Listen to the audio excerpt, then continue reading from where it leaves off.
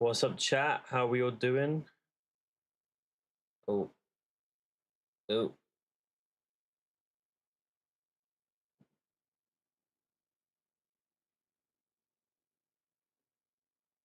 We love my YouTube title not saving.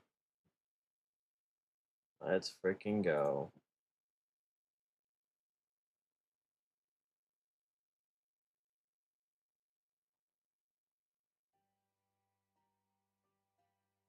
Edit details.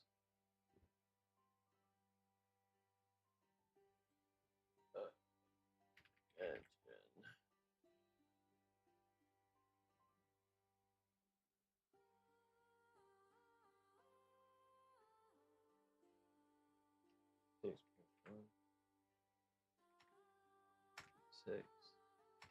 Six.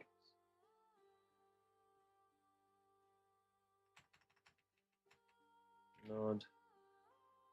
Try. Save. Okay, is it saved now?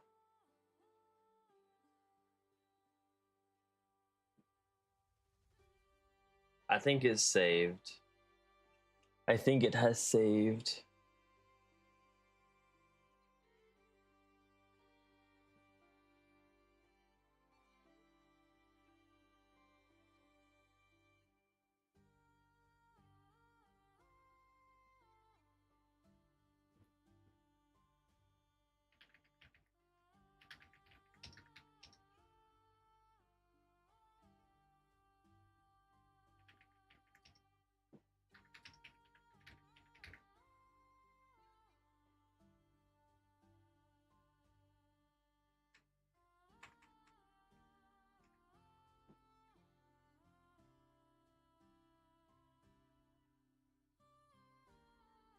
All right.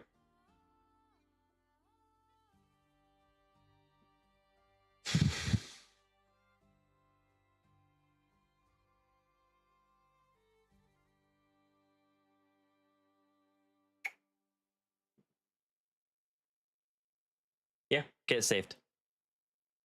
What's up, chat? How's everyone doing? Welcome to the stream. Welcome back. Today we're going to be playing some Genshin Impact. We're actually going to be completing a lot of quests, so we have a lot to do.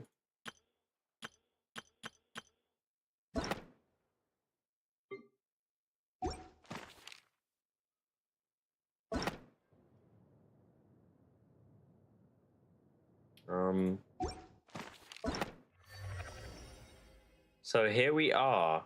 Oh,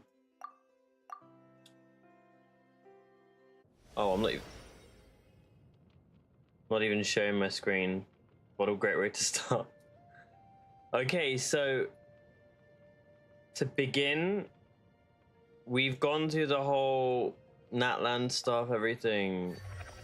We've done the prelude with Nodcry, and we've done Act 1, and we've also done Act 2, where we met Rare, I believe.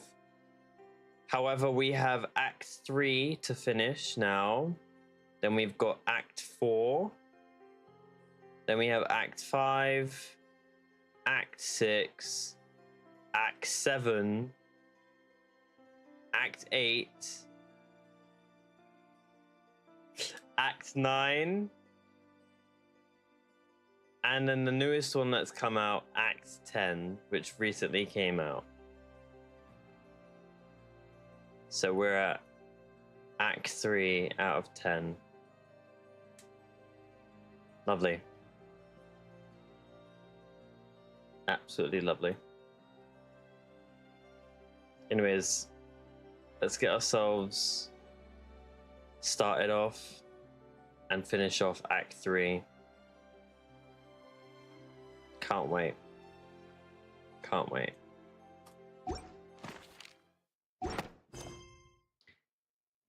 Focus mode. Yes, please. Enable. I've got myself some snacks I gotta drink, so if I genuinely need to go, it's because I have to. Like toilet or whatnot.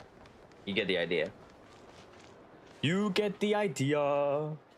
Also, I need to move my camera because it is way too high. There we go. Is that better? Hopefully that's better. I just feel like you guys are just looking at my head rather than seeing me. Lol.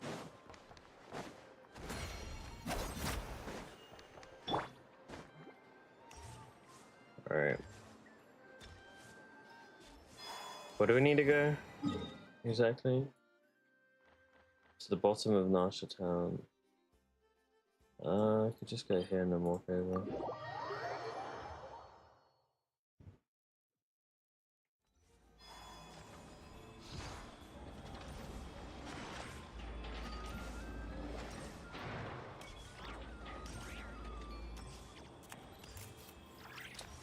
But yeah, the reason why we're doing the Genshin Archon quest is because I've been slacking.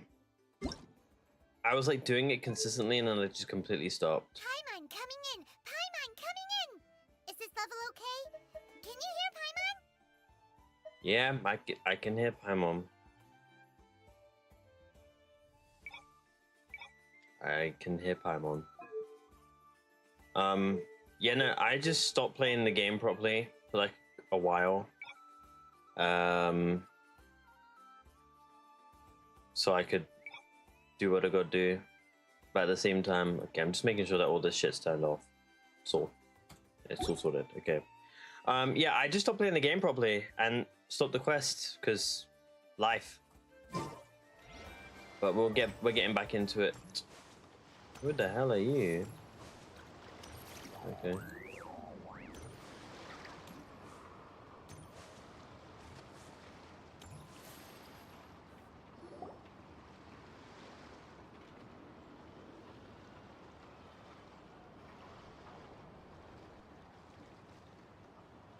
Flynn's, Lauma,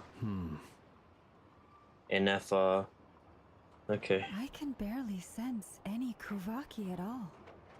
This whole area feels like a soulless husk. Looks like his appetite truly is insatiable. As if the power of that energy cannon wasn't enough.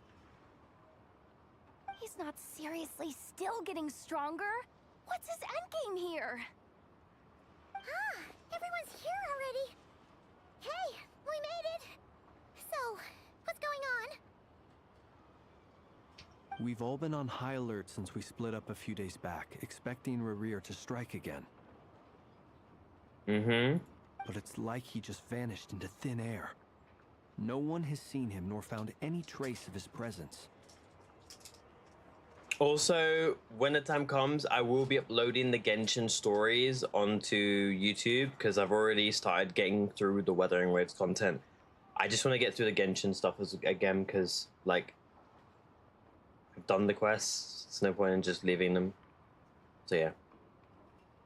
If we get through quite a lot of this today, might get a video out later tonight. But I can't promise anything crazy. Ooh, okay. Holy shit, that was loud. Just subscribed for 13 months. Yo! Yo, Kiki, thank you so much. Thank you, baby. Thank you for the tier 1. For 13 months! You had a little birthday. Little anniversary. A sub-pregnancy. Just over a year and 1 month. W. Thank you for the tier 1. Thank you so much for the tier 1, baby. Hello? Hey. Hopefully you're at rest now, knowing I'm doing the Genshin Archon quest. That is, until this morning, when a ratnik found signs of wild hunt activity while out here on patrol. As you can see, the Crystonite itself is physically intact, but the Kuvaki it contained is all but completely diminished. I got tons of stuff today, W. And we're sure that Rerir did this. Who else? He's the only one who could pull off a stunt like this. Kuvaki loss has reached critical levels. Reikir of Solnari set to maximum threat level. Warning, unless de-escalation measures are taken soon, he will pose a threat beyond our ability to contain. The consequences could be catastrophic. Catastrophic, you say? Traveler, do you remember when we encountered Rerir just after regaining his body? There wasn't a shred of sanity left. Nothing but madness and rage. Yeah, didn't he shout out a bunch of names? Then he started raving about how nothing in this world mattered to him.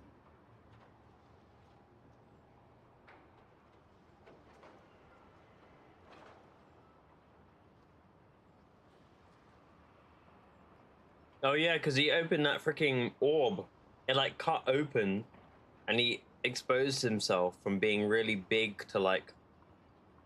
Well, no, he went from being tiny to being much but larger and having more power, and then he started going and going schizo. Oh, Paimon gets chills. I remember now. Oh, but the thought that he's still out there, What'd you get? lurking somewhere and not cry, waiting for his chance to strike. Oh, even chillier. Last time we fought, we were already at a disadvantage. If he has such overwhelming strength, why would he suddenly go into hiding?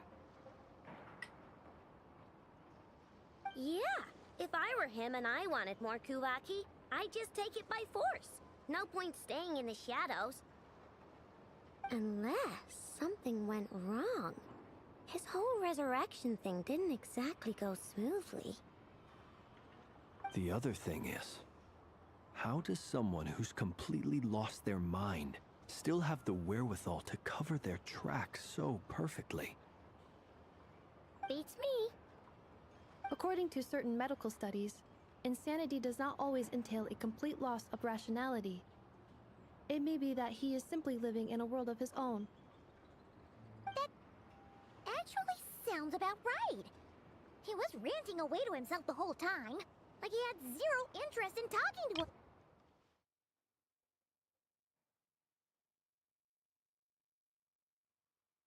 Insanity does not entail to a complete loss of personality and maybe that is simple. Ah. Actually, that sounds about right. He was ranting away to himself the whole time, like it's just. Ah. There are many unanswered questions here. He could be right under our noses, and we'd still be in the dark. You know what's crazy? I'm seeing all this QOL and I'm like, bro, this was in the base game for Wuwa. Besides his name and title, we know little about Anyways, him. let me like Certainly play this game without nothing about mentioning his another past, game. Holy shit. or what he might be hoping to achieve. Exactly. And we wouldn't even know where to begin looking. Even Boss hadn't heard of the Rahir of Solnari before all this.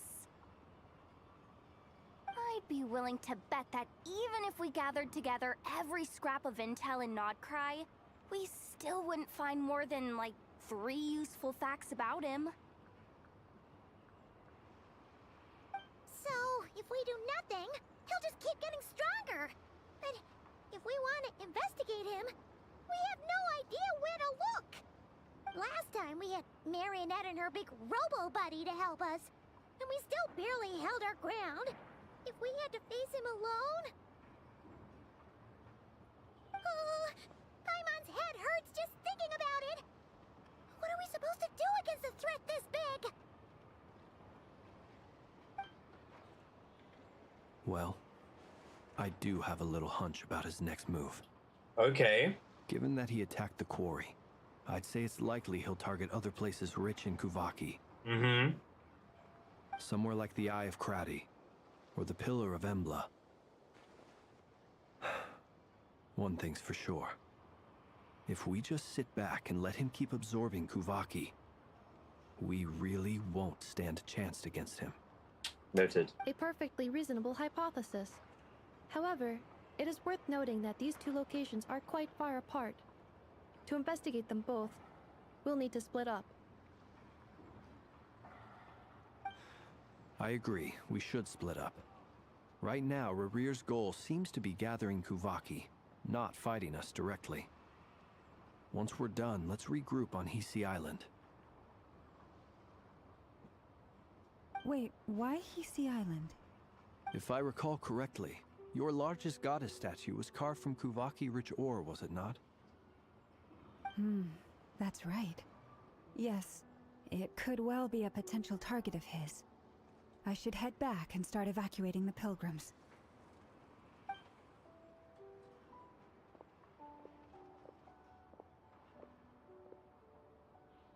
Splitting up's always gonna be risky. But I guess we don't have much choice, right? We're in a race against We need time more here. adults in Genshin, bro. There's way too many, like, I'm just speaking my mind.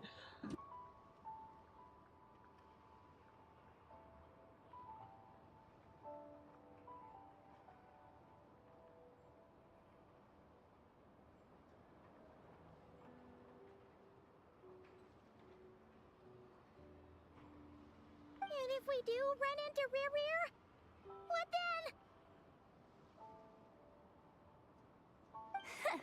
That's when you follow the third rule of treasure hunting.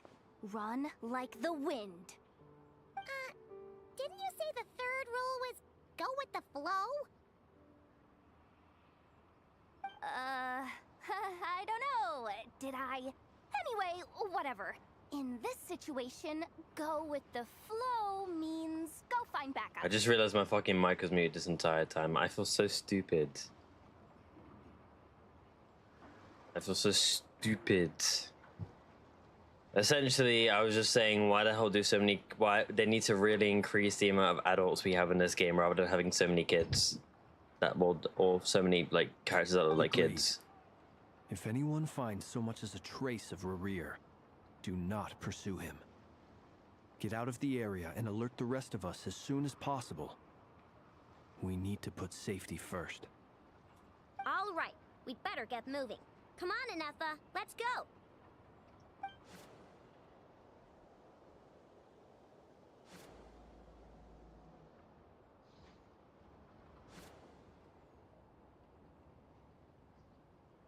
Okay, so she's at the statue. Let me move my monitor up a little bit because it just feels like I'm staring down. Okay, it doesn't want to go up. Okay, that's better.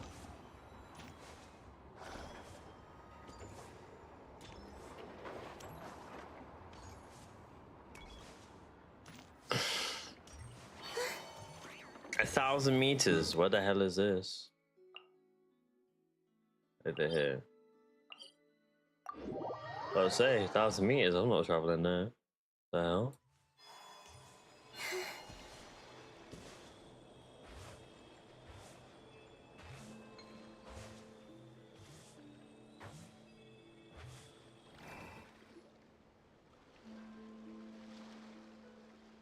Any leads? Nope. Diddly squat. No clues to where he might be hiding. It's Jesus like he's Christ. a ghost. Wasn't expecting her to say that. It made me laugh because I wasn't expecting it. It feels like we're sitting on a Who powder says keg diddly that squat, could go bro? off at any second. Oh, I hate this feeling. I'd rather face him head on than be left hanging like this. Got some pretzel sticks. So, you guys didn't find anything either? Oh my fucking god, can this thing open? Thank you. Not loving the word either. How about you, Flint? I questioned a few Ratniki and eventually narrowed my investigation down to one suspicious individual. But by the time I got to his place, he was already gone. Almost as if he knew someone was on to him. Either that or he's just extremely cautious and doesn't stay in one place for long. He's been biding his time for a while now. The question is, where or what is his next target? No idea. Since regaining his body, he seems to have lost all interest in the fragment in my possession. If he did still want it, he's had plenty of chances to take it. All we can do now is hope that Aino and Anefa turn up some leads. Darn it, Rerir. If you've got the guts, come face me one-on-one! Hiya Shifter. I recently came back to Genshin again. Same. I quit the game. Had shit going on in my life.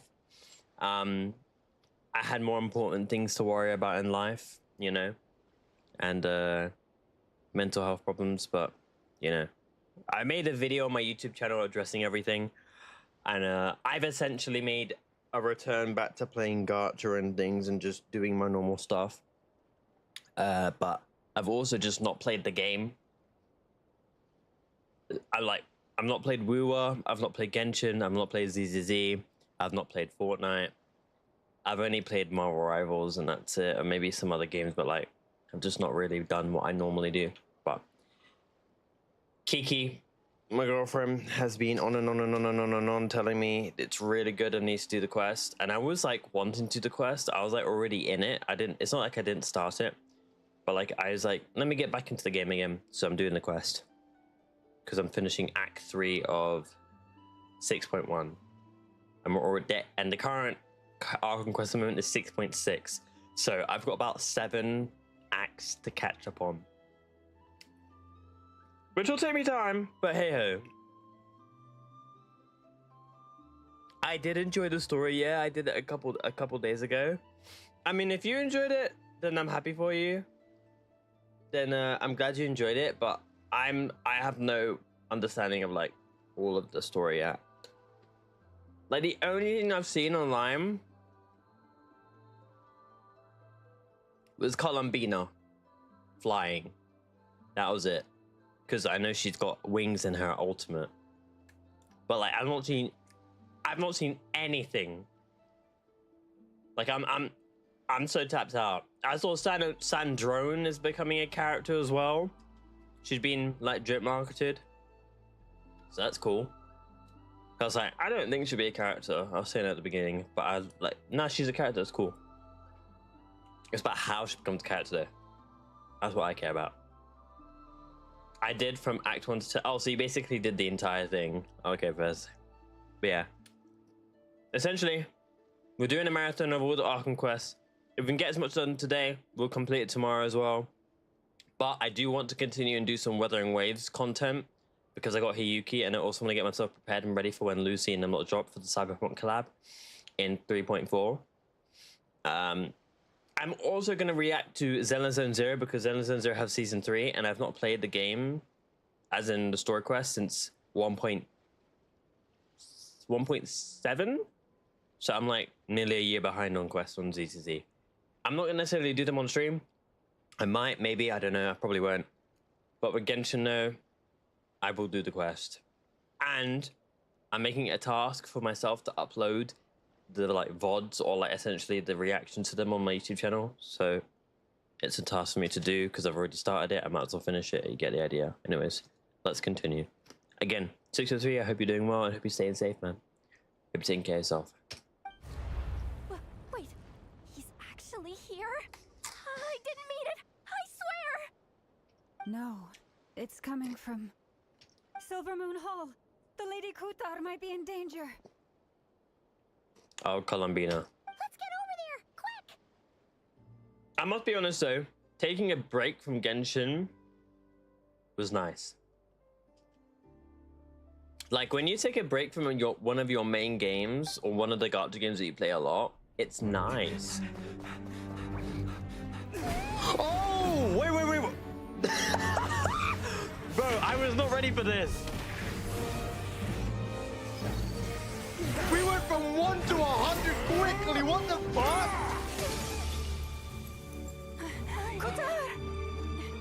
Bro, what the fuck is going on? That was so fucking sudden. Holy aura pause. Bro, she's aura maxing. Why is he attacking the damsel left? What's going on? No time for questions. Stop him. We're fighting already? Holy shit.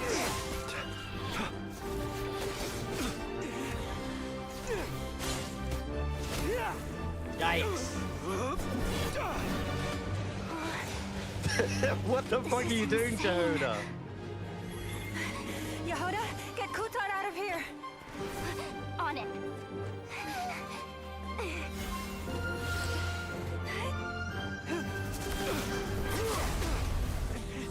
Yikes.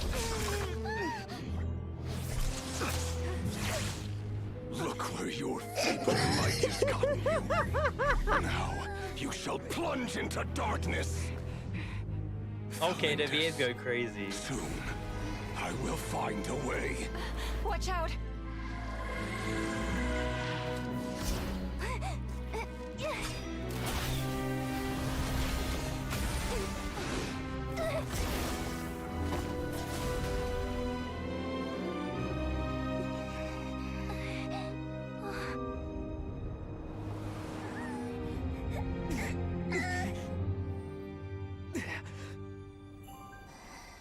What is she doing?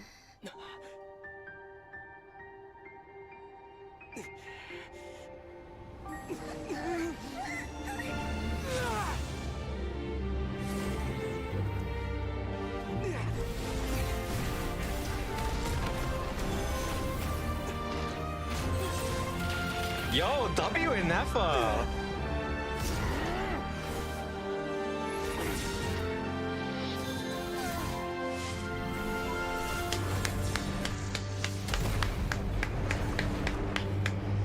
Fair enough. Well remembered, traveler. Well remembered. Find them. Even if it means turning this place to ashes.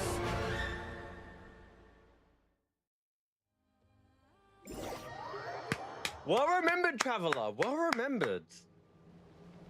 That was too close. Sorry, I was laughing because everyone is so tightly like wrapped up, and then there's just Rare being so polite in wrapping around Lauma because her personality is so fucking massive.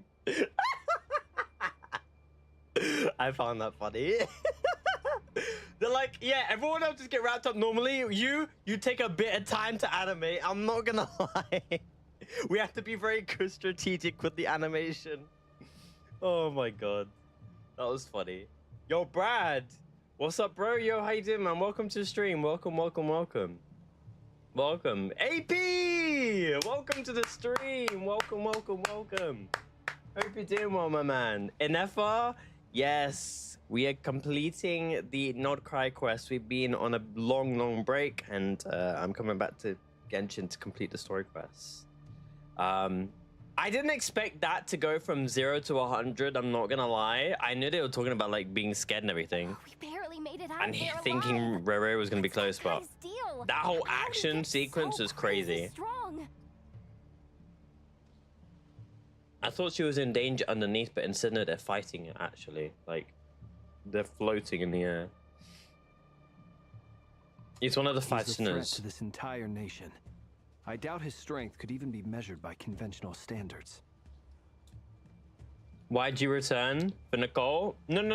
Like, I made a YouTube video about it on my channel about like life and why I haven't made content for like nearly 3 to 4 months. So I had like I took time off from playing any gachas. Like I didn't play any Woowa, I didn't play any ZZZ, I didn't play any Genshin. Like I deadass hadn't played the game for so long that I just didn't care. And I didn't even play Fortnite. I'm not even played any of the main games that I normally played. So I not made content on anything. I played only Marvel Rivals because that was the only game that I could enjoy myself and that I was so invested in already. Taking a break felt so amazing. No, I can genuinely agree with you on that. Like 6-3. It genuinely, having a break feels so fucking good.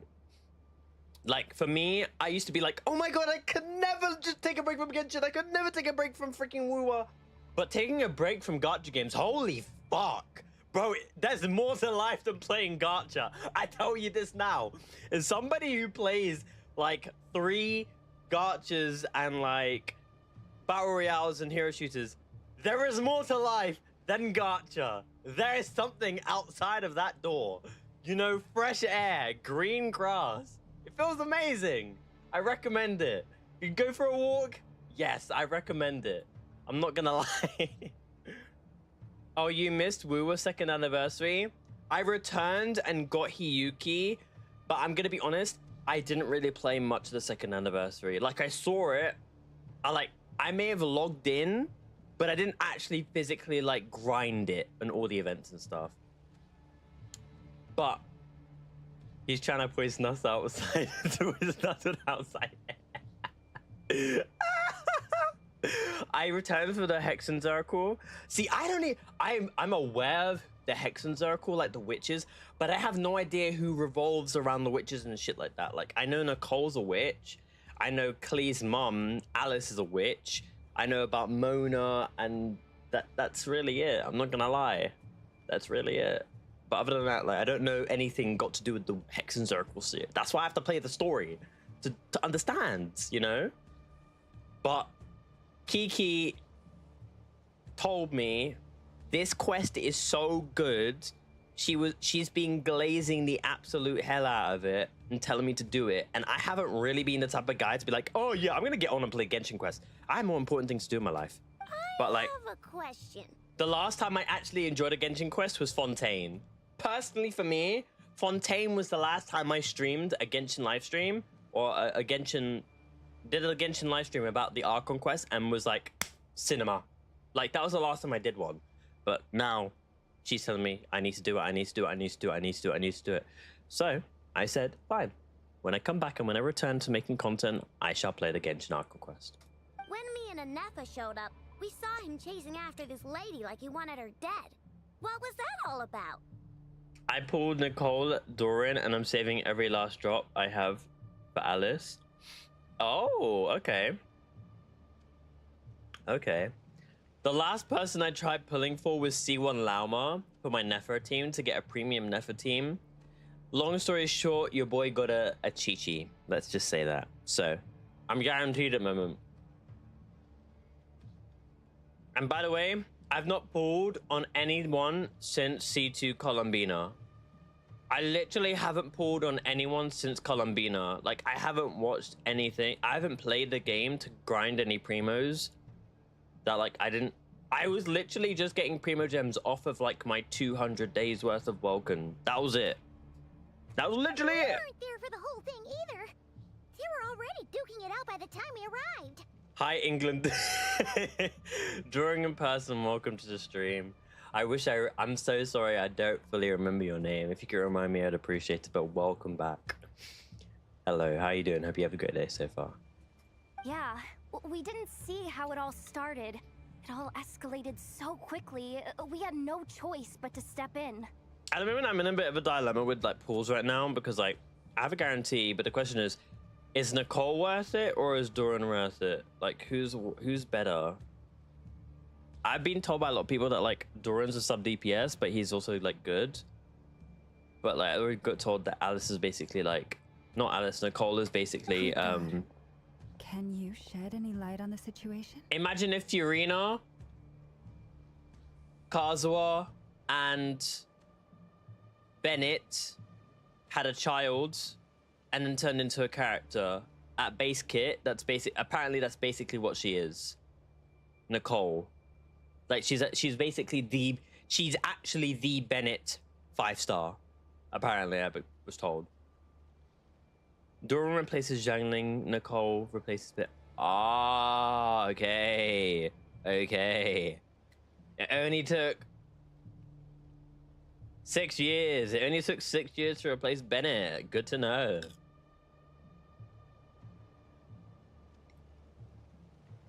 Kutar. Cross-checking database. I see. So you're the one that the Frost Moon Scions refer to as the Moon Goddess? Wait, she's the Moon Goddess? Oh, no wonder she looks See, the just thing is, like I all remember, those like, statues. Duran coming out, but I skipped him because I wanted to get constellations for Nefer, and I got C1 R1 Nefer. Because I didn't really care about... I didn't mind Duran, but I didn't see the need to get him. There are many reasons why people might worship the moon. And just as many Clanker. why they might despise it. I actually like a Nefer. She's been the goat sometimes. I've never met that person before. But there was no mistaking his deep-seated hostility towards me. Why he holds me in such contempt, I cannot say. But since he hunts the power of the moon, it's no surprise that I am a target. Kutar. See, I feel like I'd probably get a rerun for Doran sooner than Nicole, and Nicole's recently just come out. There are many potential motives. For instance, you help the traveler escape his grasp. This could be his way of taking revenge. It is also possible that he covets the Kuvaki inside you, Because and seeks to take it for his own. The list goes on. all the older characters don't even get reruns now. They just get a fucking Chronicle Wish and just call it a day. That's literally it. We had one for Fontaine. I can expect one for Natlan too. But right now, devising a counter strategy should be our number Or one Inazuma. priority. The likelihood of this location being discovered is close to 100%. A counter strategy? But we don't stand a chance against an enemy like this. Surely our only option is to run. He's not gonna chase us to the end of the world, right? So as long as we can sneak out of Nodcry undetected. We are getting a banner for the characters getting buffed in 6.7 apparently. Oh, okay. No, I can't say that. Come on, Yehoda. This is serious stuff. You can't suggest we all just chicken out. Let me know when they buff Raiden. Running is our only option.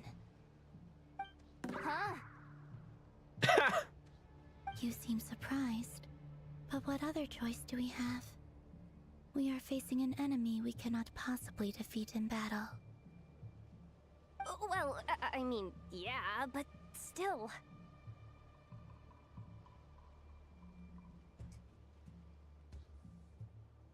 Doran Nicole is the weird.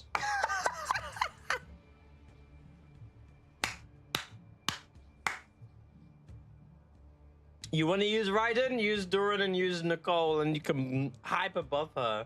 Just use supports and sub DPSs that are fucking broken, and use it with the dog shit DPS, and you just make her look good. Just make her look good. It's not too late. I can distract him, so you have plenty of time to make your escape. Instead of buffing her, they just start to in a wheelchair. Oh my god, that's just disrespectful. Wait, what? You're gonna act as bait? Okay, I heard act as bait. Tell me what's going on.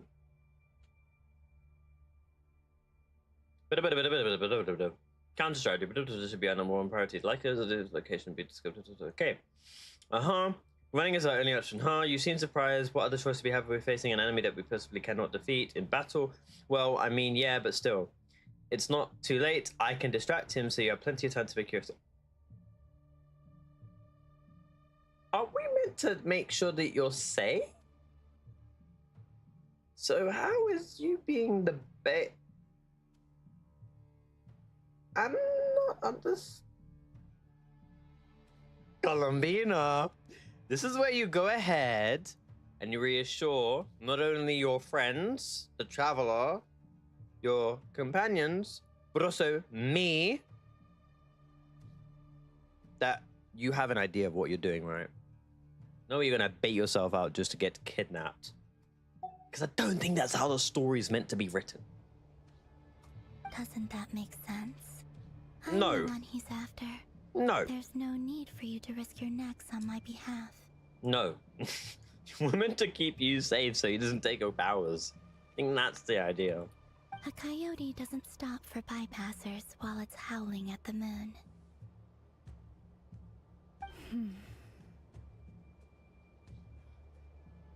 What is it, Lama? Why do we look at her lips? I don't get it.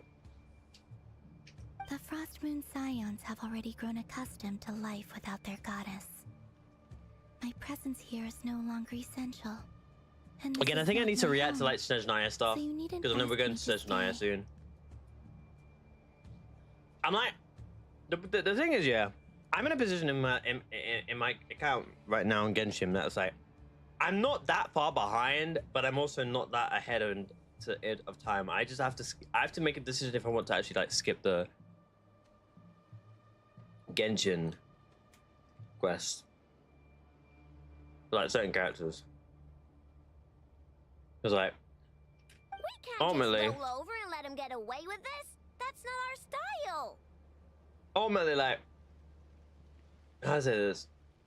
I want to pull for certain characters, but I can't because I don't have all of them. I don't need all of them. It's like, how do I create content then?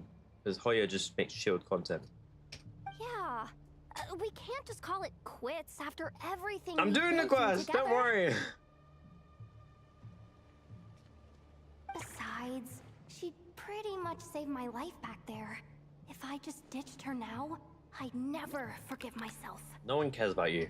We can't overlook that you have saved our lives multiple times now. To talk of returning the favor would be a little crass for my liking.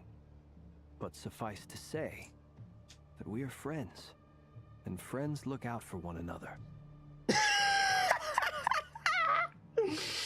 I'm just putting my favorite characters in wheelchairs and hoping for the best. That is so real.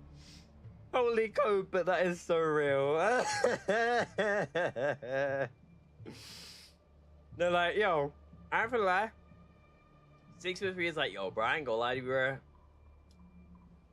Like, brother to brother, used to spend so much money on this game, grinding characters, getting weapons, getting constellations. Motherfucker, I am so past that shit in my life now where I'm spending money on things that I don't need to. At this point, whatever fucking characters I have that's cracked, yo, I'ma just wheelchair your ass into endgame until you can't be used anymore.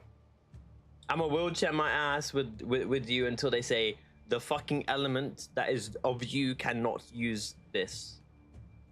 Right, you can't use these reactions. Then I know I'm cooked.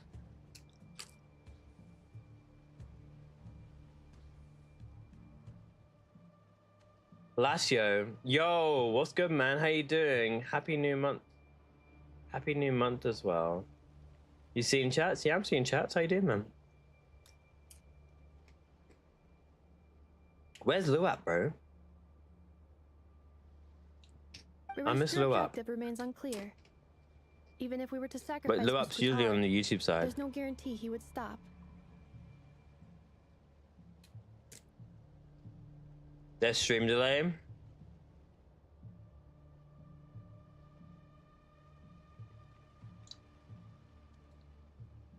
A little bit of a stream delay, like a tiny bit.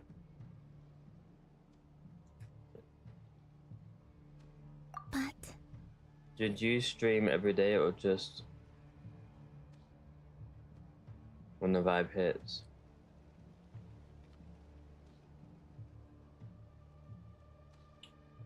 Yeah, I got a schedule on my Discord. Kutar, I know why you left the Frost Moon Scion so long ago. It was because people started treating prayer as a form of trade. They would make self-centered wishes, force you to accept meaningless offerings in return, and then expect you to perform miracles for them. I recently As if returned to that making were their content again because I've been going through stuff in life. I made a video about it on my YouTube channel. Exclamation mark white if you wanna give it a watch If it were me, and understand. I might have walked away too. But I believe that time can change everything. And that sometimes it takes losing something precious to appreciate its true worth. What are you eating now? Polish pretzel sticks.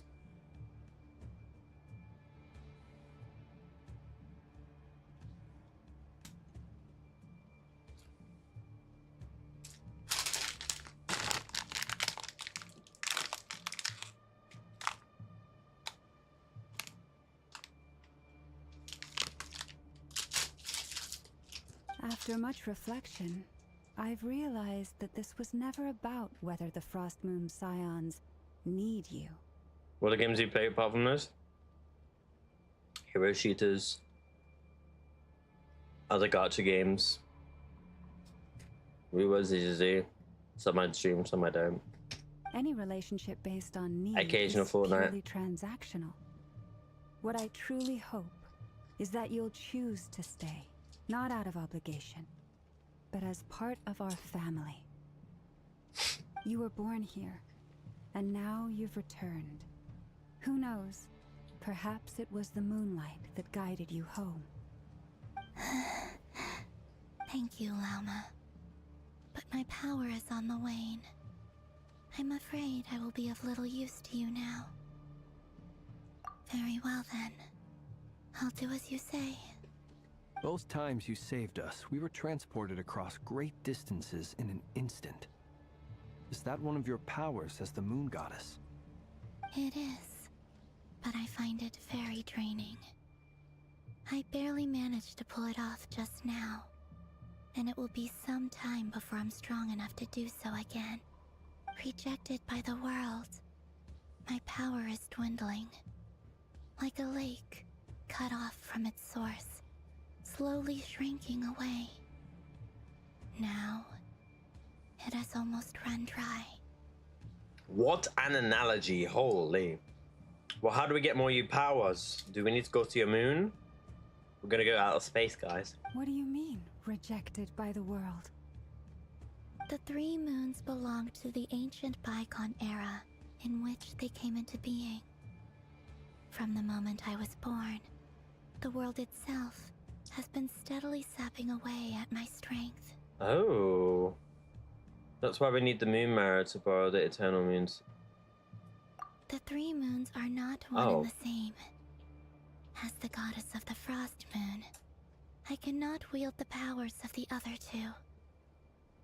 Yet moonlight has a way of blending together. Each can reflect the other's glow. So when our fingers touched, I was able to restore my strength by drawing Kuvaki from the eternal moon's marrow. But this method of recovery is painfully slow.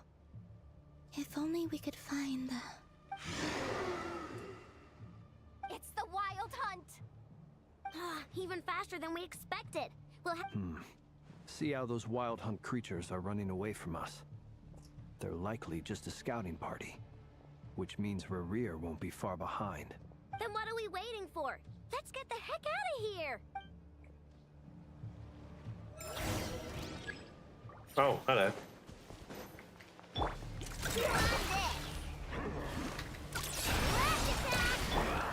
Poor last line.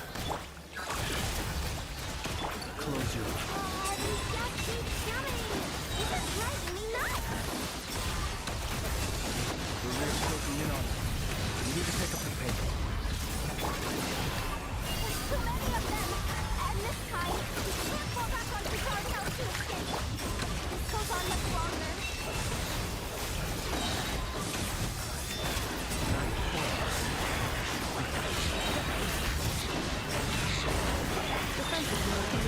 Am I using my one or no? This shit is so loud. It is so loud.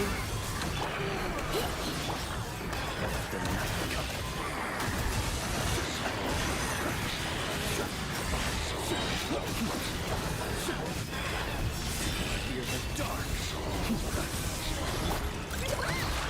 Being done, what about? Cleanup becomes initiated. Preparing for dust-up. For the everlasting flame. Left of the moon. The long, smooth deck. Close your eyes. You're not using the games? Oh, okay. Observe. Night falls.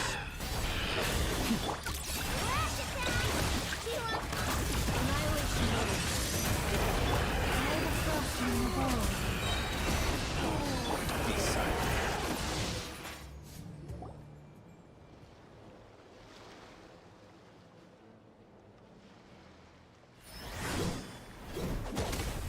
Wolf's gravestone? The fuck? Oh, Varka! I was like, who the hell is that? I was expecting it to be his sword, not fucking Wolf's gravestone.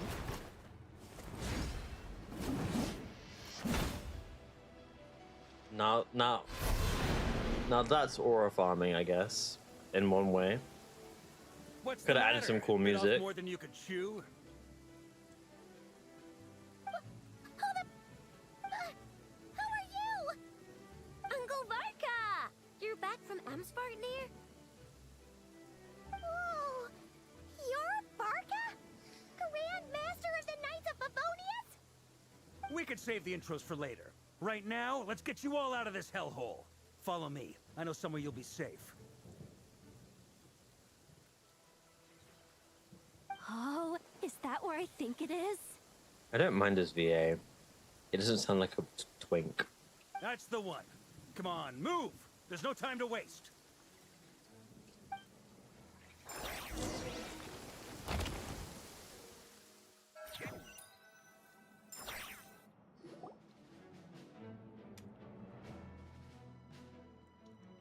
Wow! Where are we? This is so well hidden. Well, that goes without saying. This is the Knights of Favonius' meeting place in Nodcry, and a contact hub for the They Northern did Varka Intelligence well. Network. He's growing on me. I wouldn't say that I'm like sold. He's just not. He doesn't sound feminine, but it doesn't sound like a jerk. You want like they've hyped Varka up for the longest time. You'd want him to be a leader like Captain America, you know, or someone who's just very noble but also cool. You don't want him to be too serious to where it's like, he's just like a general, but like he seems to empower people and somewhat be a good, proper leader, if that makes sense. He's the Grand Master, for fuck's sake, you know what I mean? AKA the black market of intel.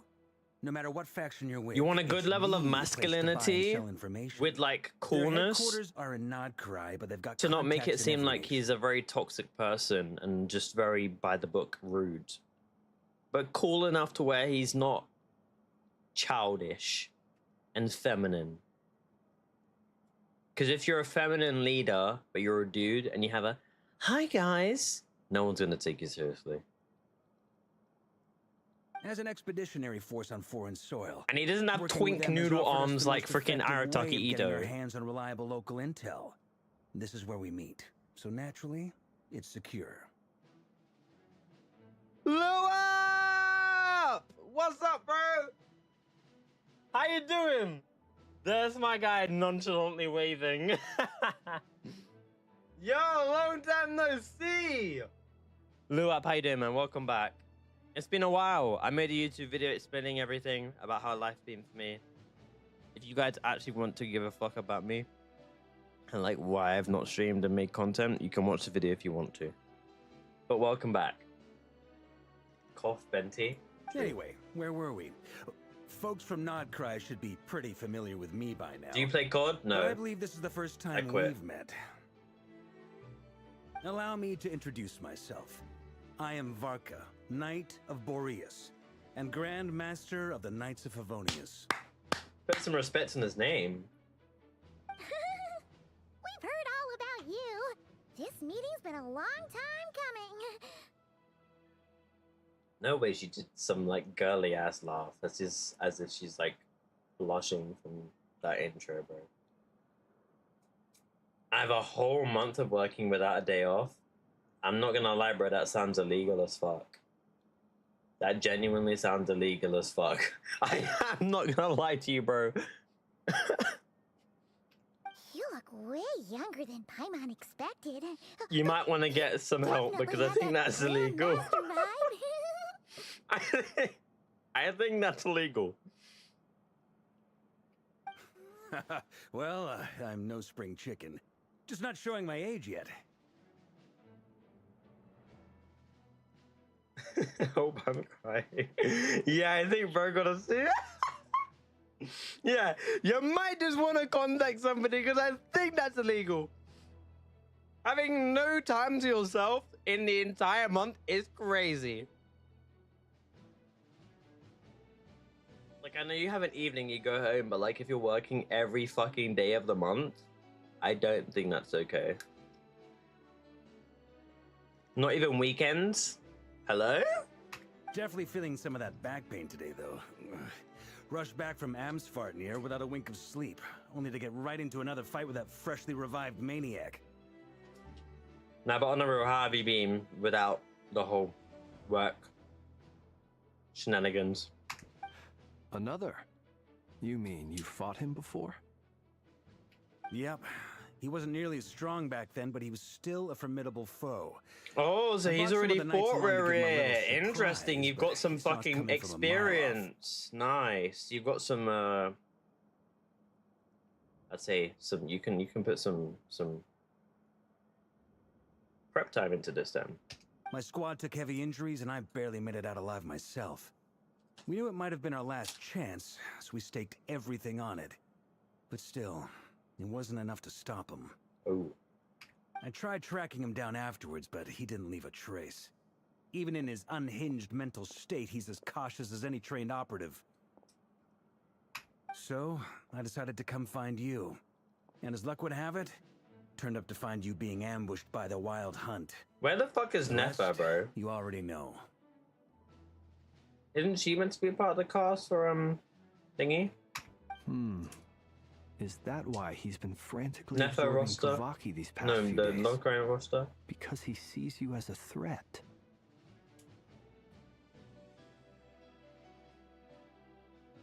Oh, that's a good point, Flinns. Bro's got aura. He wants the aura. He wants the aura mog. He wants a mog Varka. He wants a mog Varka. Maybe I'm part of the equation, but even if I weren't, I'm sure he'd still be gathering power. He's clearly working up towards something. Yep, well, it's a family business, and my family that runs the business went on vacay, so me and my bros have to keep this shit running into the... Oh. Okay, I see. Understood. That's very nice that you're supporting them and being pillars and doing your part, but at the same time, don't overwork yourself, bro, because that shit sounds fucking stressful. A whole 30 days. Jesus Christ. Note to self. Uncle Varka's strength rating The officially middle of upgraded. summer is diabolical, though. I know. Tell me about it. He does Mogvarka. Wait, Rare Mogvarka? Oh. Guess it's my turn to ask questions now. So, what exactly has been happening in Nodcry? Why is the Wild Hunt returned in humanoid form? And why is it after you? Oh, he wants a TLDR because he's not being here. Good to know. Okay, let's tell him. It's a long story, but I'll try to make it quick. Thank you! Thank you! Wow, I had no idea so much had happened. Sounds like you guys have really been through it. Bro, if they went into a fucking... And this happened, and this, I would be like, bruh, come on. Just summarize it. So, the Kutar is actually a Fatui Harbinger. And all this Wild Hunt activity in Nodcry is the work of the Raker of Solnari, one of the 5 sinners. Oh, that's a lot to take in. Need some time to wrap my head around it all. I'm truly sorry, Mr. Varka. You stood with us against the Wild Hunt and did everything you could to stop it from escalating into a full-blown So, Lua, catastrophe. do you be playing games And then, much, or is it for just because one you've been so time busy you're away, lately that you it all just comes to a don't play head much? and all your hard work gets undone.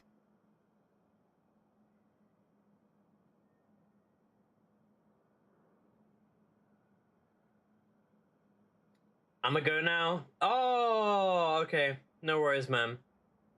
Good to see you again. Have a good stream. Have a great stream. Yo, I appreciate you so much for tuning in because, like, it's little things like this where I have my, like, regulars or my OG viewers who would watch me, like, maybe 2 to 3 years ago for, like, specific content or whatnot. But, like, genuinely appreciate every single one of you who's come into the stream and is lurking and actually choosing to willingly consume my content and still support me, even if I've had a break for like 3 to 4 months because of like personal shit. So I genuinely means a lot when you guys come into chat and ask how I am and check up on me. 30 seconds of dailies and we were in them work. Yo, I feel that, bro. That used to be me too. That used to be me too. But I feel that, man. Have a great rest of your day, man. Take care of yourself. Bye. Yo, take care, Luat. You've got nothing to apologize for, Miss Moonchanter. You can plan 100 steps ahead and still slip up. That's just life. No one knows what tomorrow holds. Yes, you facts. can't predict which way the wind will blow next. Facts. After shit that I've been through, I can definitely agree with that. And to be perfectly honest, I can't say I'm surprised. For all the times we've defeated the Wild Hunt in the past, we've never been able to completely wipe it out. Turns out, we were just delaying the inevitable. But now that a new variable has come into play, fate may well take a different course. A new variable? You mean us? Who else? And in a strange way, I think his resurgence might not be an entirely bad thing. The Wild Hunt is like an unrelenting force of nature. But Rarir is an individual with an agenda. He's gotta have a weak spot somewhere. Thrillendus, or whatever that girl's name is. That said, while I was explaining everything just now, some of the points that Mr. Flint's added caught my attention. You mean about our mystery ally? Nefer? That's right. From what you've said, not only did they lead you straight to some key files, they also shielded Hisi Island from a lethal Kuvaki blast. I don't know who or what could pull something like that off. Heck, even Miss Columbina doesn't have a clue. I hadn't heard the story about those files. Would you mind repeating their titles for me? Wild Hunt Phenomena Log, a Nodkryan Ratnik's Field Journal, and Kuvaki Survey Log. Oh. No. Still doesn't ring a bell. Another dead end. Guess all we can do now is hope that our mystery ally keeps showing up when we most need them. Still, it's safest to assume they won't be intervening again. From here on out, we'll have to resolve this crisis by ourselves. Your intel also explains something else I've been wondering about. The reason I led my team to Amsfartnir was because we'd had reports about a possible source of the Wild Hunt showing up there. But once we looked into it, it turned out to be a red herring. I don't know who was behind it, but clearly, it served its purpose. I doubt it's by chance that he happened to make his comeback while my attention was diverted. And from everything you told me, it sounds like his scheming began well before his return. So maybe luring me away was all a part of his plan. But is it even possible that he orchestrated all of this by himself? The Moon Maiden and the Raker of Solnari. Nodcry of all places. The way everything is unfolding, it can't be a coincidence.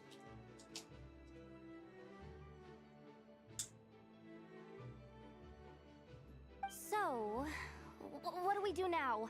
Got any ideas? Right now, we've got at least 3 things to consider. Let's go through them one by one. First, we need to figure out how to take down Rarir. If we can't beat him in a straight-up fight, the rest won't even matter. To my knowledge, the bulk of Nodcry's fighting force is already gathered here. But even with everyone united, we're still no match for Rarir in his current state, let alone with his power still growing. What if there was a way to tap into a new power of our own? Huh?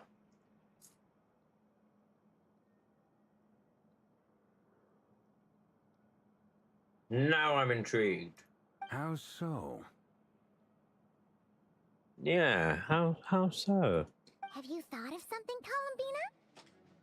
I'm listening. 3 moons once watched over this world. The Eternal Moon was the largest. The Frost Moon was the brightest. And the Iridescent Moon was the most mysterious. They say that back then, the 3 moon goddesses wielded immense power. enough to shape the workings of the world itself. Uh-huh. So what are you saying then? I now bear the Frost Moon's power, and the Eternal Moon's marrow resides within the Traveler. Hold on. Are you suggesting? The iridescent moon. The last piece in the puzzle. That's right.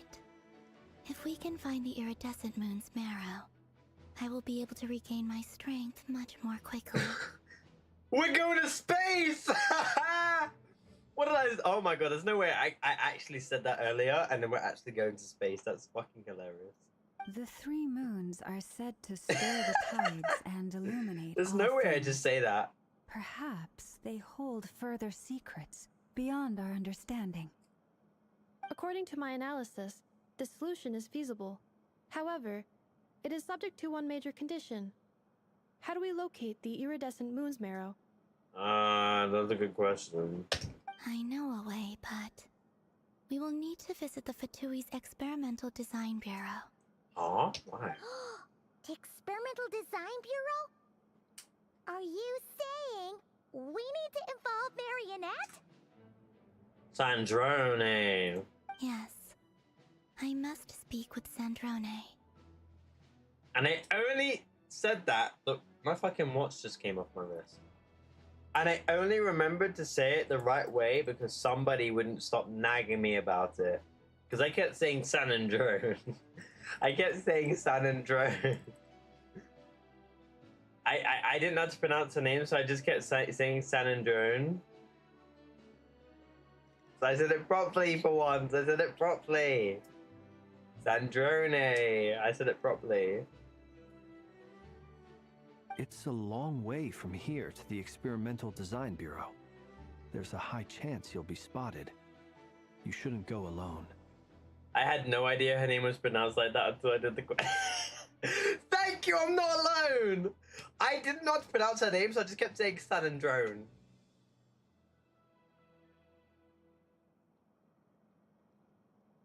I kept saying San Androne, and then she's like, Kiki was like, it's Sandrone! Let's get it right or don't say it at all. Then that's settled. Next up, our second priority. Somehow, we need to figure out Rare's end goal. I don't know, bro. Just wrote it off. As you saw for yourselves, when he was still in his wild hunt form, everything he did was for the sake of recovering his body and resurrecting himself. His first act since then, after laying low for a while, was to try and assassinate this young lady. People's obsessions often reveal their greatest vulnerabilities. There must be a reason why he despises the moon so deeply. Perhaps it sheds some light on his title, the Raker of Solnari.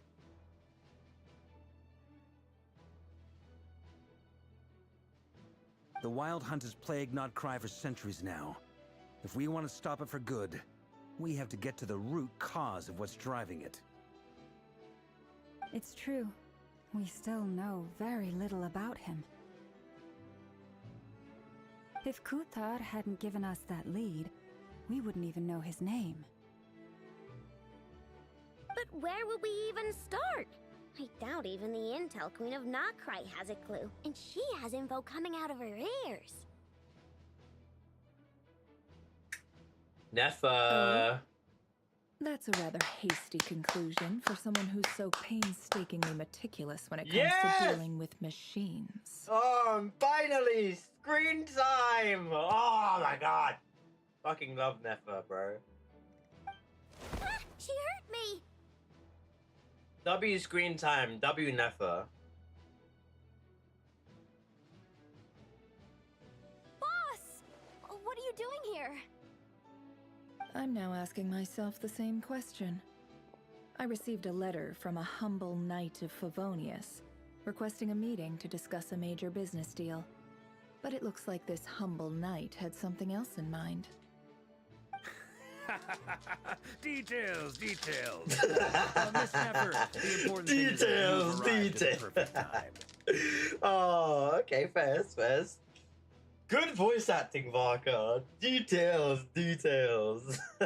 Since his failed ambush, I've been racking my brains trying to come up with a plan to fight Rerir. Given the severity of the situation, I think it's fair to say that our only chance lies in uniting as one. And I'm talking all the factions in Notcry. Oh.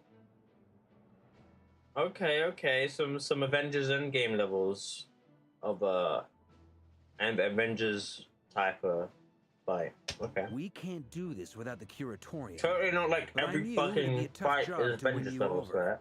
For So, sure. I took the liberty of reaching out for a little chat. Wait a sec. How did you even hear about this place, Nefer? Didn't you say this is meant to be the Knights of Favonius' meeting spot? And a contact hub for the Northern Intelligence Network? And isn't it supposed to be super hidden? You really think he could have gotten settled in Nodcry without my help? Besides, I'm the one running this gig. Of course I know where the meeting place is. Slay. Fucking 8. Allow me to introduce the current head of the Northern Intelligence Network. If it's intel you're after, she's your woman. Yo, Pretty get much this, seen and get heard this it lady all. a fucking chair, bro. She sat down on the fucking Please spare me the flattery. Let's barrel, cut to the bro. chase. Seems like you've run into some trouble, huh? Bro, she 8. Well, this certainly qualifies as an unforeseen crisis. On behalf of the Curatorium of Secrets, I wish you all the Oh, best she is of on the luck. chair. She's a high stool. Bro, you practically standing at that point. Like, come on, look at your fucking legs. So you're just going to sit this one out? Why should I get involved? What could possibly be in it for me? Don't be like that, Nefer. What if we told you we can't do this without you? Nice! W Gaslight. Oh? Then I'd say, you'd better make it worth my while. I don't work for free. Gaslight and blackmail, that's how we do the job properly. I can't put a price on something like this. It's just not in my nature. But then again, you and I have always been polar opposites in this regard. So I can't exactly say I didn't see this coming. If you insist on compensation, I will pay you. Consider this a formal commission. Sound fair? You just don't give up, do you? Too bad. I know you well enough to know you can't afford my prices. The riskier the job, the more it'll cost. And a Moonchanter's stipend isn't exactly generous. Unless you're planning to start passing the donation box around among the faithful. Boss, just a thought. If they come up short, maybe you can take the difference out of my next few paychecks. Things got really dangerous during the fight with Rerir. If this girl hadn't saved me, I'd be ley line fodder by now. I'd be gone for good, boss. If there's any way we can make this work, I'd really like to help her. Please? I'm begging you.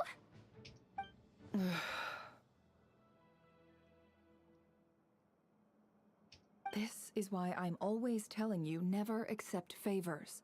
They are the hardest debts to repay. You have to be careful who you get involved with, or you invite all kinds of misfortune. Very well, Yehoda, I will help. But just this once.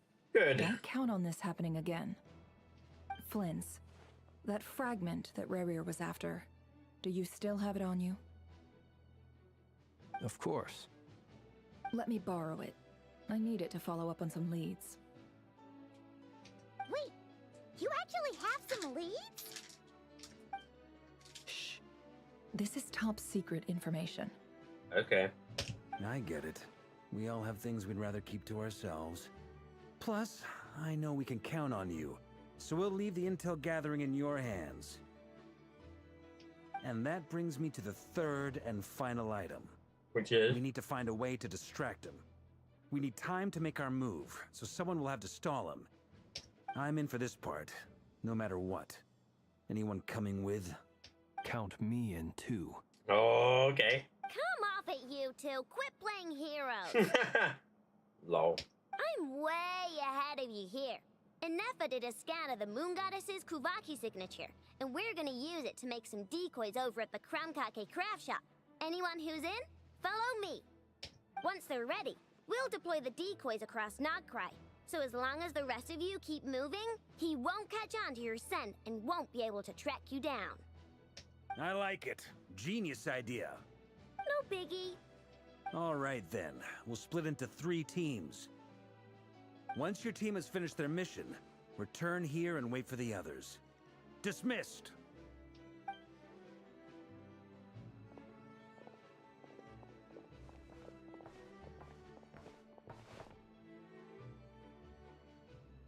Gonna do a little bit of a dispatch. Oh my god, I feel like I'm playing dispatch all over again. A little bit of dispatching, eh? Doing a bit of dispatching, eh? Gonna go and see Sandrone, eh? Ooh. Well, I'm literally playing dispatch all over again, but in Genshin. Wait. And you two? What are you doing at the Kuvaki Experimental Design Bureau? We've been doing our best to mind our own business lately. But if you're just gonna waltz up here like this, you're seriously pressing your luck. Don't blame us for doing what we have to. Huh. You really think that's gonna scare us off? We're not looking for any trouble. I just want to see Sandrone. Do I need to remind you that you're still a wanted fugitive for deserting us? Out of consideration for our former ties and the crisis we're all up against, we'll let you leave in one piece. But don't even think about trying to get inside. Let them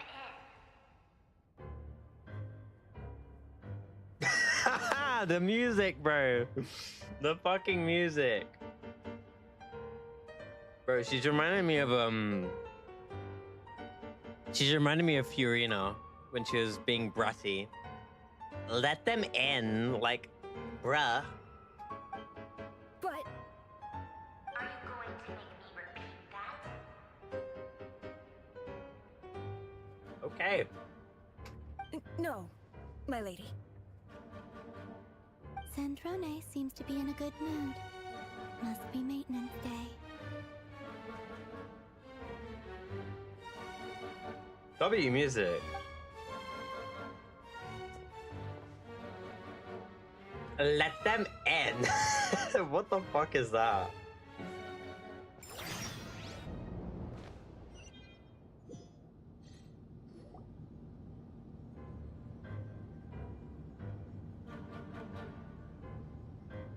I love the music, bro.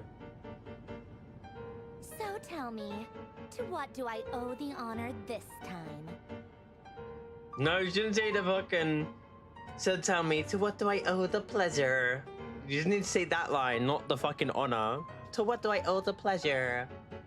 Actually, before you answer that, just so we're clear, we're not colleagues anymore, Columbina. I don't owe you anything. You don't owe me anything, okay? Fucking sassy. Bro, she's got so much fucking aura. I promise it's nothing big. It seems like you've gotten the wrong idea here. The only reason I let you in was because I was bored. It seemed like a way to kill some time and satisfy my own curiosity. Weirdly enough, who's more tsundere? Sitlali or Sandrone? Who? Genuinely, I'm thinking right now, who's more tsundere? Because like, she actually gives tsundere, bro. Whatever miscalculations I may or may not have made in the past, I haven't lost the But plot enough Sitlali to was the even same as consider well. sticking my neck out for your sakes. Like, she actually reminds me of Sitlali, where she's like, traveler. I'd like to speak with Arlecchino.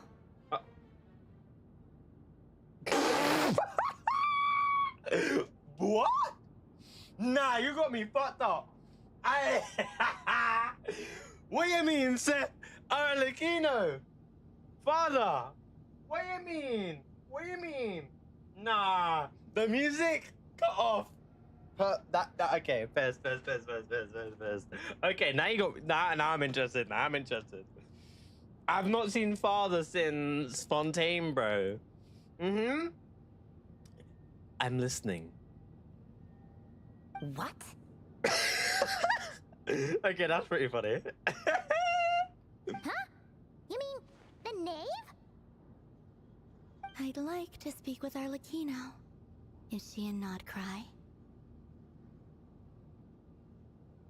No, she's not. Once the work on this facility was completed, she went back with the Rooster and Regrator. The only ones in Nodcry are me and... What is it you need to speak to her about anyway? Wait, who's in Nordcry?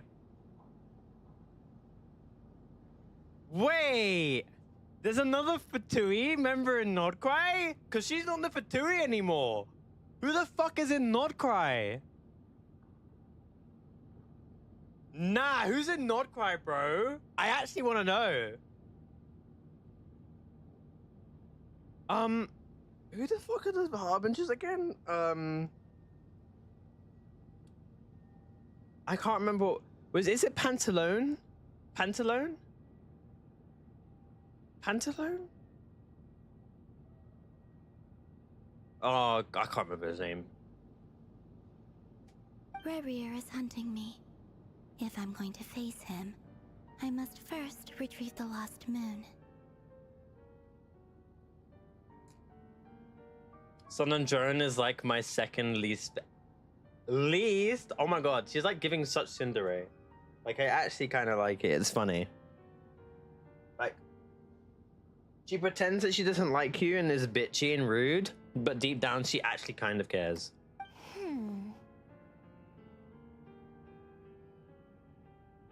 Like, I find those characters kind of funny. Arlecchino, why does she want to go and see Arlecchino?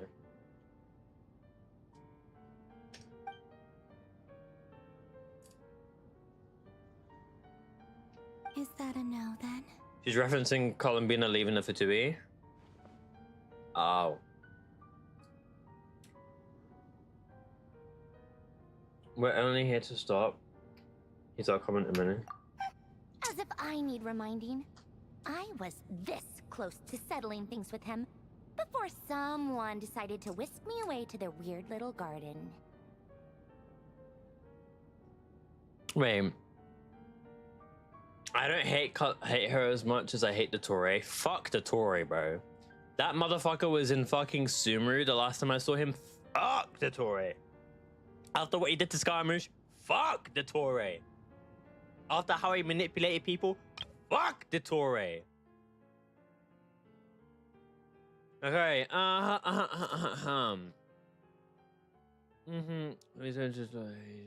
must retrieve the lost moon. Is that I know them? Here's our comment to me. As if I need reminding, I was this close to settling things with him before someone decided to whisk me away.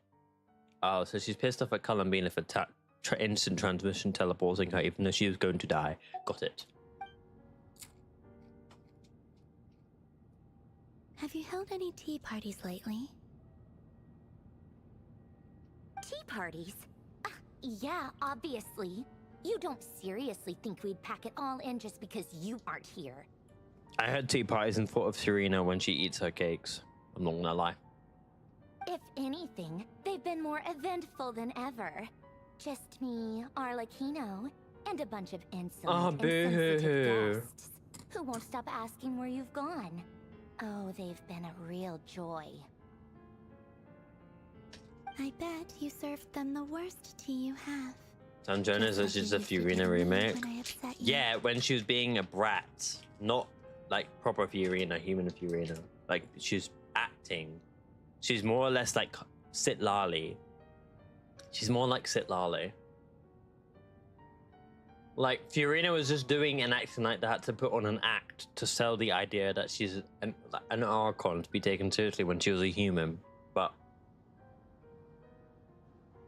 this is how Sandrone is, and she's similar and reminds me of Sitlali.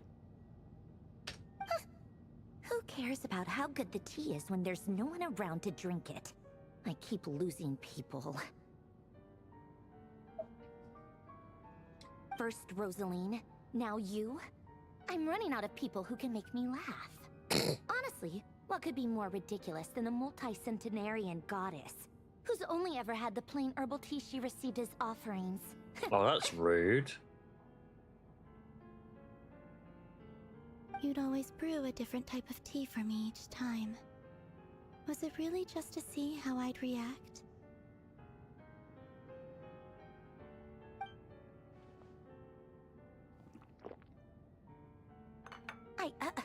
Well, duh. Why else? Watching you squirm was practically my only form of entertainment. Or was she genuinely trying to introduce Columbina to new flavors? Maybe all that coldness is just an act, and they actually get along. Oh, yeah. And Capitano sometimes used to bring Tartaglia around too. But I guess we won't be seeing him again. There's no way she could just say that like that.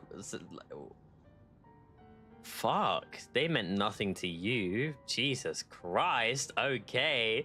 Fucking hell, man. Capitano did a thing or two. Like, god damn. The fuck you mean? I guess we won't be seeing him again. Like, bitch, what?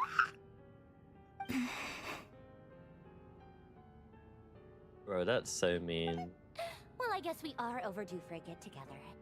Polonia! Have Febronia pass a message to Arlecchino for me. It's time for tea. Will suffice. Pass along a message from me, too, if you would. She isn't anything like Zitlali. She just has raging anger issues. So I mean, yeah, but one of them in her care. she was also kind of like this, in my opinion.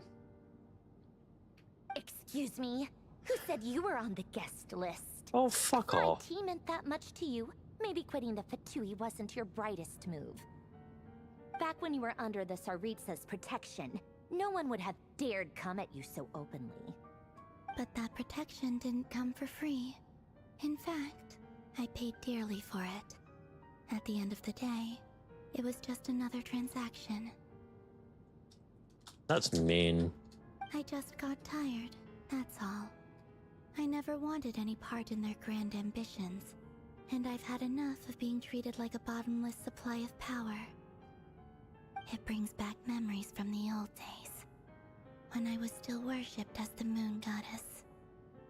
Centuries on, it may be a different group of people, but I see the same greed in their eyes.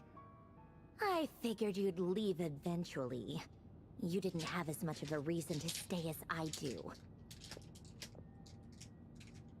The Tsaritsa gave you shelter and protection, but that was it. Nothing more, nothing less.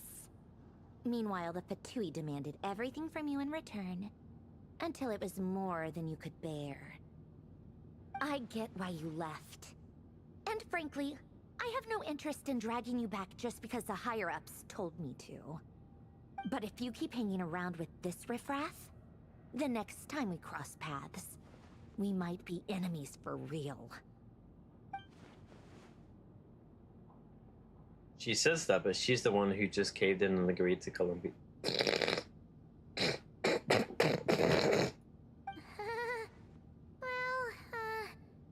Guess that's our cue to leave. That might be your plan. But it sounds like someone else wants you to stay a little longer. Huh? What do you mean? See for yourselves.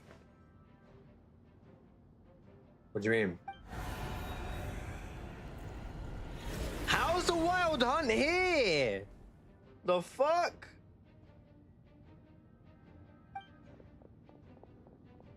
My lady, it's the Wild Hunt. A horde of monsters is headed straight for the facility. How the fuck they find us already? I thought we put clones out. Guest trying to crash my tea party. Clear the area. I'll handle this. Are we gonna see your gameplay? Wait, what? You want us to leave Early you all by access yourself? Syndrome gameplay. You'll be lucky to make it out of this alive. You really think you can afford to worry about me? Go on, get out of here. You may have stopped Polonia from crushing him last time, but I've made sure that won't happen again. The entire Experimental Design Bureau is rigged for war. Oh. Stay and watch if you want, but it'll be at your own risk. You're not flagged as friendlies in the weapon system.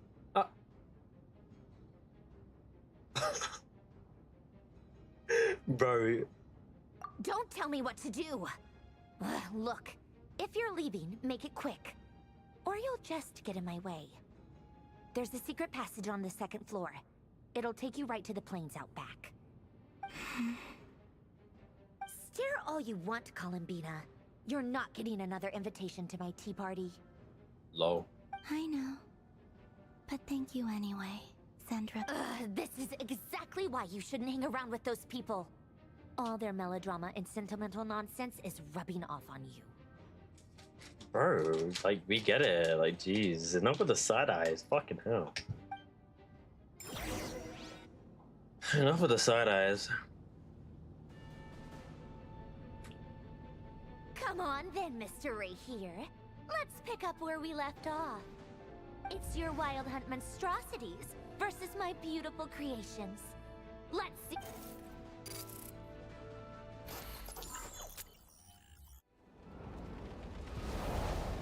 Oh, it's actually a fucking war. It's actually a war right now.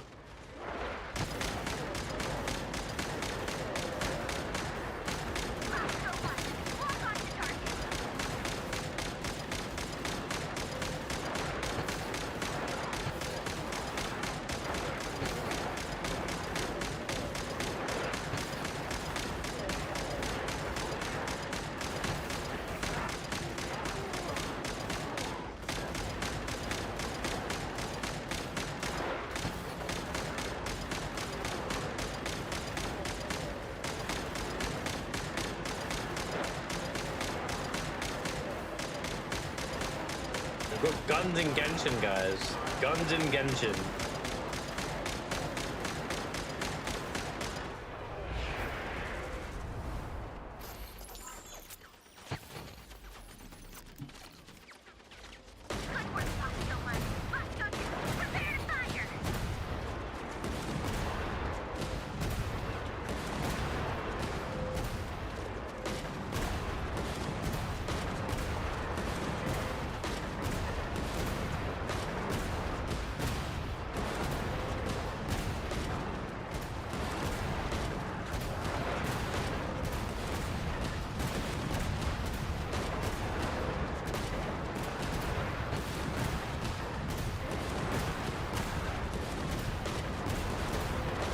Just keep blowing stuff up, I guess.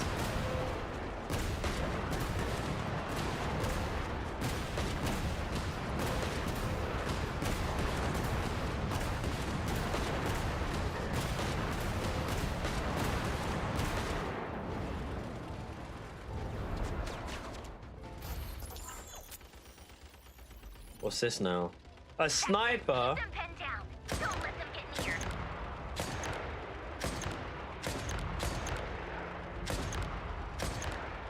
Headshot, headshot, headshot, headshot, headshot, missed. Headshot, headshot, headshot.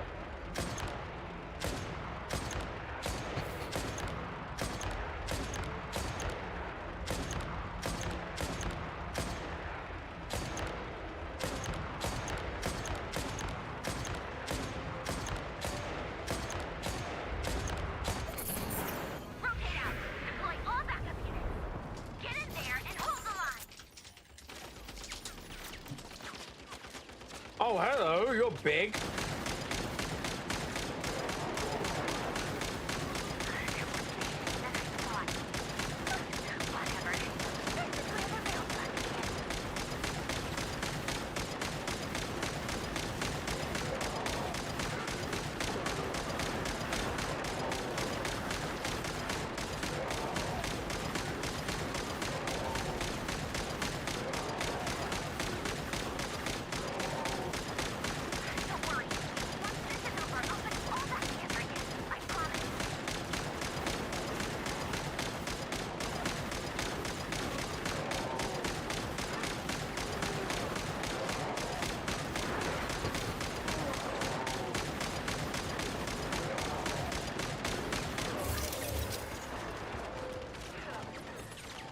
Oh, damaged.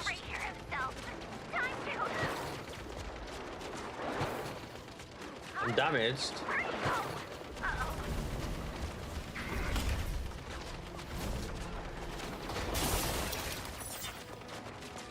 Oh. Oh. Oh. Well, that happened. Yikes. He's here. Again.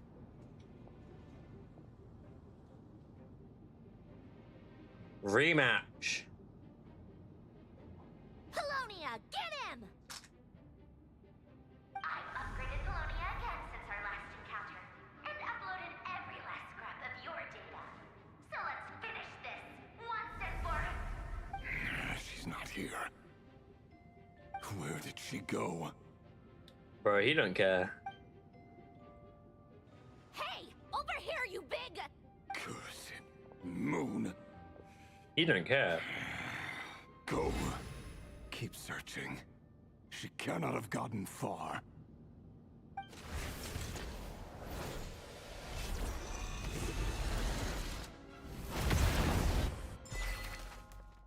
Bro. Are we dead ass? How are you gonna give us a black screen and oh my god. We're not gonna find out who won.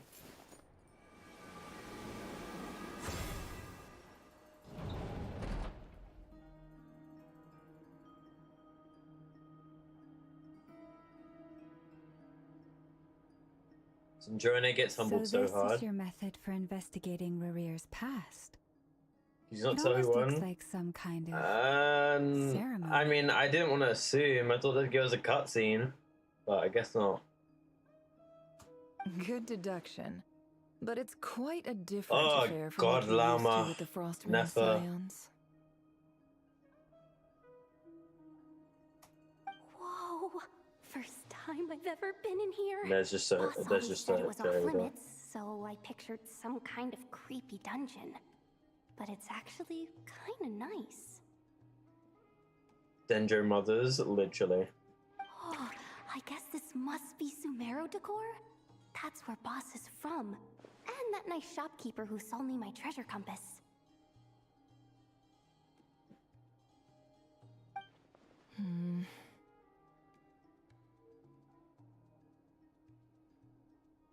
I'm not sure exactly what you've got planned, but it looks like you're all set. When do we begin?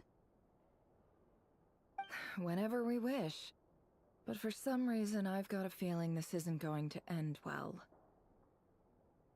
I've never faced Rarir myself, but from what you've told me, his power is beyond anything I could imagine.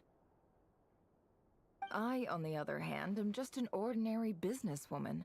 Our paths should never have crossed, yet here I am, forced to make an enemy of him. If you ask me, you're about as far from ordinary as it gets. So what are you saying? You're getting cold feet? Once I take a job, there's no backing out. Still, I have to ask myself if the power I'm relying on will even work on an opponent of this caliber. And also how to make sure I come out of this alive if things spiral out of control. Death is the one thing we can take for granted. It is the great equalizer, however fortunate or unfortunate we may otherwise be. So it's important to consider how to spend what lifespan we have left. Come on, boss. Lighten up. Quit talking about death. It's bad luck.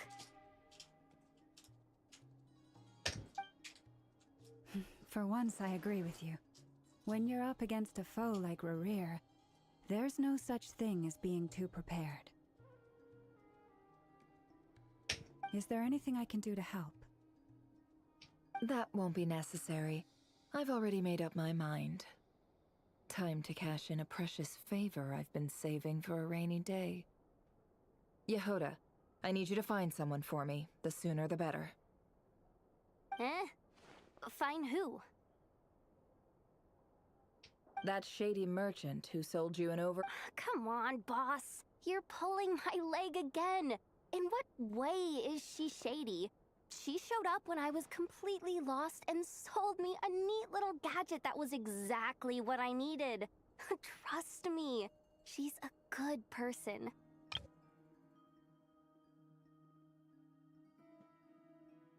Right. What's that face? Anyway, Oh my God. I know who you're talking about. Don't go anywhere. I'll be right back. Shady lady who sold you over. She's talking about Dory, isn't she?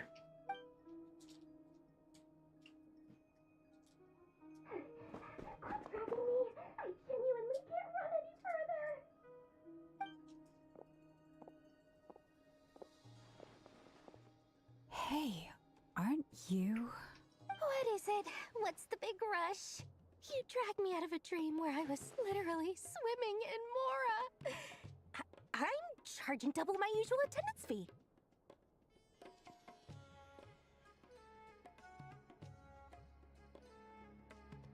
Am I tripping or does Dory sound different? She sounds different. See, look how easygoing she is. After that rude awakening, she could have completely snapped at us. But instead, she kept it together and just asked for an extra fee. Dory Sangama Bay?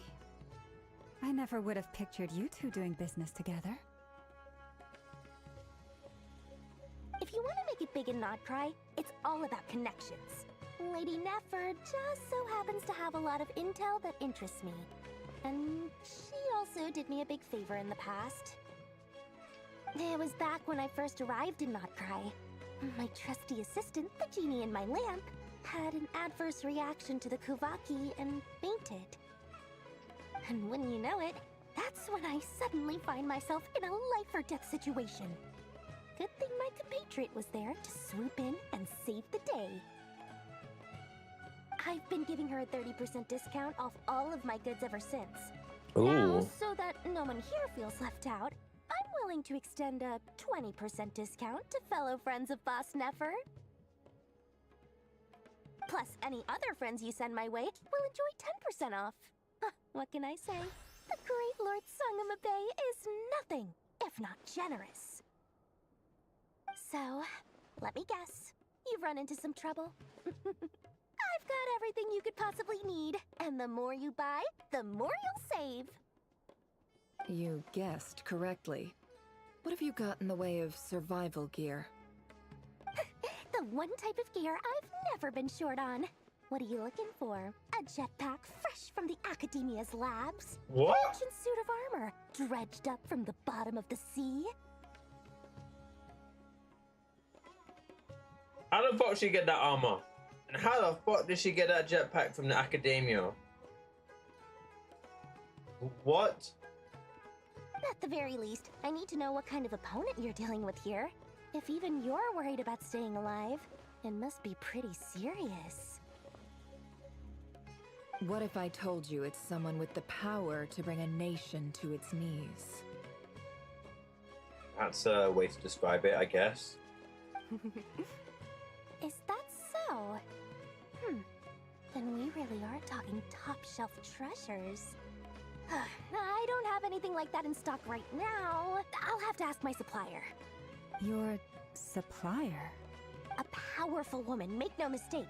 I can't reveal her identity, but luckily for you, I hear she's planning to visit Notcry in the near future. If you're willing to wait, I can ask her when she's here. Can't say exactly how long that'll be, though.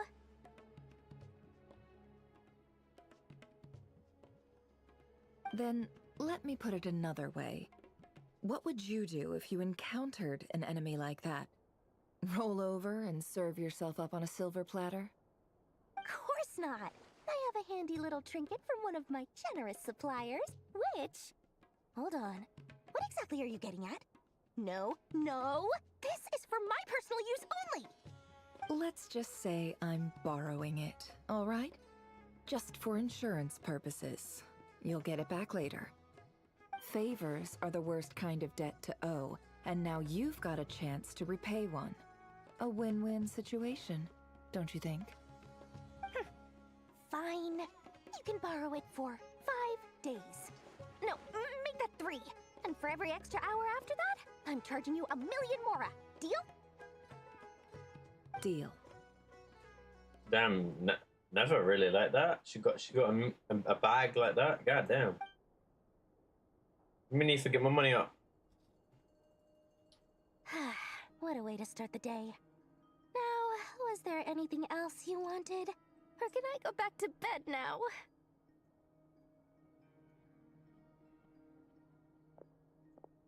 That will be all. Take care now. Don't trip up on your way back, friend. See you later! You're my favorite shopkeeper.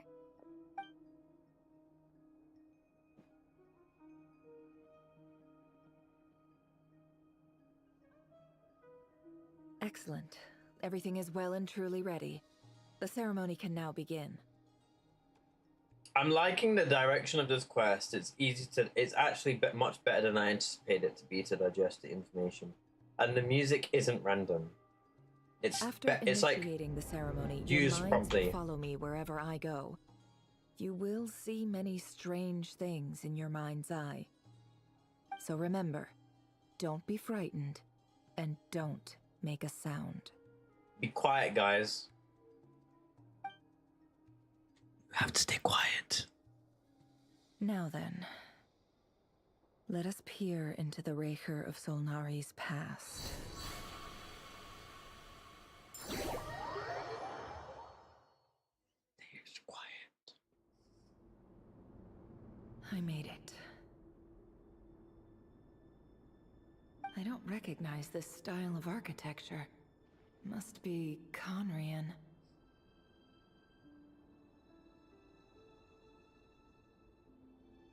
Simple furnishings, table and chairs. It's a more ordinary house than I might have expected. Looks like the fearsome Raker of Solnari came from surprisingly humble beginnings. Unless this passed for luxury in Conria. Unlikely. It was said to be a very prosperous nation in its heyday. Anyway, I'll keep exploring.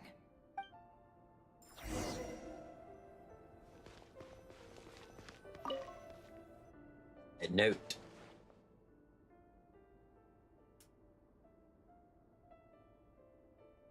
Hi, Rivier. Since you're working extra hours tonight, I thought I'd keep myself busy by checking out that new kebab shop. I've heard good things about their menu. I'll test it out, and if it's as good as everyone's saying, let's go back together sometime.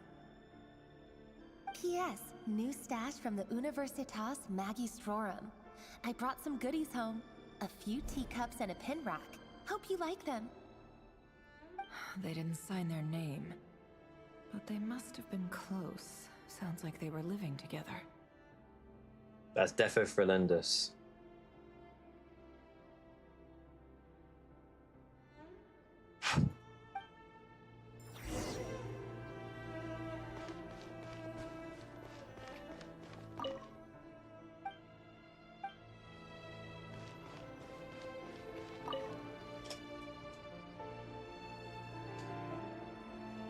I went over to Joseph's for drinks today.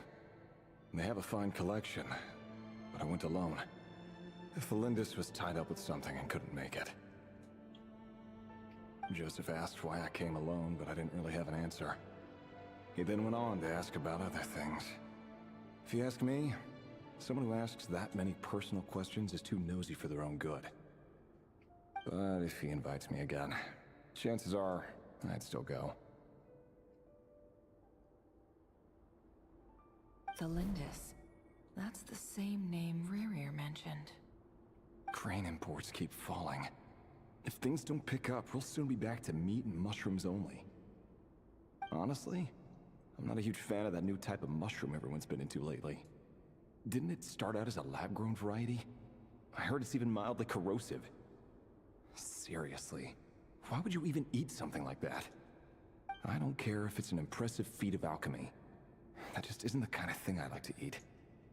Grain has to be imported, and they're eating a diet of mostly meat and mushrooms. Could it be because Conria is underground, so it doesn't get much sunlight? That would explain why they use so much stone in their buildings. They even use alchemically modified strains for food. Seems like the people of Conria don't have many options when it comes to dining. I've just about saved up enough now. Time to buy it and keep it somewhere safe. Making a big purchase. I wonder what it is. Most of what's written in the diary after them, written details, everyday life. It's clear that the author was an ordinary Conrian, or at least they were passing themselves off as one. The author's handwriting doesn't reveal anything. It's neither showy nor stiff. In fact, it doesn't really leave any particular impression. He really is a professional. No wonder he's so good at covering his tracks. Despite what he's become, it seems like he's retained certain habits, at least in this regard. Near the end of the diary, you notice a page with a shallow indentation. The previous page was torn out, and now its contents remain a mystery. Did Rary rip it out himself? Pen marks, but pen marks leave these, leave a trace. With something like charcoal to add some color, you just need to find the right angle. When Nefa looks around, she sees a fine charcoal pencil on the desk. Before long, she has restored the missing words. Compared with the unforgettable handwriting from before, these lines have been scrawled in a rougher, more haphazard way, as if the person who wrote them was in an emotional state. Before I met you, I was convinced that my heart was nothing more than a stagnant pool. The burial place of a fallen moon. A withered, windless grove where the waters rested forever unrippled. It was you who helped me see that my heart hadn't entirely withered away. That it could still beat to the rhythm of love. This is just trivial sentimentality from the looks of it. Why would he go to the trouble of hiding that? The burial place of a fallen moon.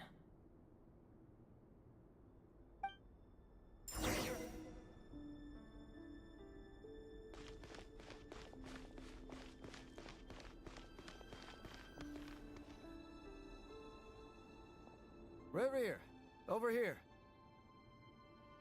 Hello, Dainsley. Oh my god. Dane! Oh, and oh my god, and you're much younger than you were. Oh wow. Sir. How far in the past are we? Hello there, Revere. You need not address me so formally outside of court. Why does this guy looks... This guy's name is like deja vu. I've seen it before, but I don't know why. He doesn't get that much free time, so I invited him over for a drink. Even the court prophet deserves a break every now and then, right? Well, I'm flattered. So, what are we discussing today? Hey, don't look at me. As far as I see it, we don't need an excuse to have a few drinks. Come on, don't give us that. Didn't you say you were about to pop the big question? How's that coming along?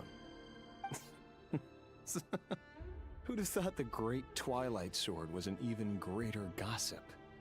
I just didn't expect you to be the first one to settle down and get married, that's all. Yeah. If you told me that a few years ago, I Wait, wouldn't he's believe married? you Or gonna propose? So, are you planning to come clean about your job then? I'm guessing you still haven't told her. Sure, I'll have to tell her at some point. But I'll need to pick the right time and place. To be honest, I have no idea how she'll take it. Come on, stop being such a pessimist. For all you know, she could be thrilled. I bet she'll be much more impressed by your actual job than the one she thinks you're doing now. A member of the King's Guard. Quite the cover story. Does the king himself even know? Of course he does. Anyway, enough about me. How have you been? Me? Same old, same old. Nothing much to... Huh? What's up, Fed? It's nothing. Vedifulnir, Dainslift's elder brother. Renowned throughout the court of Conria as the Visionary. Why does that ring a bell? Ordinary man. Bro, the Visionary and the... Oh my god, that rings a bell and I don't know why. I can't remember. Oh my god, it rings a bell. And yet, despite the gulf between us, he seems to have something to say about me. Does he even know me? Does he see me as a friend of his brother, or just another of the Vinster King's blades? Why did he react so strongly? Was it really to do with what we were talking about? Brown, curly hair and brooding blue eyes. So this is what Rare looked like back in the day. Perfectly normal. No different from anyone else. As frightening as this monster is in the present, there's something even more unsettling about seeing the human he used to be.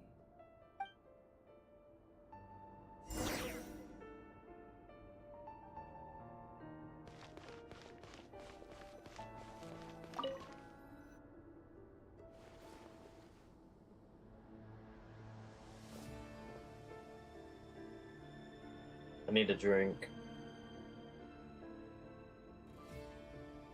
Felindus? You're back early? Our equipment's being serviced today, so I got off earlier than usual. How's your day been? Aw, why the long face? Is something the matter? Has your boss been giving you a hard time again? Went for a drink with Dane and the others after work. Isn't that a good thing?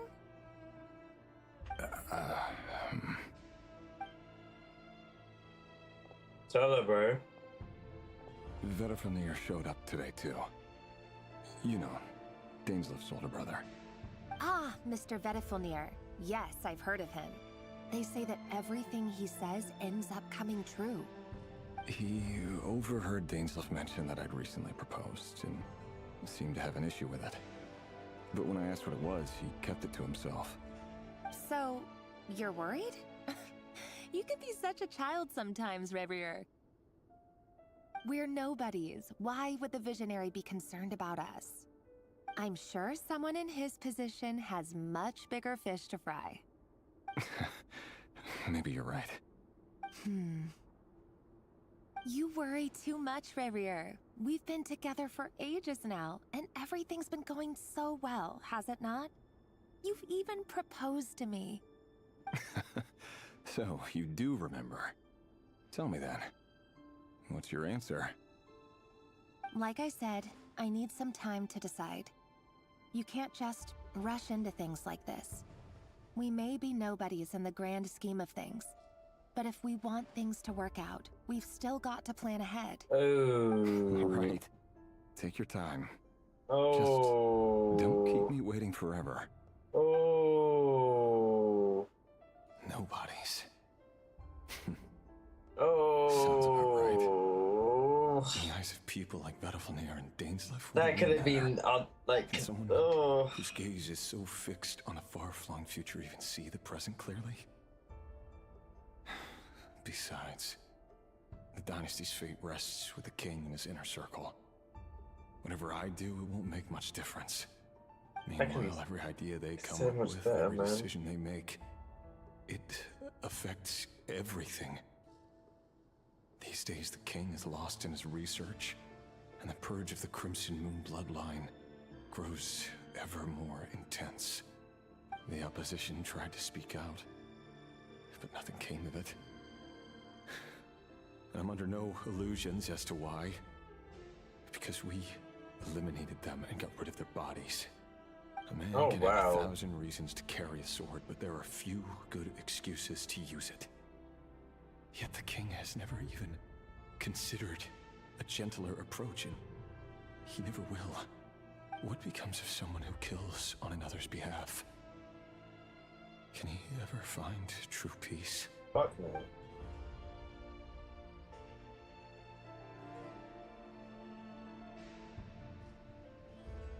Thelindis? Tell her. Tell her.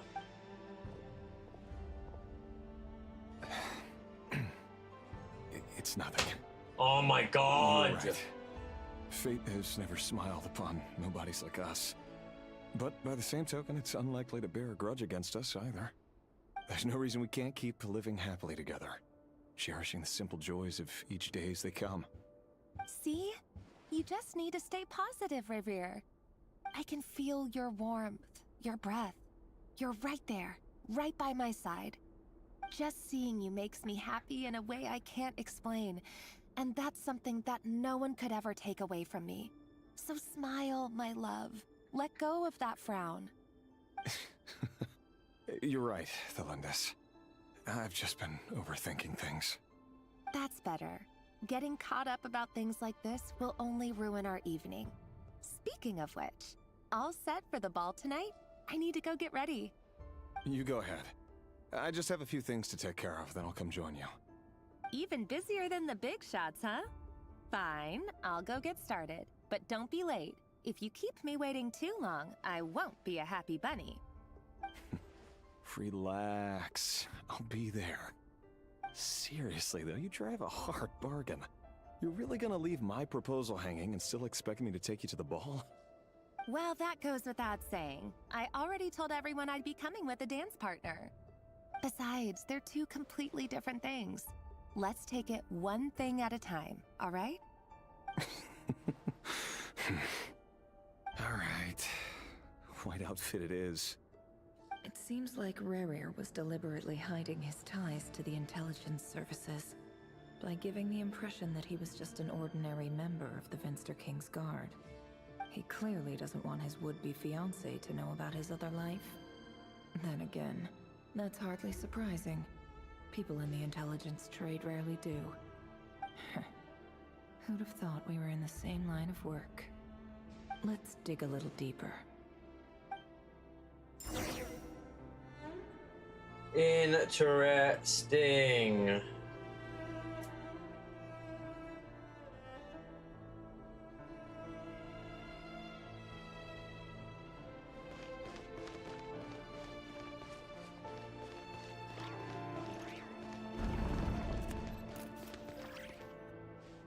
Bro, I really need a drink. Operation was a resounding success, and all thanks to you, Ray here of Solnari. In total, we apprehended 32 dregs of the Crimson Moon, and 67 accomplices. After all these years since the dynasty's fall, so many of them still linger on. Indeed, it cannot be denied. Yet it was destiny that the Crimson Moon should be overcome by the eclipse. That His Majesty, the all-seeing Vinster King, now guides our nation on the path to prosperity. You can go get one, it's fine. I don't like just leaving y'all with nothing on the screen, because I'd want to be quick, essentially. Okay, I'll be right back. I'll be right back. I just need a drink. I'm like, I've had enough sugar and I've had enough like carbs that I'm just dehydrated.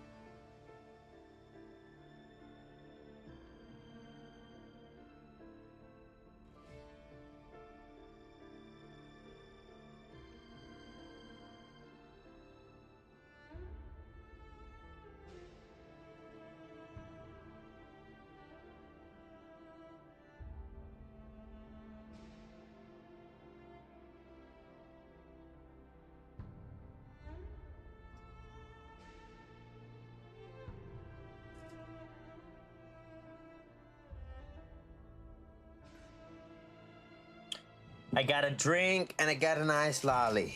To cool myself down. We shall resume. Okay, indeed, it cannot be denied, yet it was destiny that the Crimson Moon should be overcome by the eclipse, and that His Majesty, the all-seeing Vince the King, now guides our nation on the path to prosperity. Okay. Conria. There will always be those who refuse to see the truth, choosing instead to romanticize the past.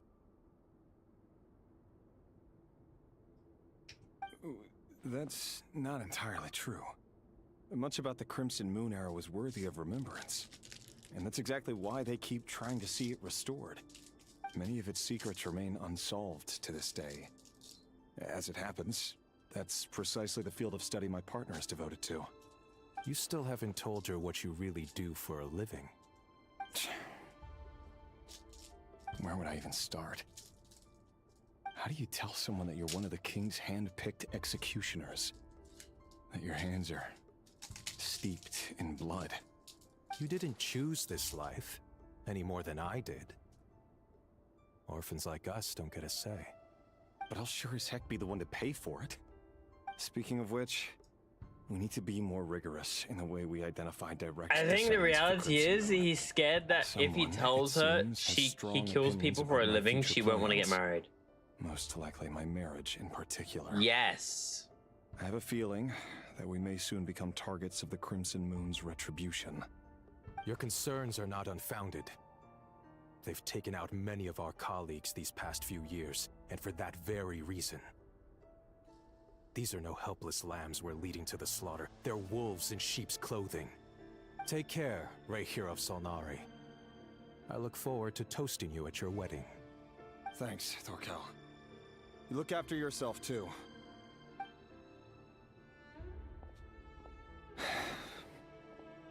Thelindis, I never wanted to keep this from you. You're the last person I would ever want to lie to. But that's exactly why I can't tell you everything. There are things you shouldn't know. Things you cannot know. The moonlit dynasties are a thing of the past. Yet even now, with the sun shining high in the sky, there are those who would call forth a dead moon's ghost. Could that be why Vedalfnir held back? Or was it because of some court secret he's not at liberty to share? I have to get a clear answer from him. No matter what happens, I will protect Thelindis. Rerir seems to be very concerned by Vedalfnir's reaction. Vedalfnir and Dainsleif, the Visionary and Twilight Sword. So that's what they were really like. I've investigated this whole area now. There doesn't seem to be any other memories here. Should I try somewhere else? Ooh. Wait a second. What's this black smoke?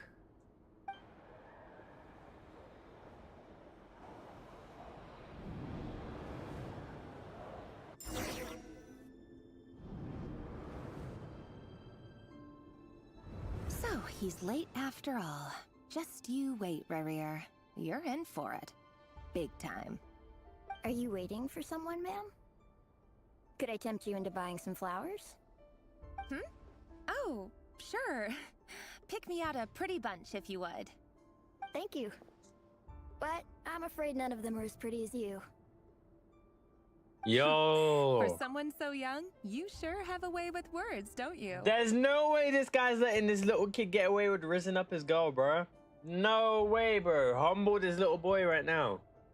I'm only telling the truth. Look me in the eyes. You'll see I'm not lying. What a way to fucking turn. Wow. A Crimson Moon orphan. The exact same as Arlecchino was. Holy shit. Holy shit. May we have a word in private? Who are you? And what do you want?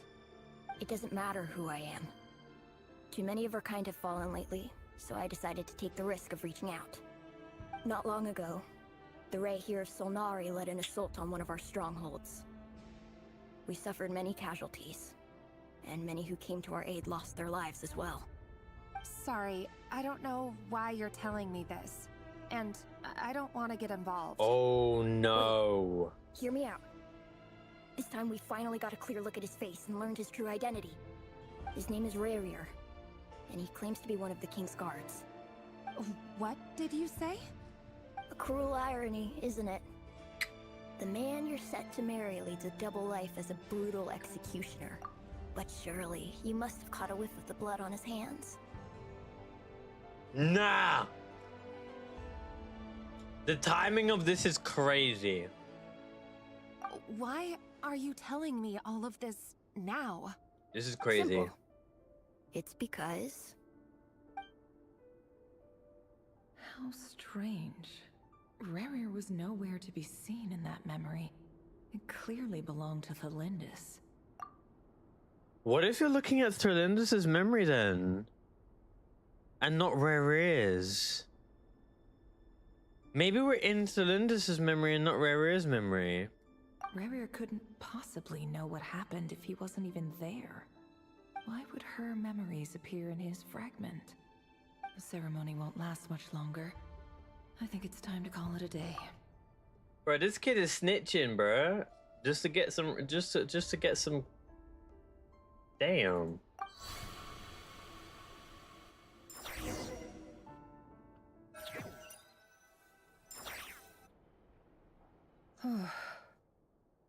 So that was your doing?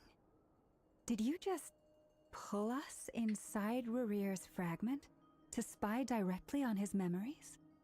Any more questions, and I'll have to start charging. I had no idea you could do that, boss! Seriously, that was amazing! We're not worthy. We're not worthy! Glaze! Glaze! Though, I'm itching to see what happens next. Feels like we barely scratched the surface. I'm just as curious as you are.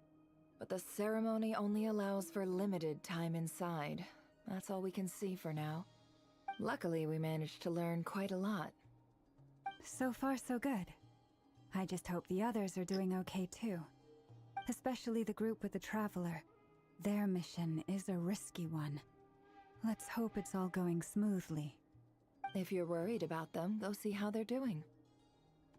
If I know Boss, she's gonna need some time to write up all the details and make sure it's all coherent. I'll stay behind to lend a hand, but feel free to head back and meet up with the others. Okay.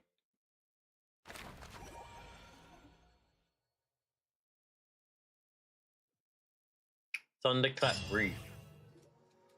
Oh, they've been prowling around for nearly 2 days now. These things just won't quit. Oh, they might not have seen us yet, but them constantly oh, that's never gonna work. One little slip up and it's game over. If they spot us, they'll run straight back to Rarier. And once he knows we're here, it won't be long before he's breathing down our necks again.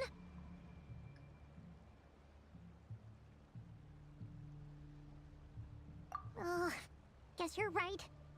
All right, time to zip it.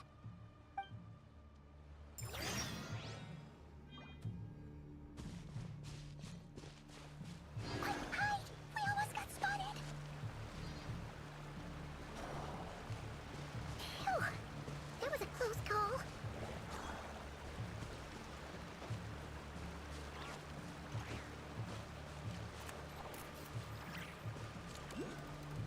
Watch out! They're coming this way!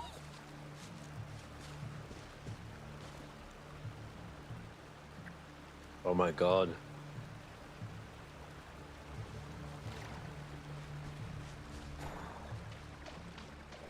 Keep going.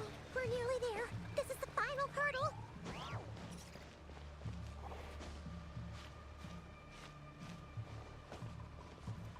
Where the fuck am I meant to go? Over there? Oh my god.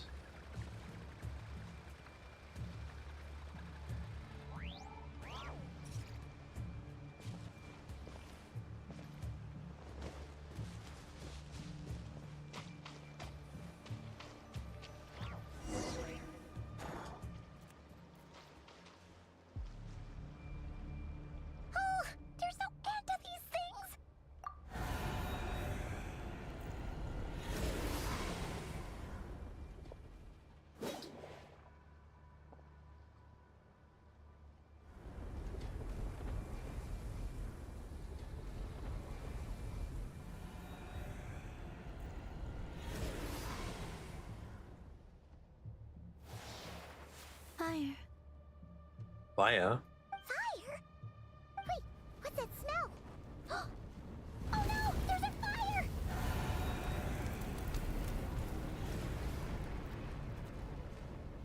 Why? What?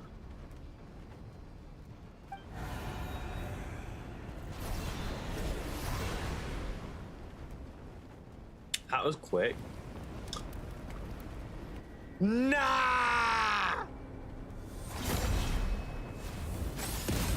Holy aura farm!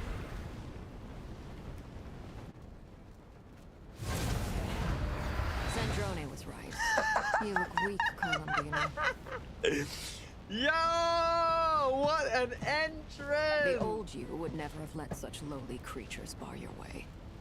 Word has it that you did something for the Tsaritsa, and that's why you've lost most of your power. Instead Freedom of telling, comes at a heavy oh my price, god! doesn't it? Instead of telling her where Arlecchino is, she told Arlecchino where she was, and she went to go and find her. Oh my god! Aura farm.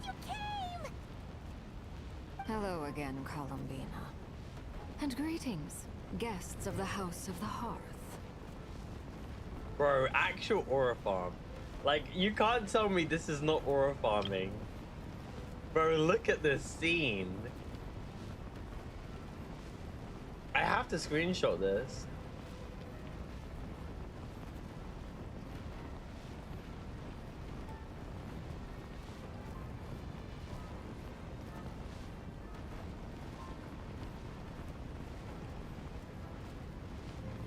Bro, like, how could I not screenshot that? Like, you can't tell me this is not Aura Farm, bro. Like, what?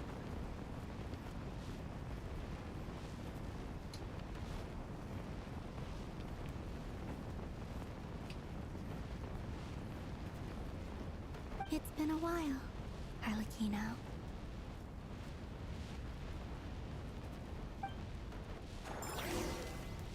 Damn. We finally saw met Arlecchino. Nice. Oh, the fucking battle. Oh. Cooked. Stupid right here of stupid Solnari. Ugh, whatever. I've got all the data I need. Next time we meet, you're finished. Bro, she reminds me of Team Rocket. Team Rocket always has a strategy every single time they find Ash. And Pikachu.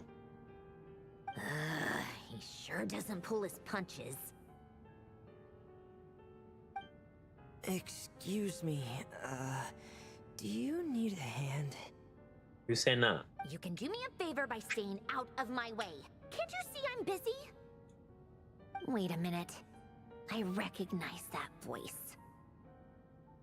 Hello, Miss Sandrone. Father sent us over to help. The House of the Hearth are here. Lene, Lynette, and Fremone. How considerate of her. Hey, Fremone, get over here and help me fix this. Lenny, you do your thing. Just keep your sister away from my machines. Nearly every machine that cat girl touches ends up going haywire. Go put her on cleaning duty or something.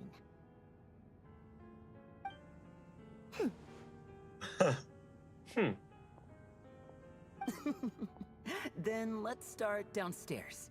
Fremone, we'll leave this place to you. You've got it. Wait a second.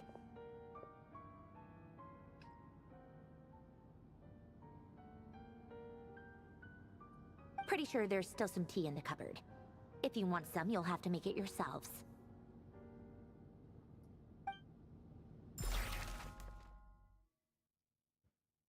Okay.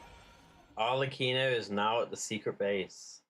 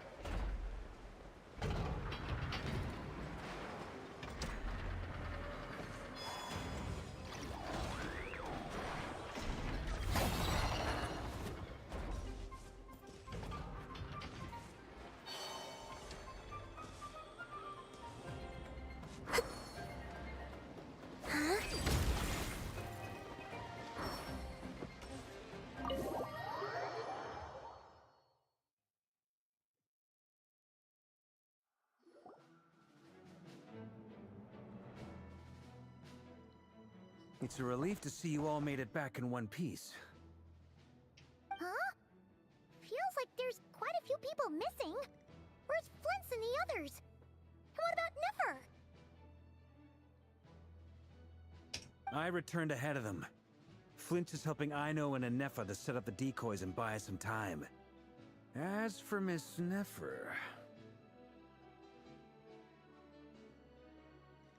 Boss is still wrapping things up on her end. She sent us back to fill you all in on the top secret intel we've been gathering.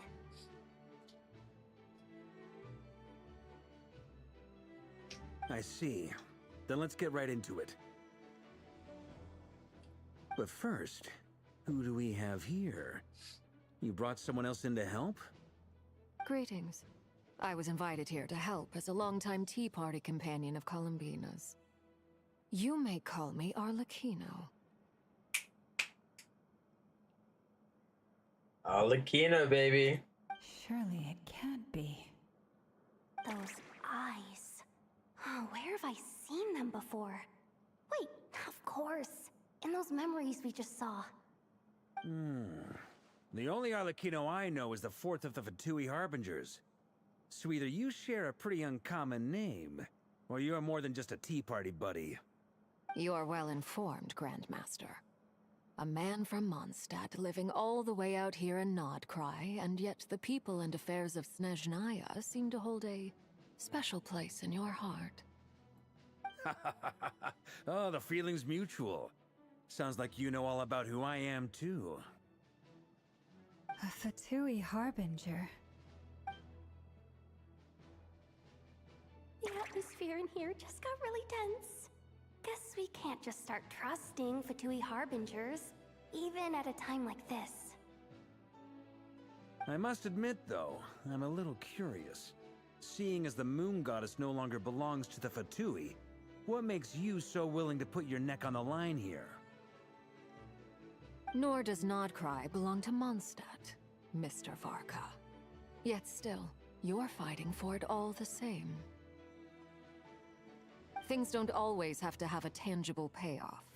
Sometimes, stopping things from spiraling out of control is a higher priority than chasing the spoils of victory. Of course, I can't say there's nothing in it for me at all. But that's between Columbina and myself.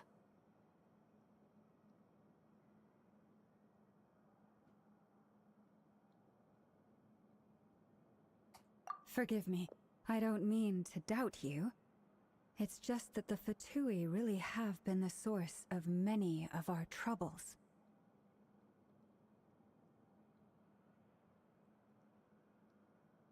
We have our own way of doing things here in Nodcry.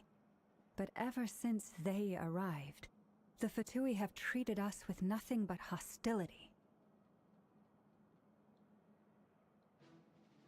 I know there's been a lot of bad blood between us in the past. I've done my utmost to avoid friction whenever I could. But sometimes fundamental conflicts of interest simply can't be settled amicably. That's why I'm here solely in a personal capacity. This has nothing to do with the Fatui.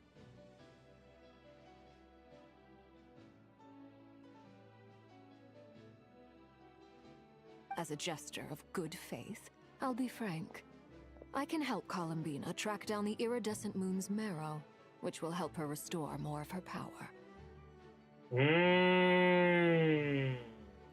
Anyway, what else is on the agenda? Let's begin.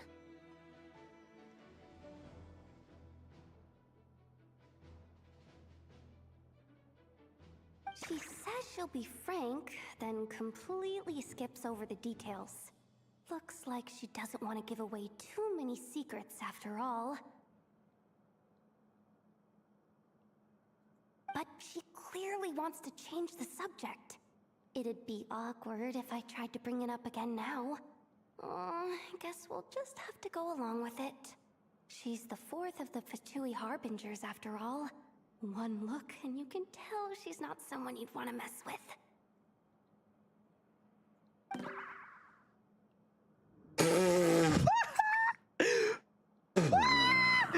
What the fuck is that reaction? Bro. have to replay that because what the fuck did I just watch? What in the Looney Tunes ass reaction did I just watch? Holy shit. Well, since Miss Arlecchino sounds confident in her ability to handle that, we'll proceed to the next topic. Yehoda, time to share that top secret intel. I'm back. Welcome back. All right, listen up, everyone. First, we now know that Rerir was originally a Conrian secret agent whose primary mission was to hunt down and assassinate the so-called dregs of the Crimson Moon. The dregs of the Crimson Moon? Ooh. In the memories, there was a lot of talk about the Crimson Moon and eclipse. Big yikes. And a whole bunch of other stuff from the time of Conria.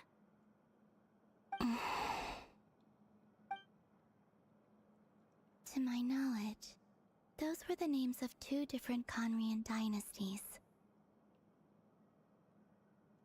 Long, long ago, it is said that the people of Conria worshipped the Crimson Moon, drawing a mysterious power from its reflection.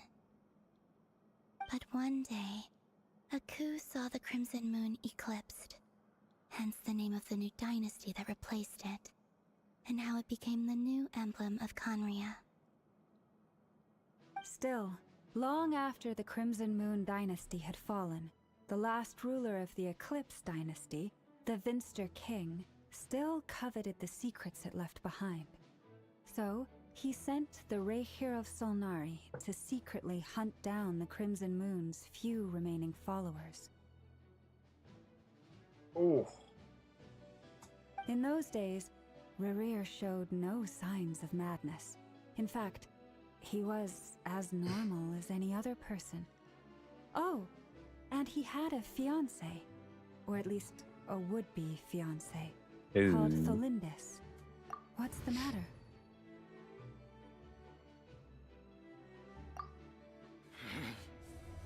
Citizen Granddaughter!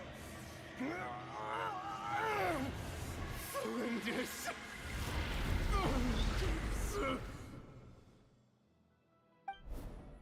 Interesting. Anything else? What about this would-be fiancé of his? Still mad that Do he's we know saying anything Ryan about daughter her? as in you know, the one of the shades, I think. Yeah, one of the shades. Well, she was a researcher at the Universitas Magistrorum. Albedo's mom.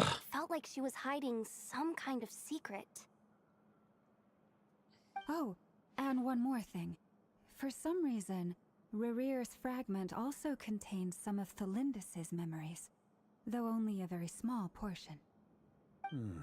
Well, no shortage of potential leads, I'll give you that. In any case, it sounds like we can conclude that while Tholindis was still around, Rerir appeared to be lucid and quite normal.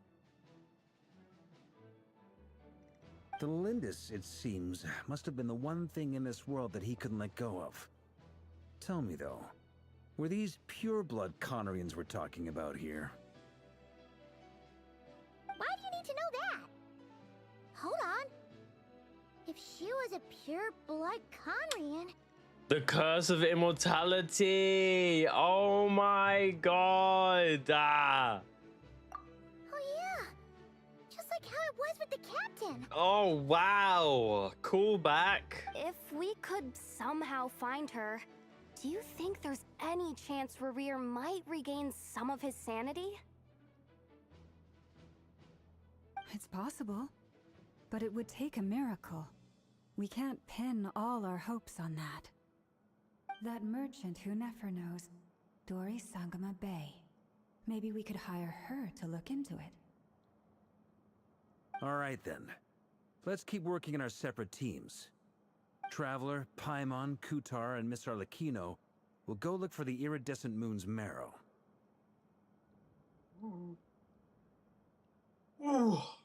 Big stretch. As for the others... On the way over here, I noticed that the Wild Hunt monsters had grown even more frenzied in their search for Kutar. At this rate, the people living here will be in grave danger too. So I'm thinking of gathering together some of our followers to go wipe them out. I'll head back to the curatorium and meet up with the boss. Feels good knowing we've all got something to be getting on with. Given that the Wild Hunt has been a lot more active lately, the Lightkeepers have likely begun their own operations too. If that is the case, someone will need to pass the news on to Flint's. I'll hold the fort for now, then discuss our next move with Flint's, Aino, and Anefa when they get back. Alright then. Well, the clock's ticking. If that's everything, we'll be on our way. We'd better get moving too. We'll try to buy you as much time as we can. Relax. Just do your thing. I decided to call in some backup since things are getting so hairy. Our reinforcements should be here any minute now. Stay safe, everyone. Dismissed.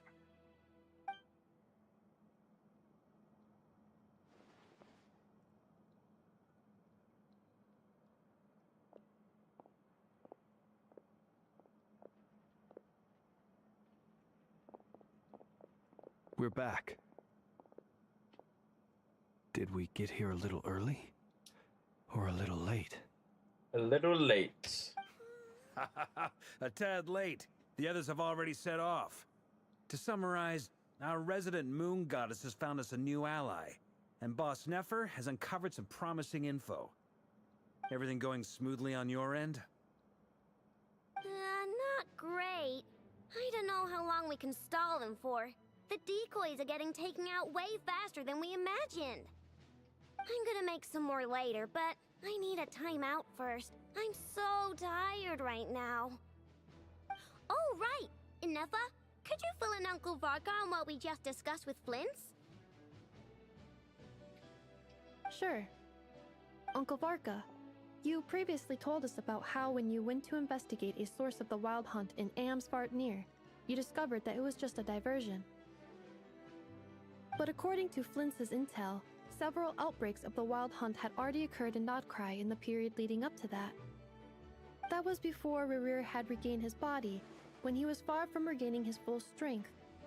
In other words, in theory at least, he still lacked the means to act in two places at once. Flint's, with everything that's been happening, the Lightkeepers across Nodcry are rallying to fight back against the Wild Hunt. They're gonna need your help. I know, I'm sure you're capable of coming up with something far more effective than decoys. But for now, you should stay here and get some rest. Anefa and I will head back over to Amsvartnir to see if there's anything I missed. I told you Uncle Varka would say that, didn't I? A deal's a deal. Not a word about my snack intake for the next week. Database updated. Reliability of Aino's predictions increased. What does that mean? They were betting on how you'd respond after hearing their intel. It's the obvious choice, isn't it? That's hardly worth betting on. We already decided that Anefa should go investigate the situation over at Amsvartnir on her own. You might as well stay here and keep watch. Someone needs to hang back and oversee our strategy meetings. And besides, you still haven't fully recovered from ambushing Rerir. So I've ended up with the easiest assignment. Well, I appreciate it, everyone. See you when you get back. New dispatch. Starting with Arlecchino and Columbina. We're at the Silver Moon Hall. So how the fuck are we gonna find this iridescent moon, eh? Here, this will serve as a good spot to cross over. What do you mean? Arlecchino, hold up a second. Since you brought us all this way, would you mind telling us what you got planned? We still haven't got the slightest idea what's going on here. And if even Columbina doesn't know where the iridescent moon's marrow is, how do you? Simple. Because I am an inheritor of the royal bloodline of the Crimson Moon, and one of the last surviving embers of the Two Worlds' flames. Oh. Huh? Are you serious? Isn't you're a descendant of that Crimson Moon dynasty we were just talking about? The one from ancient Conria? Your surprise is understandable. I was also taken aback when I first learned of it. But the more I thought about it, the more I realized the signs had been there all along.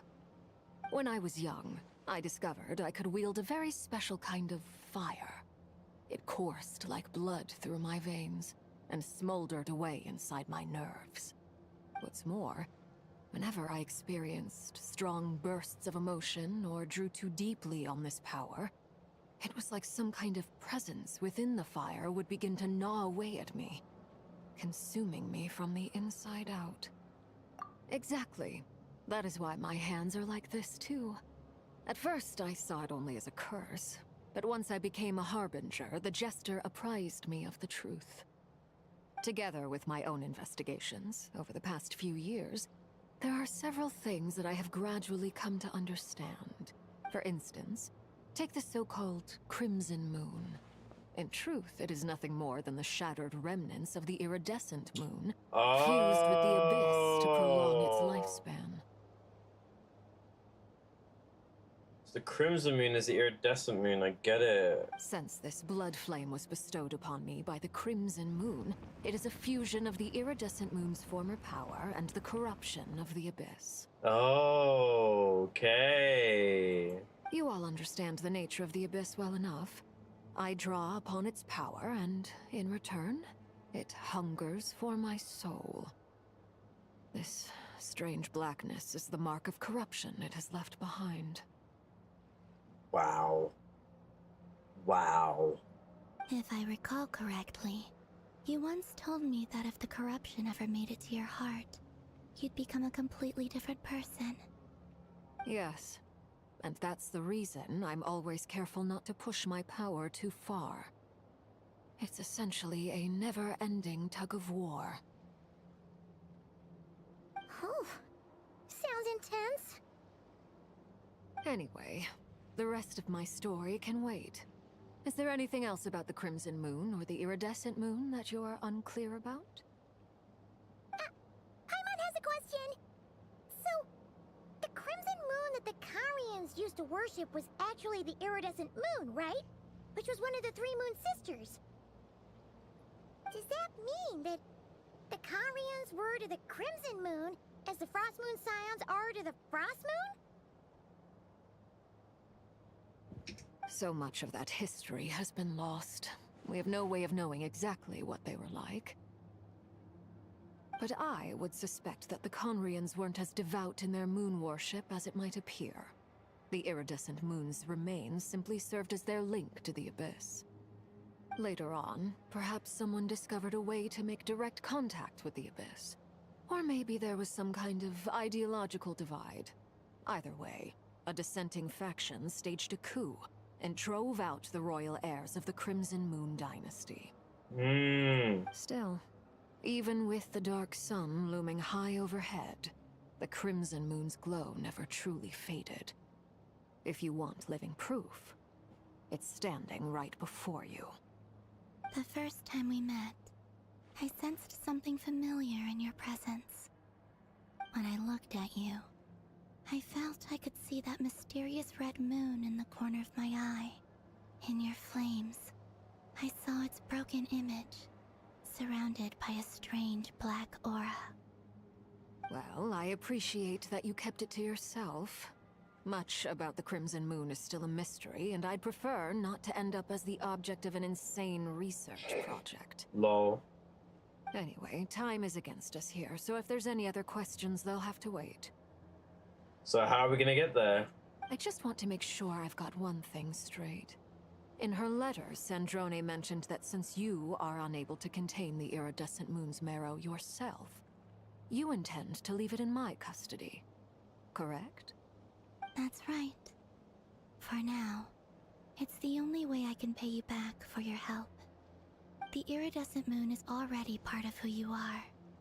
So with its marrow in your possession, you'll be even more powerful than before. Deal. Then let's get started. Get what started? What does this place have to do with the Crimson Moon? When I first became a Harbinger, the Jester gave me a book called Paranhari, also known as Leobranto Inamorato. Leobranto Inamorato. You should be able to buy a copy next time you're in Fontaine. It's a love story set in the Crimson Moon era. But setting aside the tangled romances of its characters, it also records a few interesting details.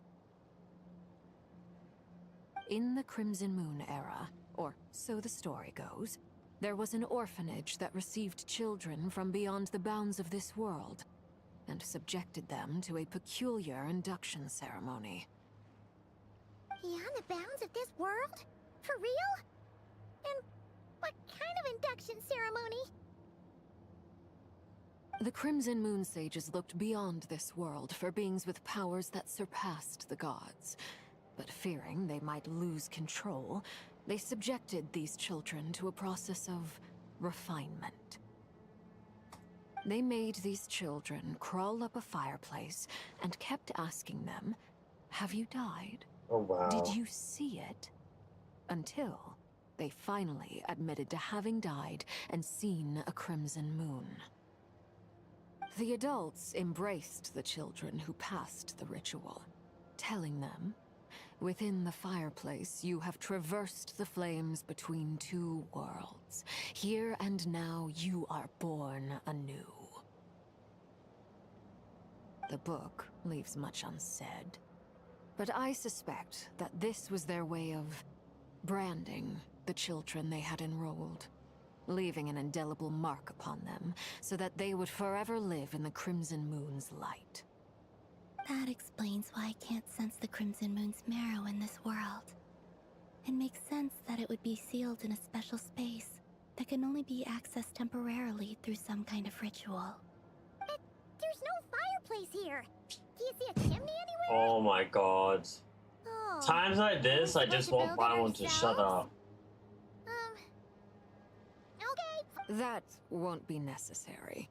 The fireplace is purely symbolic. The key to the ritual is crossing the flames between two worlds. In other words, the flames that burn within me. Those burned away by such flames leave behind a kind of ghostly afterimage in the world. In the days of Conria, people believed they could be used to bridge the gap between the two worlds of life and death. In short, I can open a passage to that space for you. That's the easy part. The catch is I'll need to stay on this side to keep the passage open. So I won't be able to come with you. Once you're inside, you'll have to find your own way. Very well. Then I'll open it up. Okay, time to Aura Farm, Arlecchino. Time to Aura Farm. Traveler, spare me a little more moonlight if you would. I may need it.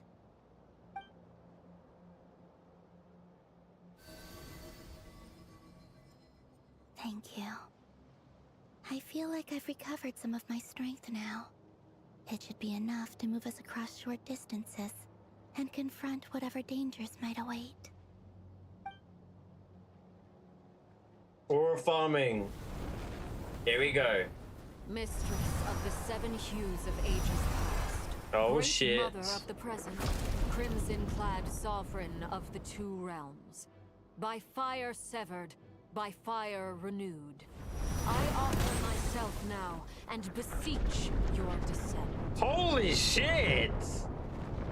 Okay, I know I said Aura Farm, but you're Aura maxing at this point. God damn.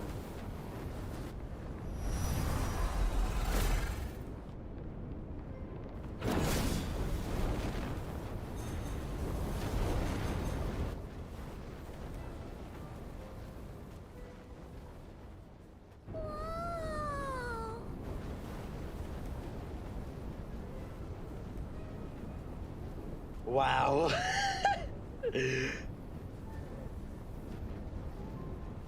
One word of advice. As you're crossing over, no matter what voices you hear, do not answer. Got it. I sense a sinister gloom inside, but also the familiar light of the moon. I feel that I am about to meet an old friend who has changed beyond all recognition. All right, let's go. Wait, there's no way we're actually gonna walk up these stairs right now.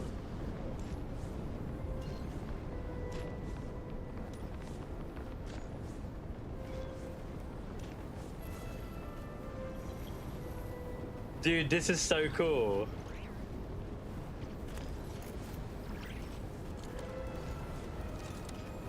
This is very cool, I must admit.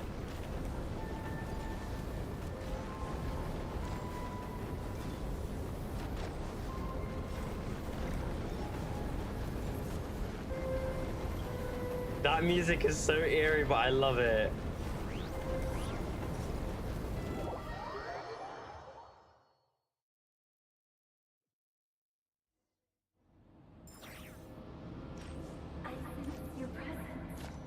Oh my fucking god.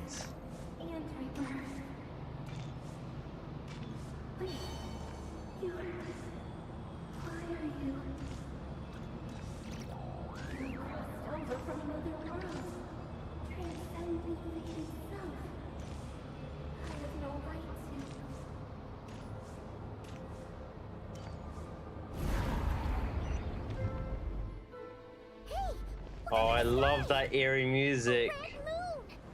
This must be the spot, right? Oh, wow. It's practically filled the entire place. What now? What a tragic sight. Fragments of your broken body, seized by the abyss, and hung up aloft like mummified remains. Iridescent moon. Was this truly what you wished for? Careful. There's something spook. Paimon's right behind you. Wow. By the way, Kalambina, didn't you tell us that the iridescent moon had shattered into pieces? The moon up there looks pretty whole to Paimon. How is that possible? Wow. This looks so cool. Holy shit.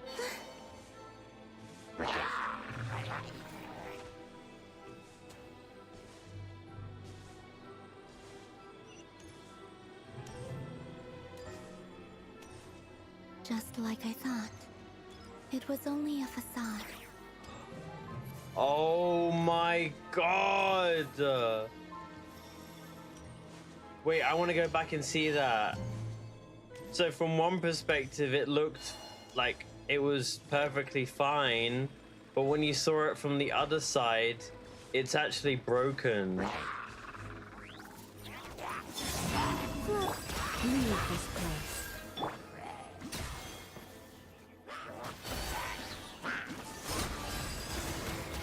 So from this side, it looks fine, but when you see it from the other side, it's broke. Oh my god. Oh my god. Holy shit.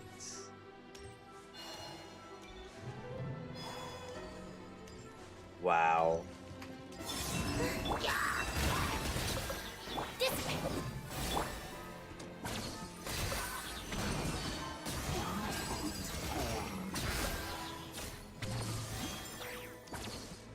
Wow.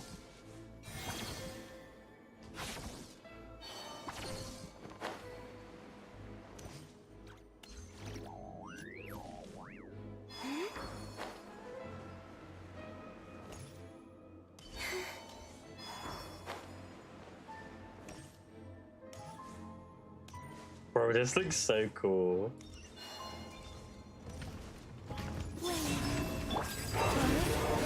It all adds up.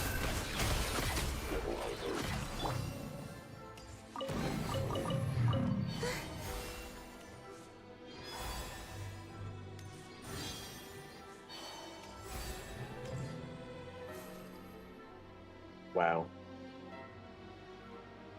Huh? Huh? For real? That's way too high! There's no way we'll be able to reach it! No. I'm not sensing anything up there. It's coming from under the mountain. Oh, it's down. Okay. Let's see. Ah! There's some kind of weird shadow over the water. Well, I mean, it's corrupted by the abyss, bro. Wait, see that? Looks like a mechanism of some sort. Let's check it out. Mm-hmm.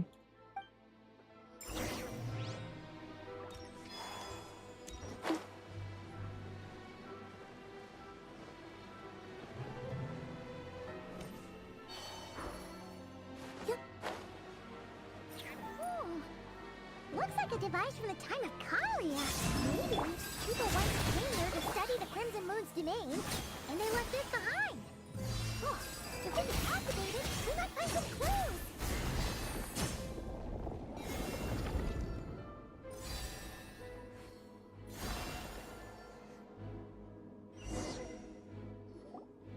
Hey, look at that!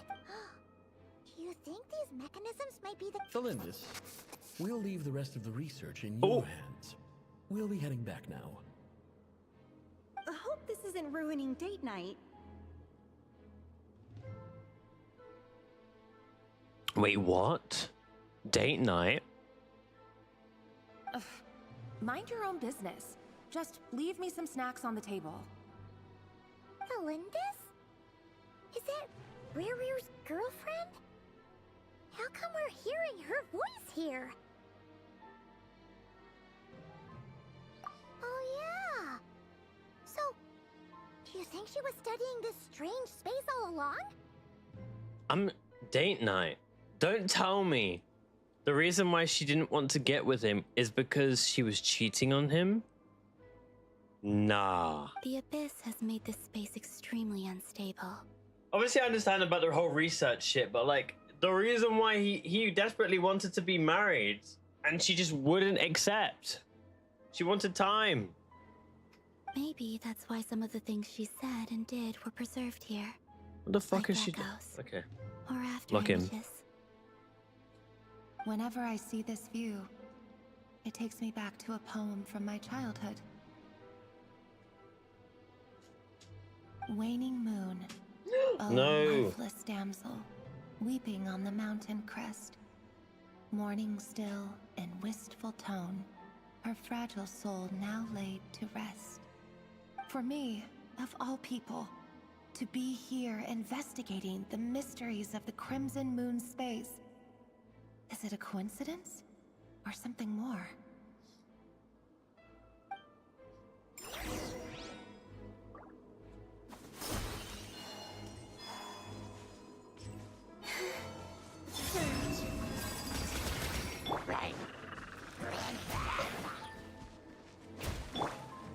You poor lost lamb. Our bond is strong.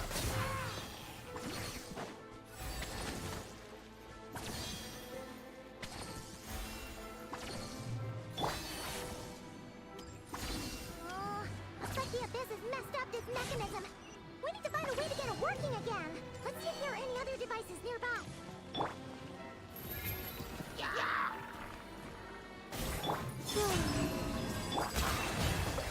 Get with me. No more lies.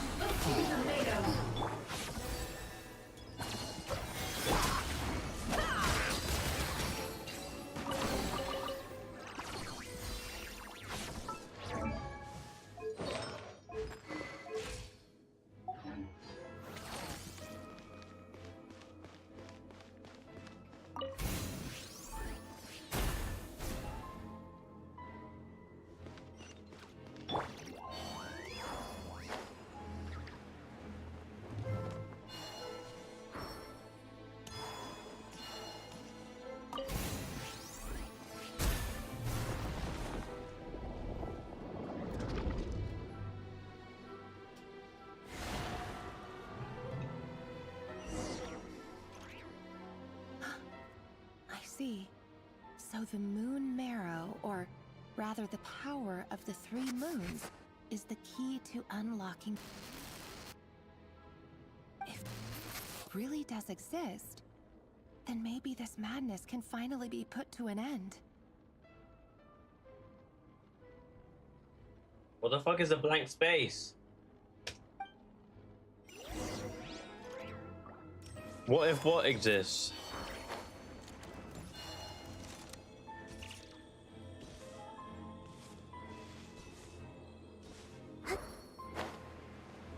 What if what exists?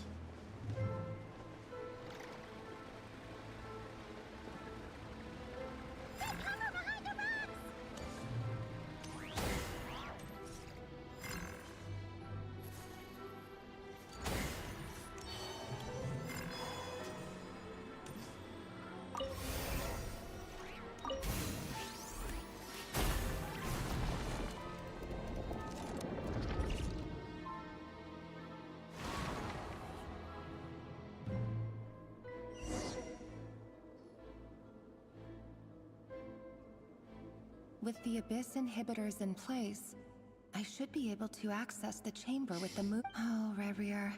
With every step you take, you're drifting further from what you truly desire. But you're not the root of the problem.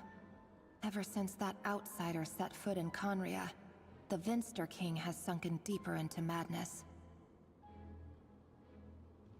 If only I could get my hands on that outsider. Is she talking about my sister?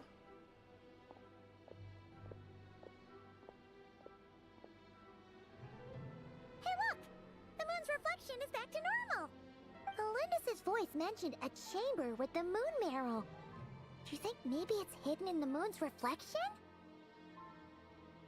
It must be. For within it, I sense the fragile aura of a dying soul. Oh my god, the descriptions. Sad. Then there's no time to lose! Let's go! Just withering away. Columbina, you good? Okay, thank you.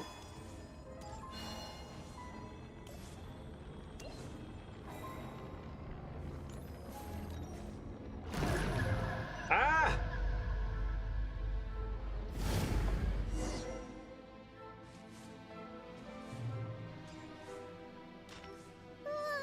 These things are so creepy!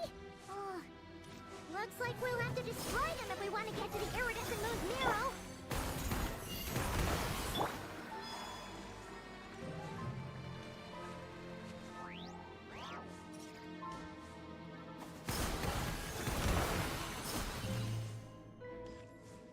Oh wow. That must be the iridescent moon's marrow! Oh, we'll need to destroy these things before we can reach it!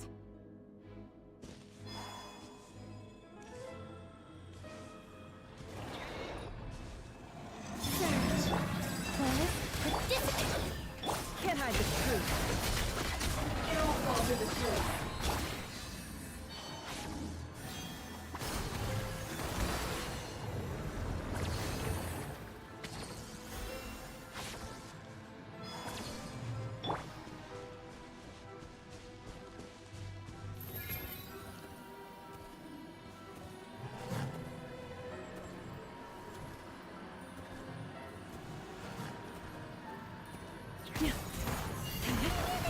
We're so close!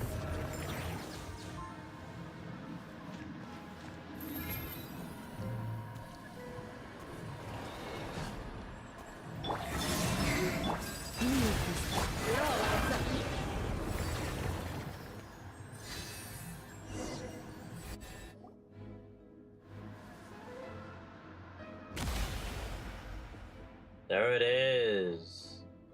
There it is. We finally did it! The iridescent moon's marrow. Still burning away like an undying flame, yet now contaminated by the abyss. Can you cleanse the It has taken abyss? on a new form entirely. Could we cleanse the abyss If from we can it? purify the abyssal power within, we should be able to obtain its untainted essence. I was gonna say.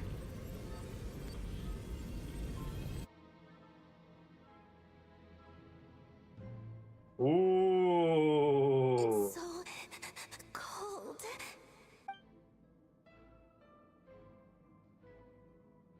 Is it you? Are you here? Huh? Are you talking to us? At long last, I can see you once more. Our fates have crossed, and I am finally free. I'm sorry, I lied to you. Even knowing what was to come, I still couldn't let go of the fear in my heart. As death drew near, the moment the moon shattered, my body began to split apart piece by piece. Who's talking to us? I was being cut into pieces by 1,000 blunt blades. My thoughts scattered as the cold crept in, but I could not bear to fade away like that. Tell me, what was it that brought you to us all that time ago? If only I had possessed your courage, then I might have been spared this torment, more painful than death. You look so puzzled. That's how I felt too, when I first saw you. But trust me when I say that everything happens for a reason. Farewell, Hypo. Hypo what?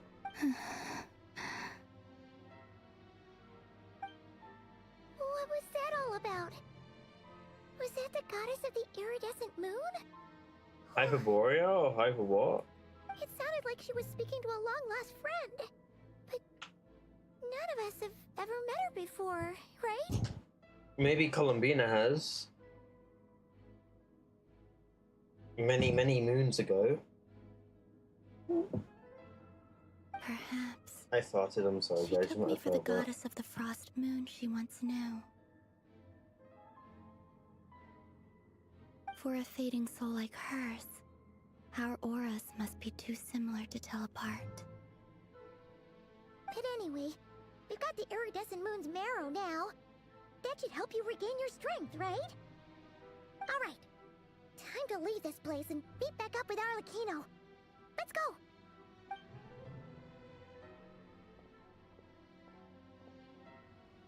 That's odd.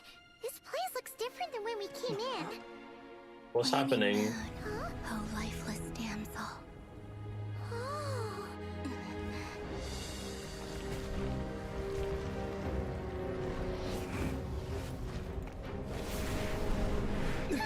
Hurry! The place is collapsing! It wants Oh to no. trap us here. Who's it? The Abyss? Now we've taken the moon marrow. All that's left here is a dark will. It will show us no mercy. Give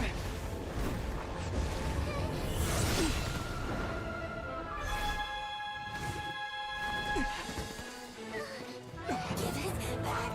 The crimson moons! My marrow! My heart!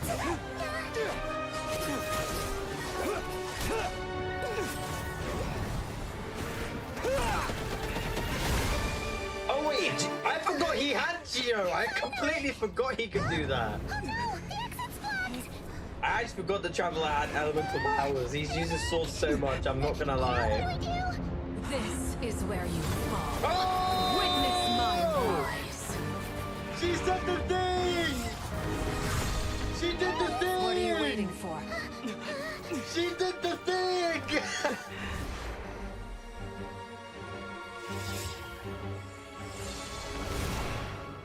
She did the thing! Witness my rise! She said the thing!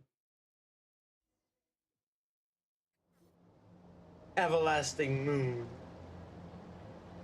Witness my rise. Oh, we made it! Was that you, Arlecchino? No, it wasn't. No, it wasn't. No, it wasn't her. You just didn't hear her say, "Witness my rise." Oh my god, Paimon, you piss me off when you say such dumb things. Wait, your hands! They're... Oh, this? Don't worry. It's a small price to pay. The Abyss wanted to trap you inside, and I defied its will by bringing you out. No wonder it's a little angry. No. I have paid the price, albeit a small one, and it cannot be undone. My hands have already fused with the Abyss. Purification would simply destroy whatever's left of them. But surely... Oh, we're so sorry, Arlecchino. Paimon can't believe you'd make a sacrifice like this for us. As much as I'd like to call it a favor, the truth is I was simply holding up my end of the deal. Well, Columbina. Yes, you did your part. And as promised, I will leave the iridescent moon's marrow in your care.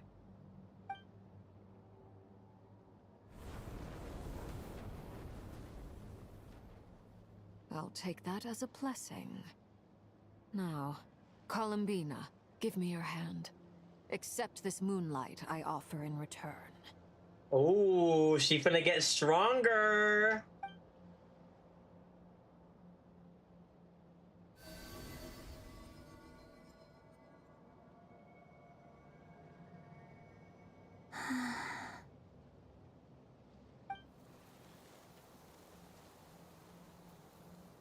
Oh, they're starting Feeling to bloom now. Oh, oh. Hey, Columbina, are you okay? I'm fine.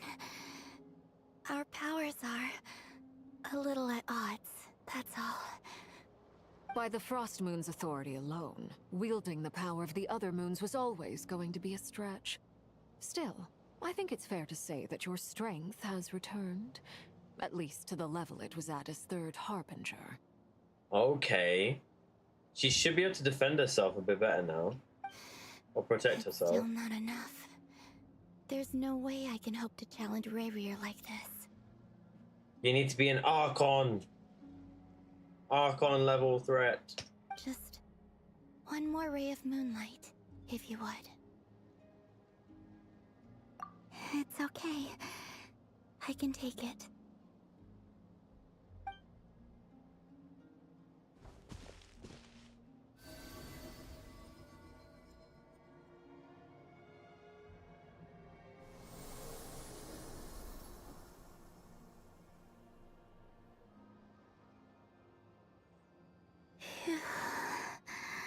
How about now? Fighting fit? At the very least, I won't have to stay hidden like before. I want to see him gone from Notcry. The Ray here of Solnari and his wild hunt must be sent back where they belong. Well, it's good to have something to aim for. You certainly seem more alive now than you did earlier. When I first met you, you didn't strike me as a ray of moonlight. More like a wisp of fog drifting in from who knows where, ready to scatter at the first sign of a breeze. But now, you're full of vitality, just like the Frost Moon, once the brightest of them all. May you keep shining, Columbina. This is who you are. Aw, that's sweet. Nice bit of words of affirmation. That was really nice of Arlecchino. Thank you. That is who you are. Look after yourself too, Arlecchino. I know you have plans of your own, and that's why you're always seeking to grow stronger. But whatever you're after, don't let the Abyss take a hold of you. I do not wish to see you go down the same path as Rayrir. I appreciate the concern, Columbina. Although perhaps it's time you took a new name. A new name? What's that? Kutar, the Moon Maiden, Columbina. They're nothing more than code names. They describe who she is and the roles she's played, but they're not her real name. So what's your real name? We often use code names in the House of the Hearth, too. But it's knowing your real name that keeps you grounded. Up till now, you've been living a wandering life, so you've probably never really cared. Really, we're trying to... I like this because we're sort of solidifying Columbina's identity, so she's a bit more proud to be the role or play the role she's meant to, and also become stronger and accept her strength without thinking she's being used. All I'll say is this. Once you've defeated Rerir, give it some thought. All right, that's it from me. I'll get you back safely first, then go meet up with Sandrone. You're the best! I appreciate the gesture. It speaks to your good character. Anyway, let's get going. There are more urgent things to do right now than trade compliments. That is Act 3 done, ladies and gentlemen.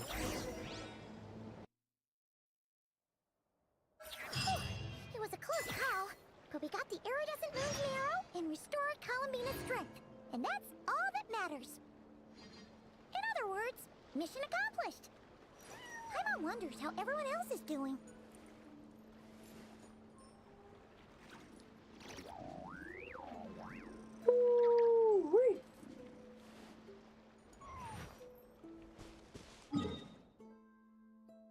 Sheesh.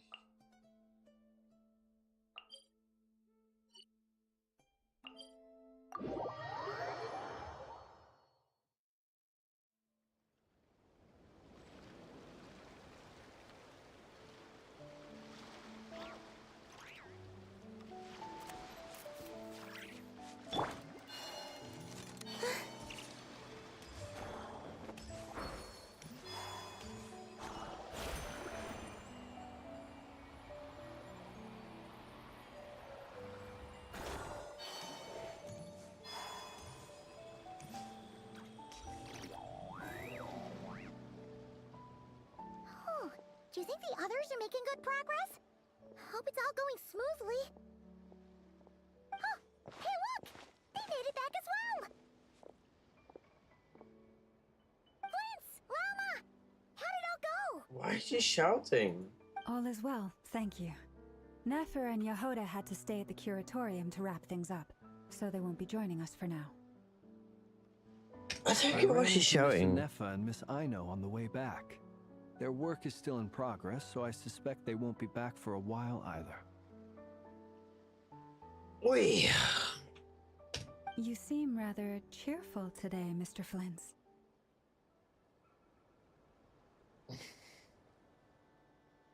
I certainly am. I achieved what I set out to do and came away with more than I bargained for. More than you bargained? Fighting alone can get quite tedious. But I had the good fortune to run into a pair of brave young warriors. Oh, hello. We meet again. Albedo. Oh, wow. Hello. Albedo! What are you doing here? That would be a natural assumption to make. It's also the correct one. These two courageously lent me a hand while I was fighting the Wild Hunt. When they told me they were Servarka's colleagues, it all made sense.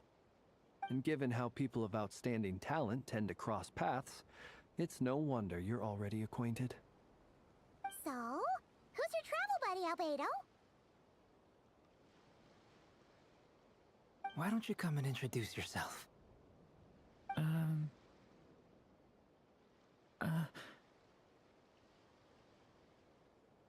Doran's shy. A gentleman of few words, I see. And a rather stern countenance.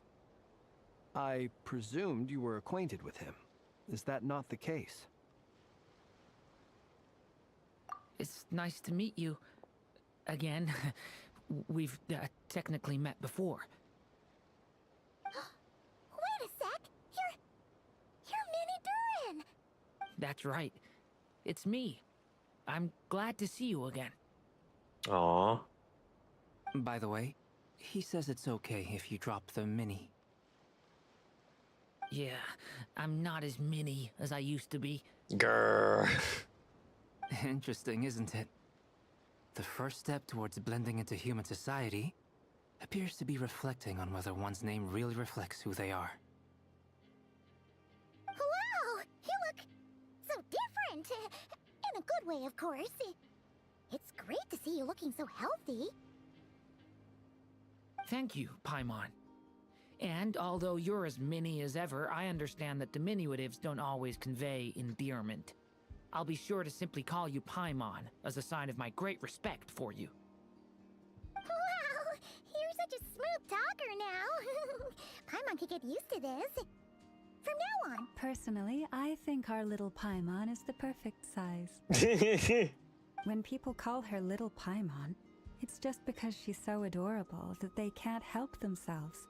If that's not a sign of endearment, what is? You're absolutely right, Miss Lauma.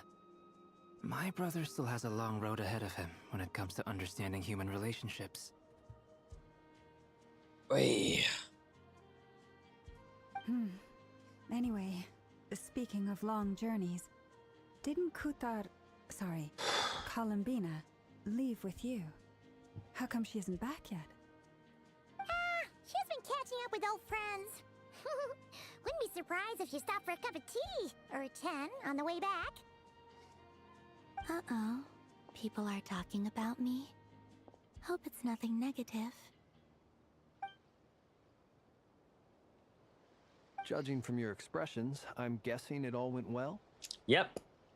It's getting crowded here. I'll go grab some chairs.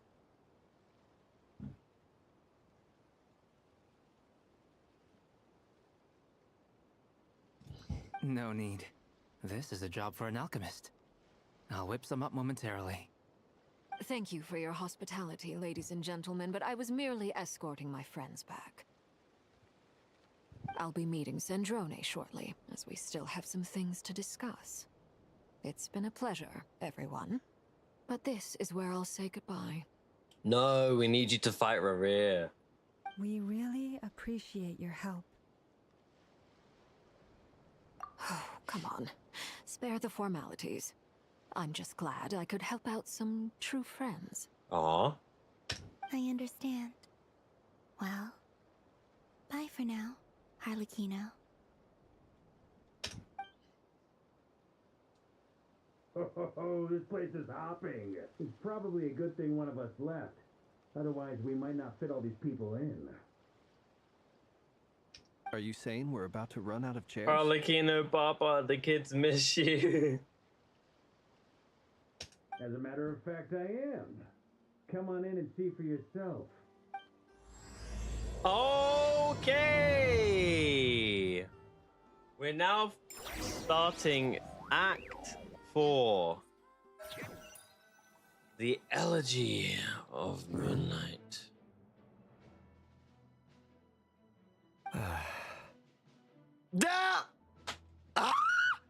What?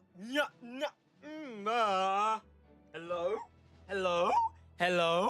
Hello? Hello? You can't just drop so peacefully, brother. What do you mean? Dainsleif just casually pulls up. Bruv, what do you mean? The Twilight Sword himself. Oh my god. I know this act is gonna be peak. Oh, I know this act is gonna be peak.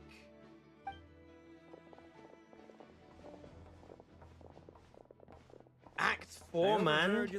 And we've been playing for 3 hours and 20 minutes. With Miss Columbina's colleague gone, we should be back to the original crew plus the other colleagues I brought in. So I must have got through quite a lot in Act 2 then, because Act 3 was only about a couple hours.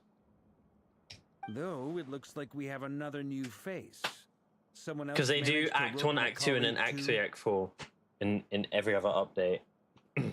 So we're now doing Act 4. So then the next act that we do goes into the 6.2 story.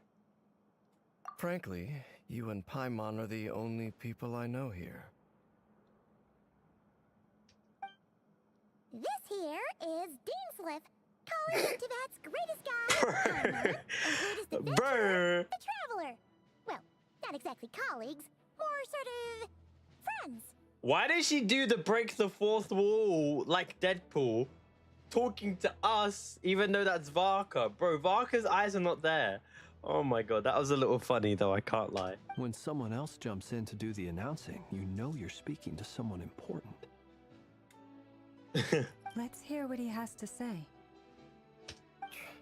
Note to self, once Paimon knows your name, the rest of the world will soon follow. I really want Namesleaf to be playable. He's so fucking cool. When he comes looking for us, it's usually something important. Paimon's guessing you've heard about the Wild Hunt, then. From the looks of it, you're about to hold a meeting. If I were to say that the Wild Hunt is our mutual enemy, would that earn me a seat at the table? As the saying goes, the enemy of my enemy is my friend. Mr. Dainsliff, there's a seat with your name on it. Mm-hmm. Though, I can't promise the same for everyone else. Hey, Fucking Albedo, pretzel think you stick. can rustle up a couple more chairs? After all this time apart, Grandmaster Varka's first order is to rustle up a couple more chairs. Is he being sarcastic? Hey, he's your brother. Why are you asking us? I've still got a lot to learn about the nuances of human conversation.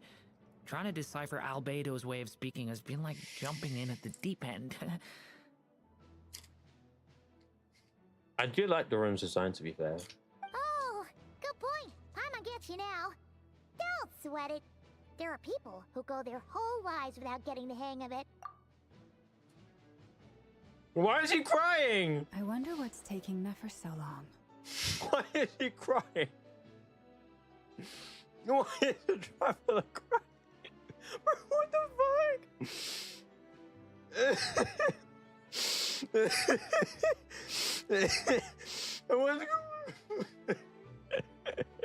Why is he crying? Perhaps you I should don't go and understand. check in with her. If anyone can hurry her along, it's you.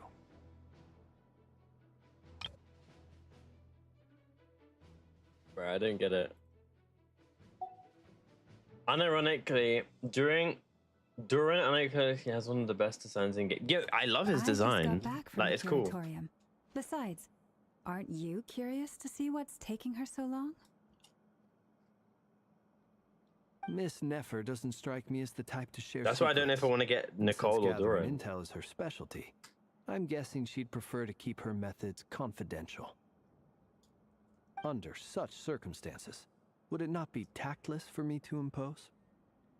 Oh, but it's fine for me to impose. What can I say? You have an unrivaled ability to garner people's affection, Miss Moonchanter. Besides, you have far more in common with her than I do. Hmm? All right then. Impressive. She barely fought back at all. I admire your powers of persuasion, my friend.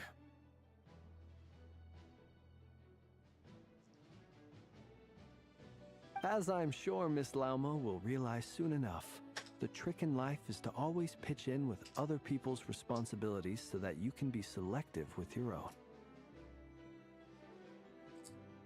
Another trick is to simply hide in the background.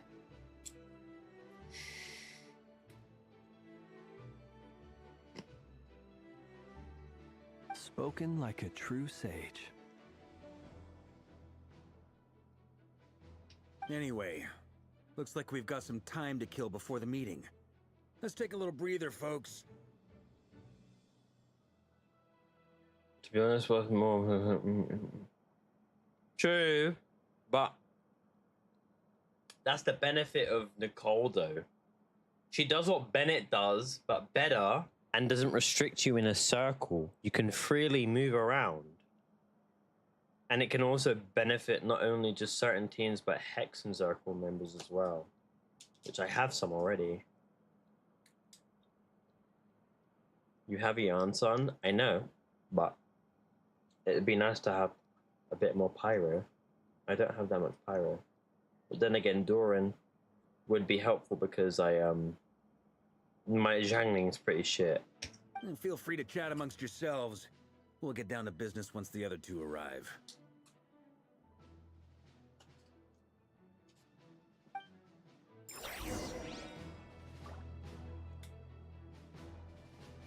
Doran is like my favorite character in the game. Laugh my ass off.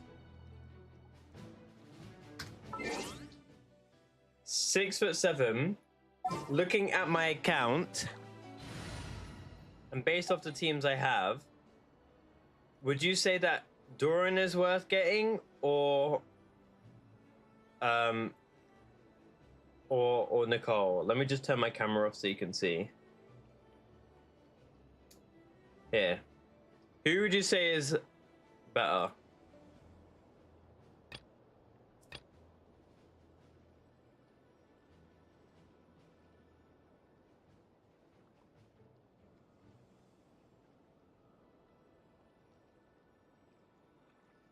Nicole or Doran?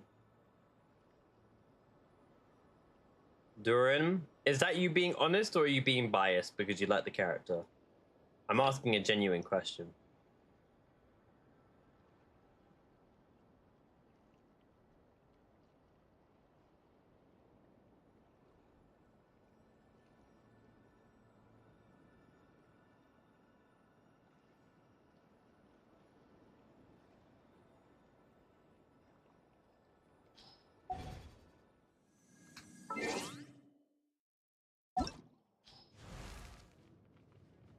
But she is beautiful, to be fair.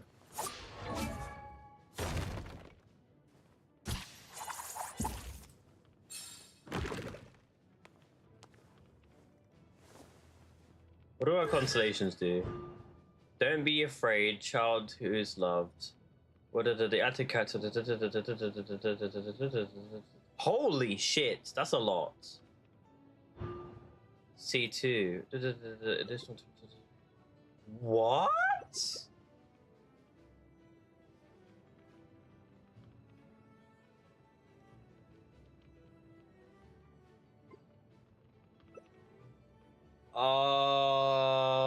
Okay.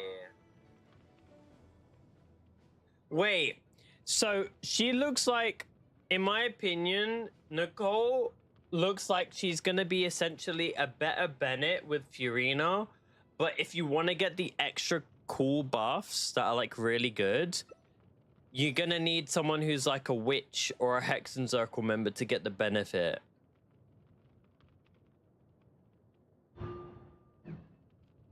That's what it looks like. Oh, but she provides a shield for 20 seconds? Oh, wow. So she sustain as well?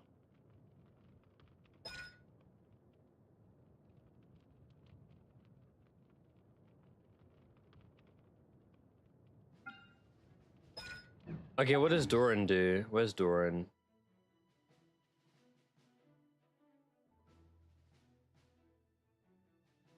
She doesn't function like that. Function like at all going without another Hex and Circle member.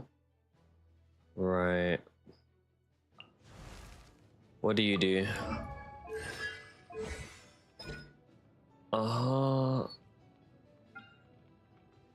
So you do damage over time. You do damage over time.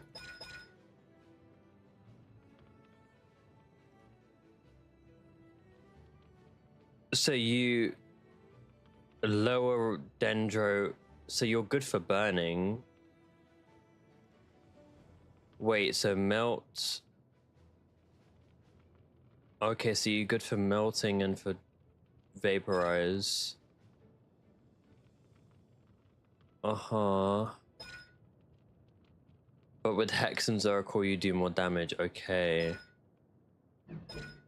What do your constellations do? C1. That's a burst. So you give a damage buff. C2.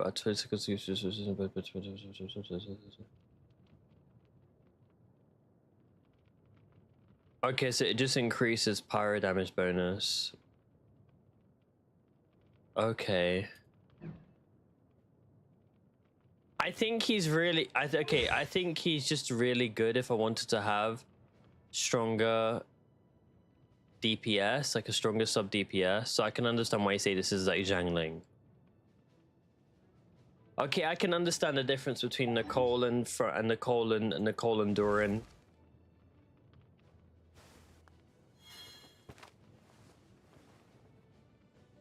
I can understand. On paper... Wait, let me turn my camera back on. On paper, Nicole looks good. Essentially, Furina Plo plus Max with Bennett. That's essentially what she is. But Doran, on paper, looks like he benefits, like, my older teams. Like, if I want to, I could use Doran with my... Like, I could use Doran here with my, let's say, Arlecchino and replace him with Fischl. Or like I mean, not even Chevreuse. I feel like, so Doran's good with Arlecchino or with Varessa. Doran's probably good with Raiden. You replace Bennett with Doran? Wait, really? Bennett with Doran? Let me read it again. Am I not... Is there something I'm missing? Does he give attack buffs? Does he give attack buffs?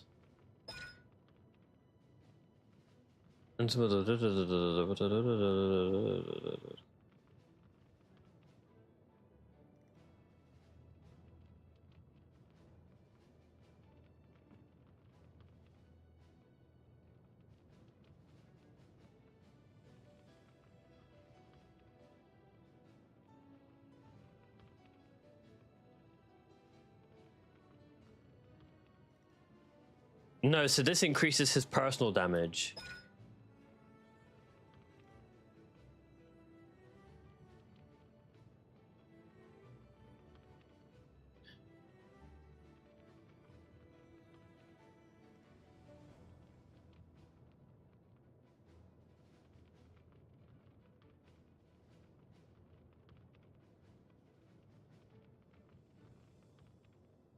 Overloaded. Uh-huh. Oh, it lowers their resistance. It lowers pyro resistance. I understand. Okay.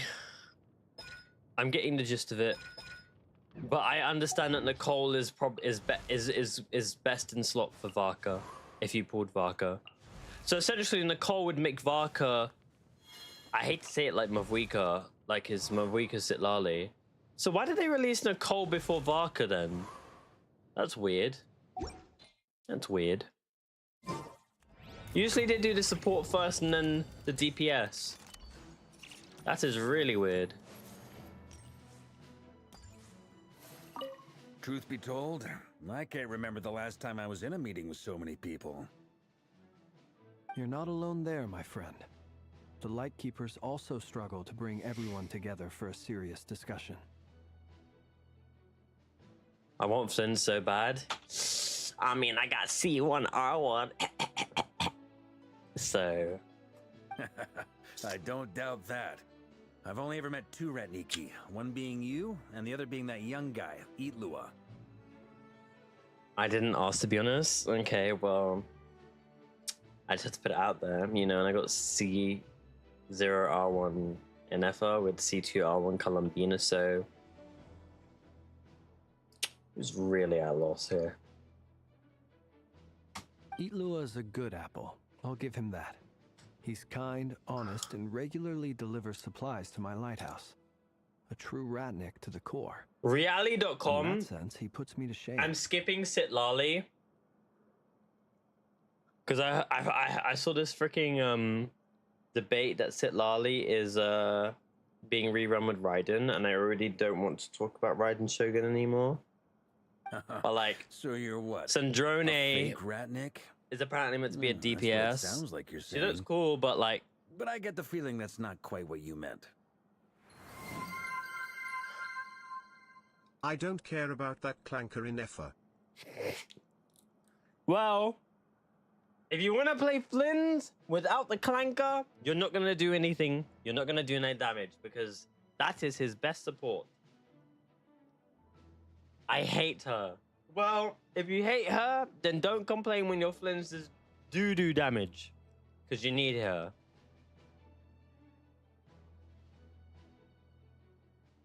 I have tried so many times to do DPS with Flynn's without an effort. It doesn't work. You physically cannot do it.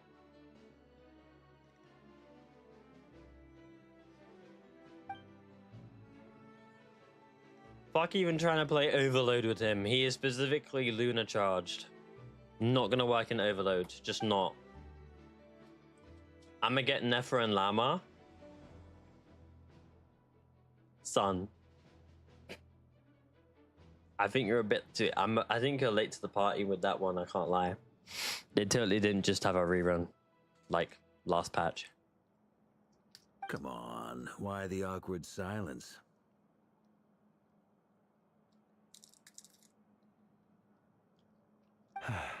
Sorry. I'm not even gonna bother trying to hide it. You've known all along, haven't you, my friend?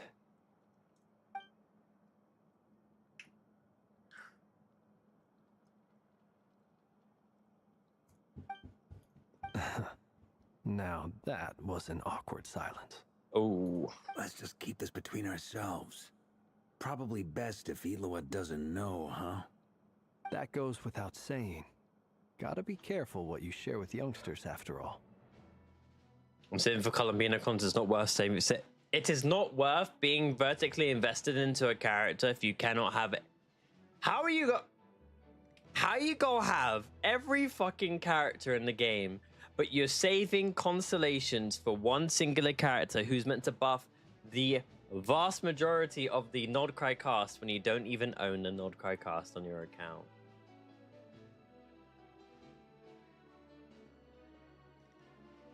That's like me saying I'm gonna own Flynn's, Lauma, Inefa, fucking everybody under the sun, and then not get Columbina.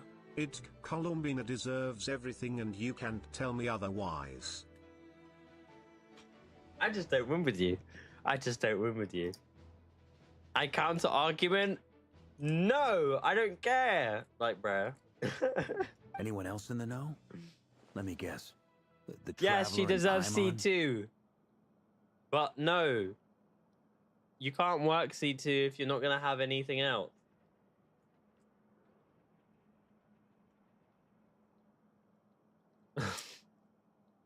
It's dangerous being too sharp for one's own good, you know.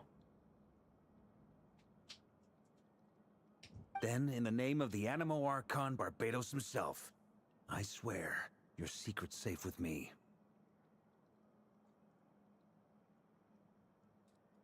Well, she reruns next patch, so good luck. Good luck. When we went for drinks, you said that you and Barbados were practically best buds. In the light of that claim, do you really expect me to And take guess your who has oath seriously? C2R1? Me! Of course. Just as long as you don't go spreading around the fact that I'm close with Barbados, all right? So your pity. Fair enough, then. Nothing like a bit of mutual leverage to seal the bonds of friendship. Guess who doesn't even like Luna reactions? Wait, you really, you don't like Luna reactions?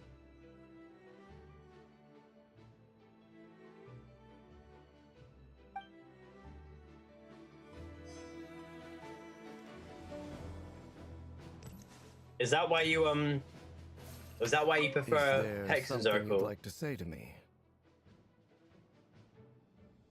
Yeah! For starters, why'd you just show up here without even giving us a heads up? If you think back to our previous interactions, you may recall that that's hardly out of character for me. You do have a point there. Oh yeah! You'll need to find somewhere to stay the night too, right? Want to tag along with us? You never know.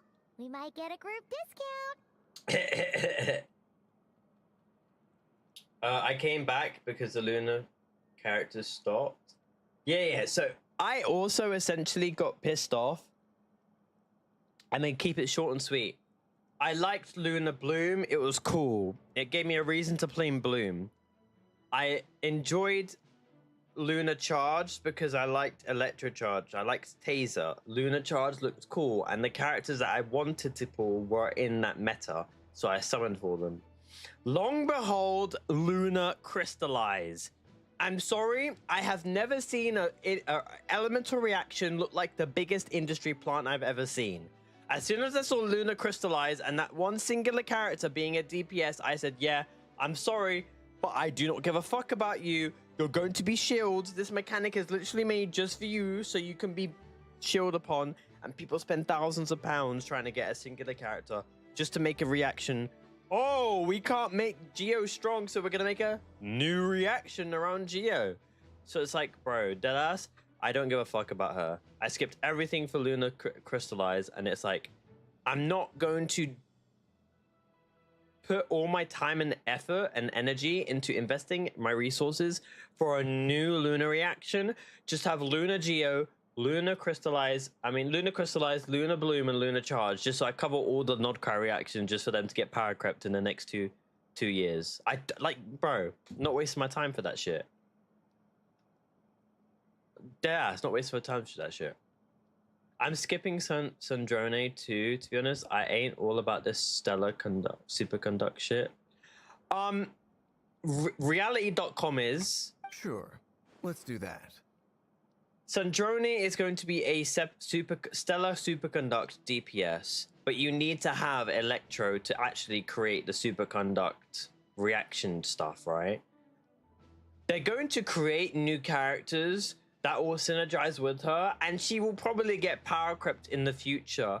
But for now, they just need to actually create the variables to actually make a superconduct team for Sandrone, right? Her best team isn't out yet. Like, her best in slot isn't out yet.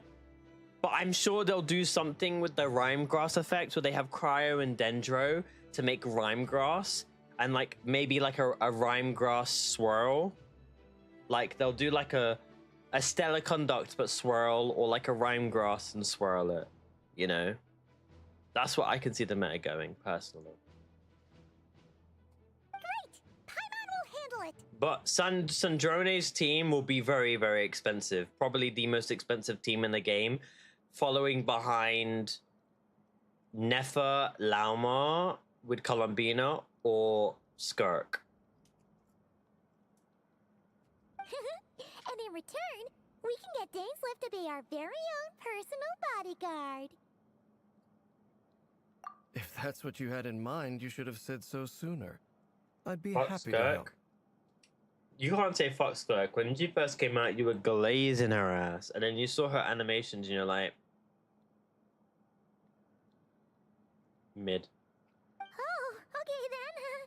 Paimon was only kidding, but good to know. Alice's team is expensive as shit too. I mean, not really. It's just Nicole. And, it's just Nicole and maybe someone else. Anyway, since we're all here together, we might as well watch each other's backs. That's just what friends do, right?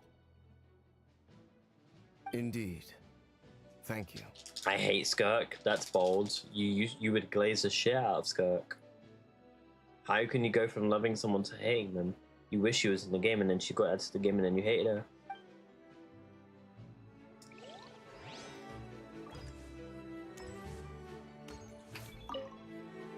Your both awfully quiet. Have either of you ever had your portrait painted? That sounds like a lovely idea. I dabble, okay. He's an excellent. I'm flattered. If I ever get the chance. I'll bear that in mind. Anyway, how about you, Durin? What sort of portrait would you prefer? Oh, I'd be fine with anything. Whatever style feels best to you. Very well. Then I'll play it by ear. You can replicate any style I want. I can try. If you show me a sample, I'll do my best to... Thank you. In the...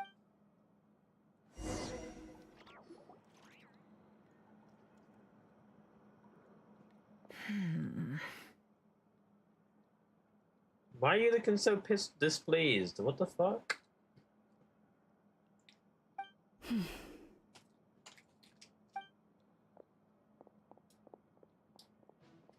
Oh, it's because she saw Dainsley. Ah, Miss Nefer, you made it after all.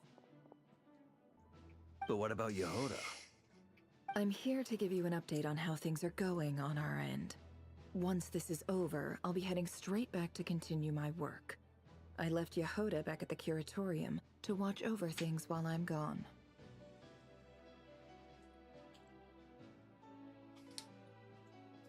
Huh. So much for just this once. Shh! Not so loud! We're on a roll here. What if she remembers and suddenly decides to back out?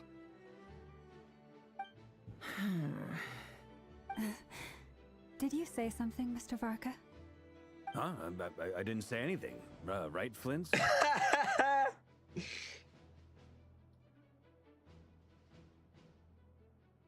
She's the only not quite character I actually like. I like her too. I like Nefer. I like Lauma too, and I like Flynn's. Durin is growing on me. I don't really care about Varka, but he's cool. I think they did his character well, and Columbina's Columbina. Must have been a frog. They get so noisy. The only reason why I like Flynn is because they made him a badass male DPS without making him look shit. And they didn't make him like, they made him aura farm. They didn't make him like soft or anything or feminine. And he actually does damage. Anyway, before we begin, there's a few introductions to make. Let me start by saying that it's an honor to be speaking before so many distinguished colleagues and collaborators. First up, we have Miss Lauma. As Moon Chanter, she's the leader of the Frost Moon Scions, a local religious community in Nodcry. Then there's Miss Nefer, boss of the Curatorium of Secrets, an intel gatherer extraordinaire. Nefer is leading the investigation into Rerer's background, assisted by Yehoda and Lauma. From the little I've heard, they're making some great progress. Over here, we have Mr. Flintz, a Ratnik and guardian of the abandoned lighthouse. In our last operation, he courageously distracted the Wild Hunt to buy time for the rest of us. For those of you who've never met, this is Mr. Albedo, a renowned alchemist and captain of the Knights of Favonius investigation team. By his side is a new face for us all, myself included. Mr. Durin, who has come to lend his aid. That was some introduction. God Next up, damn. we have the Moon Maiden and former Fatui Harbinger, Miss Columbina. Well, she's not Fatui Harbinger anymore, but... Then we have the Traveler, who's earned more titles than I could possibly hope to list out, so I'll spare you the rundown. And Paimon, the ultimate travel companion and quite possibly the best guide in all of Tevat.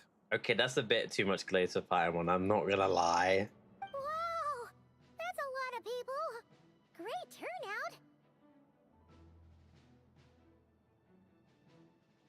Miss Nefer, it looks like you might have another job coming your way, so, congratulations on the booming business, I guess. He said former? Oh, he did? My bad. You think I haven't got enough on my hands as it is? Who's looking for me now? That would be me, Miss Nefer. I have a commission for you. And you are? Bitch, did you not hear him in the fucking memories that you just read? Bro. Who I am doesn't matter right now. What does matter is that I'd like you to gather more intelligence about the Recher of Solnari. Well, it's not as if we never take on anonymous commissions. But in your case, I'll have to decline. I'm gonna take a wild guess and say your job's probably more hassle than it's worth. Something about you seems like bad news. Bro, she's like... she's My guy just tried to aura farm and she don't give a fuck. The way she's chatting is like how freaking Magic talks to a black cat, bro. It's my eyes, isn't it? Conrian, I assume. And what's with the mask? Are you trying to hide your identity? In any case, the fact that you're even still alive raises an awful lot of questions for me. He was trying to play like a game, and she's like, "Bitch, I know who you are. I don't really care." My name is Lol. Dainsleif. And yes, She I am knows who from you Conrian. are! As I'm sure you're aware, the Recher of Solnari's real name is Rerir. He was once an acquaintance of mine. Really? Then you must have been quite an influential figure yourself. She clearly knew who he was, and he still fucking repeated himself. You flatter me, but none of that matters You anymore. might as well just tell the whole community My at this point point. was simply to clarify why I have asked Did you see the Genshin 2 to leaks? No. investigate Rerir's background. So you're both from Conria, and it sounds like you used to be friends? What am I missing here? Surely you already know how he became one of the Five Sinners. Oh. I'll tell you everything I know. The history of Conria, the names and identities of the Five Sinners. I remember it all like it was yesterday. Okay, guys, lore. I have never spoken openly of this before. But the truth was exactly as people say. The Five Sinners were each driven by their own desires, and it was by playing upon these that the Abyss tempted them to their fall, tearing Conria apart in the process. The Visionary, Vedifenir, who wished to foretell the future. The Wise, Corruptatir, who sought limitless knowledge. The Visionary. We've heard this name before. I can't remember why. I can't remember how. Gold, Rhindaughter, who desired to create life. The Foul, Sertologi, who pursued supreme strength. Gold Rhindaughter, who we know is a shade. Albedo and Doran's mother. The Foul, Sertologi. That's got something to do with Skirk, as well as teachings for Tartag. And last, but not least, Recher of Solnari, Rerir, Ravager of the Moon. Of the five, Rerir is the only one who remains a mystery to me. He never harbored grand ambitions, so what changed in the space of a single night? How did he come to fall like the others? In other words, you're saying that his change came as a shock to you, and you have no idea what actually happened? That's right. You mentioned how the Abyss tempted them, which led to their fall. But what did that look like in practice? And what other context can you give me about the events of that time? The more detail you can give me, the better. Strangely, now that it comes to it, I hardly know where to begin. The fateful night took place during the era of the Eclipse Dynasty.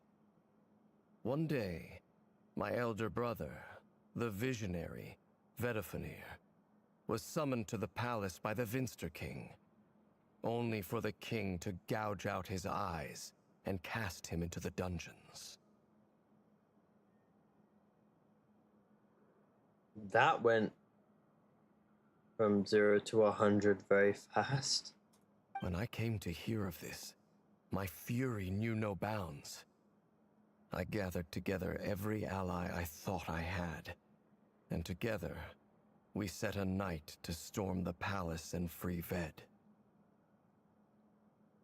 Centuries on, the memories of that night still haunt me like a never-ending nightmare. We broke through the palace gates, just like we had planned, each striking towards our separate targets. But then, I was betrayed. Even Vedafenir, the very person I had come to rescue, abandoned me and partook of the Abyss's power. So, it's personal after all. Then tell me, Mr. Dainsleif, what price are you willing to pay? You, of all people, must know that nothing comes for free. I cannot say what price would be worthy of such a commission. But know this. Rerir was not always a madman. Believe it or not, there was a time when he was just an ordinary man, working for the Conrian Intelligence Service. Uncovering the truth of Rerir's past is the only way to unravel this mystery. But before you decide if you will accept my commission, I will tell you more about him. Enough, I hope, to help you plan your next move. Sounds pretty good to me. Feels like we just flagged down a random passerby, only to discover he's actually a master strategist who has a score to settle with our enemy. Can I borrow your halo? It could be useful in the lighthouse. Hey, enough with the wisecracks! Besides, isn't that lamp of yours bright enough already? Relax. It was meant to be a compliment. If that was a little over the top for your liking, I'll make sure to tone it down next time. I'll give your proposal some serious thought, Mr. Dainsleif. Let's speak in private once the meeting is over. Before that, there's a few things I'd like to share. When the fuck did you have a voice? I'm not here since when? What the fuck? Bitch, I haven't heard you since we spoke to our fucking sister in the dreams. What the f— Okay, that caught me off guard. What the fuck was that dialogue?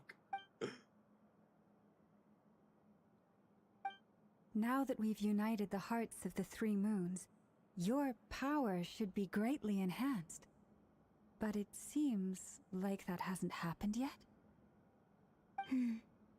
I believe it will take a little longer. You've done so much for me, so I want to be completely honest with you all.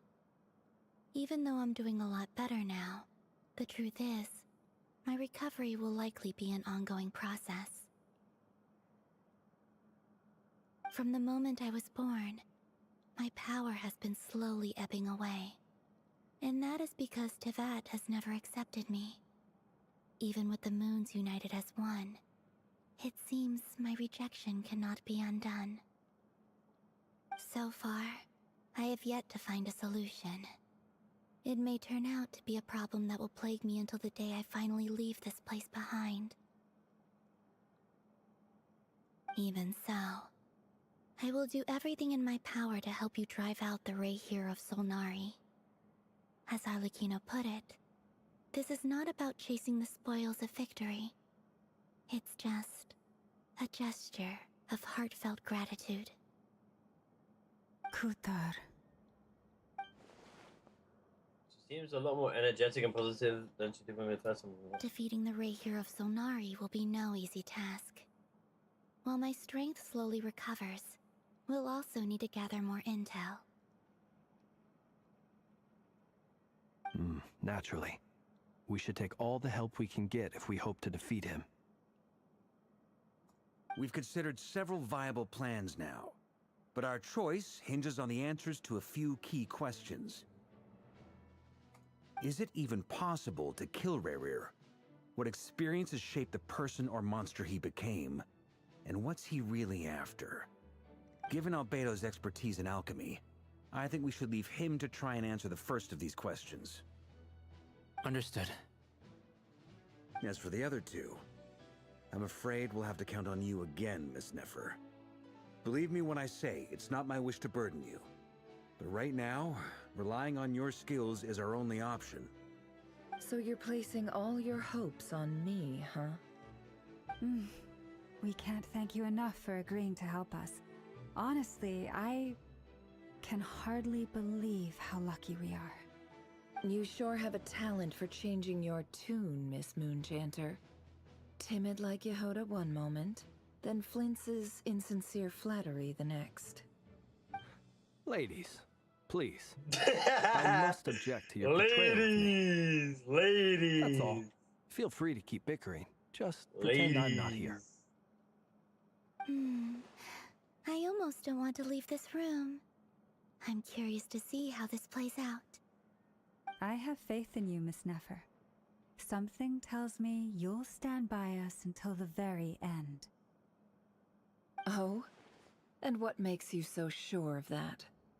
What if I suddenly decide that my compensation is insufficient? This isn't about the money. I can sense that you've got a deep-seated distaste for Rerir. And knowing you, that alone is motive enough. Look at them getting along so well. Like two peas in a pod. And I'm the one they accuse of insincere flattery. There is no justice. Miss Lauma, you have to understand something. Unlike you, I don't actually enjoy having everyone's hopes on my shoulders. Is that right? Well, maybe the fact that I'm willing to put my hopes in other people says more about me than you. But the fact is, I also trust you. And that's because I know that you're someone we can count on.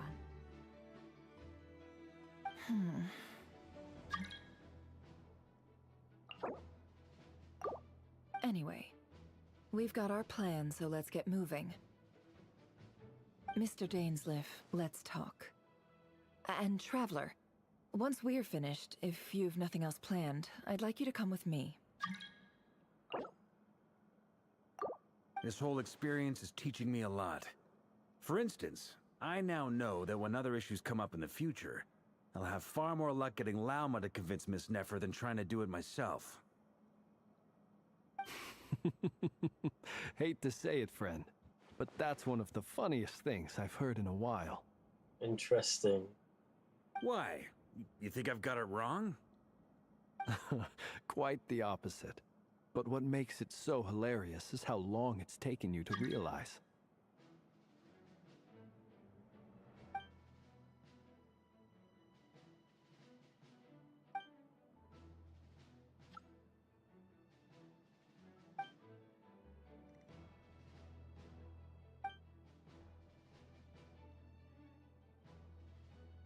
You and Paimon wait patiently for Nefer, content to see how well everyone is working together. Once Nefer is finished, you follow. Okay.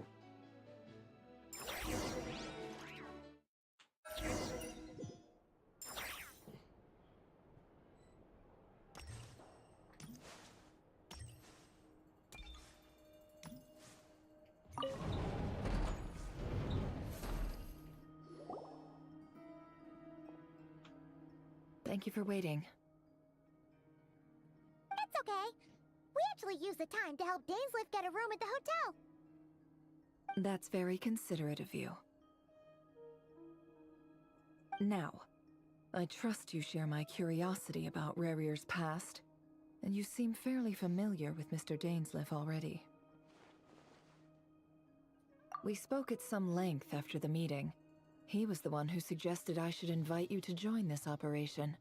He feels confident that these secrets will be safe with you. Dane has a lot of faith in us, that's for sure. Likewise.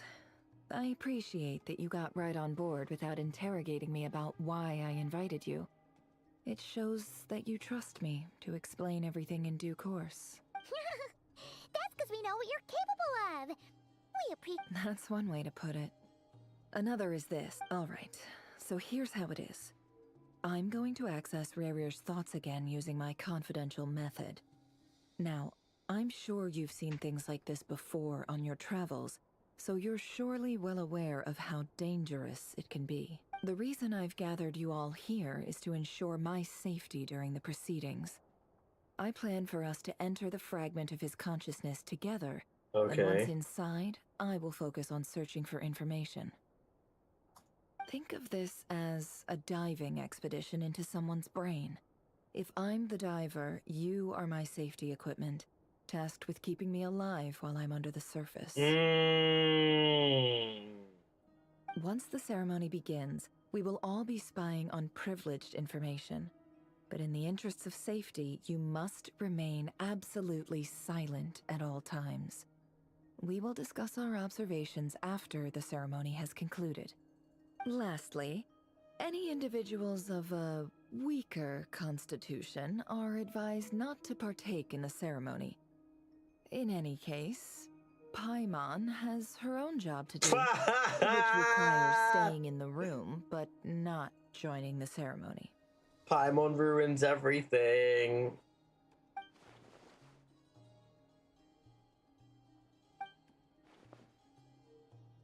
Well, good luck, everyone. Sounds like all Paimon can do is cross her fingers and root for you guys. There's a little more to it than that. I was being serious when I said you have a job to do. While the rest of us are inside Rarir's mind, it's imperative that we have a team member on the outside. In the event that something goes wrong, you will be our first responder. I don't anticipate any issues, but the extra level of safety will be greatly appreciated. I second that. This is a dangerous operation here, and you're our whole rescue team. That's pretty much the most important job in the crew. So, Paimon's like the lifeguard? Yeah, that makes sense. All right, got it. Good. Please, take a seat.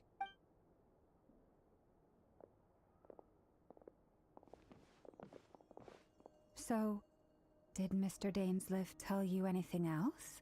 He told me that he believes Rarir kept some big secrets in his life. He's not sure that they were the cause of his eventual downfall, but he's asked me to uncover what those secrets were all the same.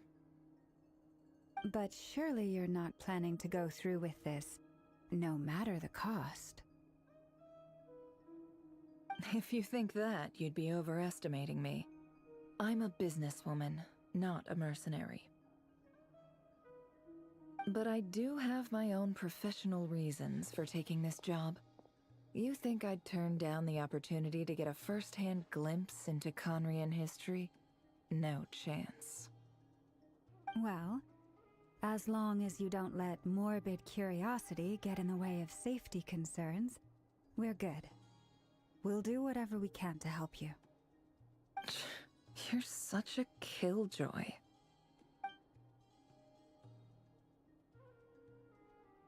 Yeah, she's got essence almost feel like a summoning ritual. Seems like Nefa has no intention of sharing her trade secret, and now is not exactly the time for moment to buy. There's a chest set on the table where she could do something. All right, I'm good to go. All set over here, too. Promise, Paimon, you'll be extra careful. Thank you, All promise. right. Let your whole body relax. We're about to begin. Close your eyes.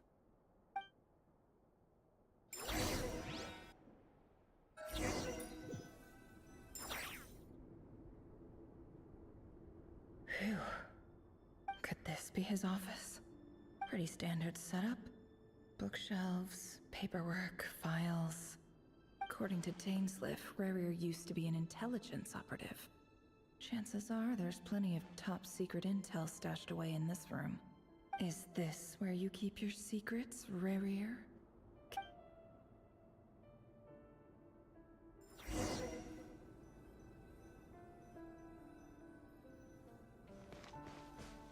He looks even gloomier than last time. I wonder what's changed.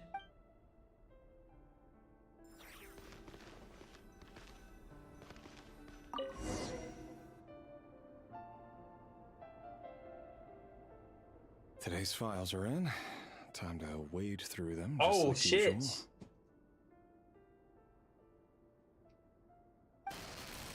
Male, 51. Occupation, cook. Confirmed Crimson Moon descendant. Has maintained frequent contact with other descendants over the past year. Poses a threat to the dynasty. Neutralized.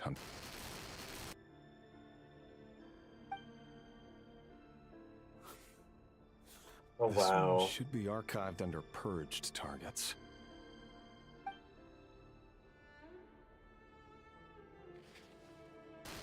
Female, 23. Occupation, office clerk. Confirmed Crimson Moon descendant. Has maintained frequent contact with other descendants over the past year. Poses a threat to the dynasty. Neutralized.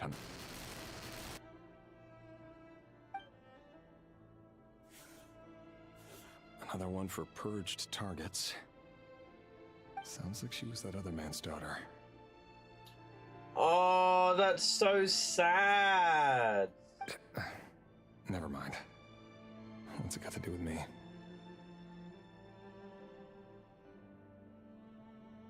Gets to a point where you realize you're just killing a whole, like, you're killing a nation, like a bloodline. It gets to a point where you have to accept that you're doing something bad.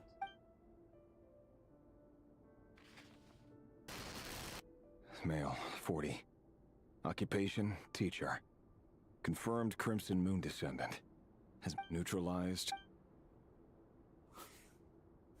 Just another nobody for the archive. Come to think of it, I remember surveilling this man. A case like his never would have been considered a priority in the past. Huh. He barely even interacted with other Crimson Moon descendants. And I bet you this is his daughter.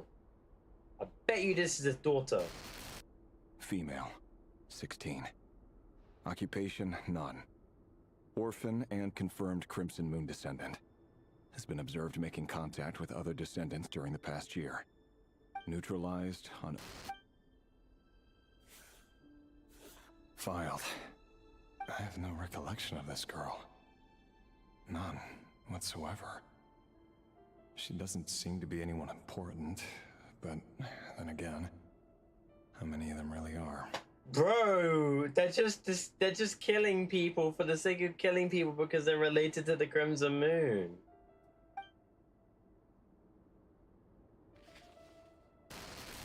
Female, 13. Occupation, none. Neutralized and... Filed.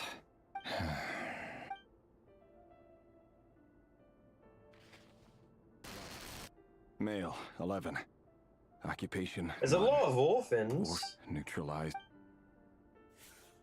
There's a lot of orphans.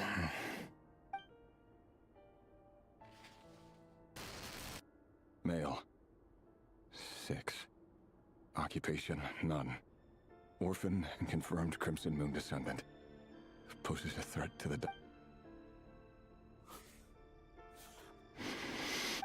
It's funny, isn't it? Your job is becoming both harder and easier at the same time, depending on how you look at it.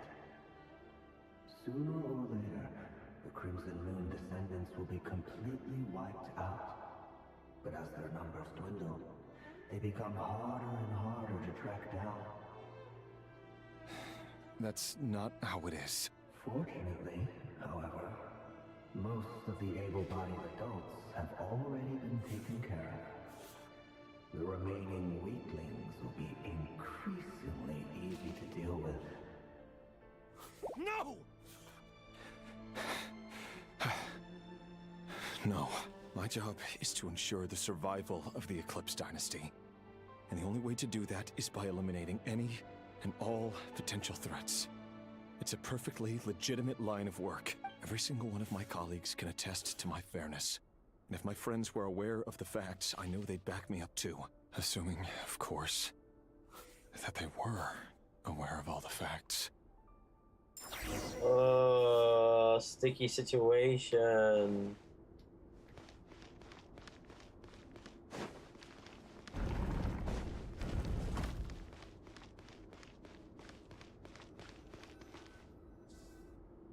Mr. Vedifalnir, it's been quite some time since we last met.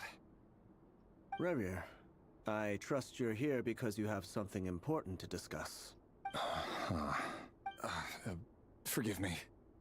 I wasn't tuning out, it's just, I noticed you didn't even phrase that as a question. As if you knew I was coming. Tell me, does someone in your position ever feel the need to ask questions at all? It is indeed within my power to foresee certain things. Things like your arrival. I was just thinking. It won't be long before I'll be inviting both you and Dane to my wedding. That isn't a lie, but nor is it a fact as such. It's a wish, isn't it? No fooling a prophet, is there? Ever since that day we met for drinks, I knew it was only a matter of time before you came looking for me.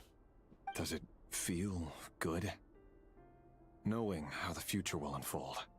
I'm afraid the notions of good and bad fail to capture the complexity of what such a power entails.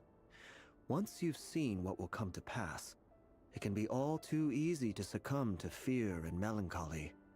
Unless, of course, you learn to abandon these feelings. You fear my silence, and long to hear the words I left unspoken that day. That's right. You must have noticed my reluctance to broach the subject. And the reason is simple. Because the truth could never have lived up to your hopes. For both our sakes, such words are better left unsaid.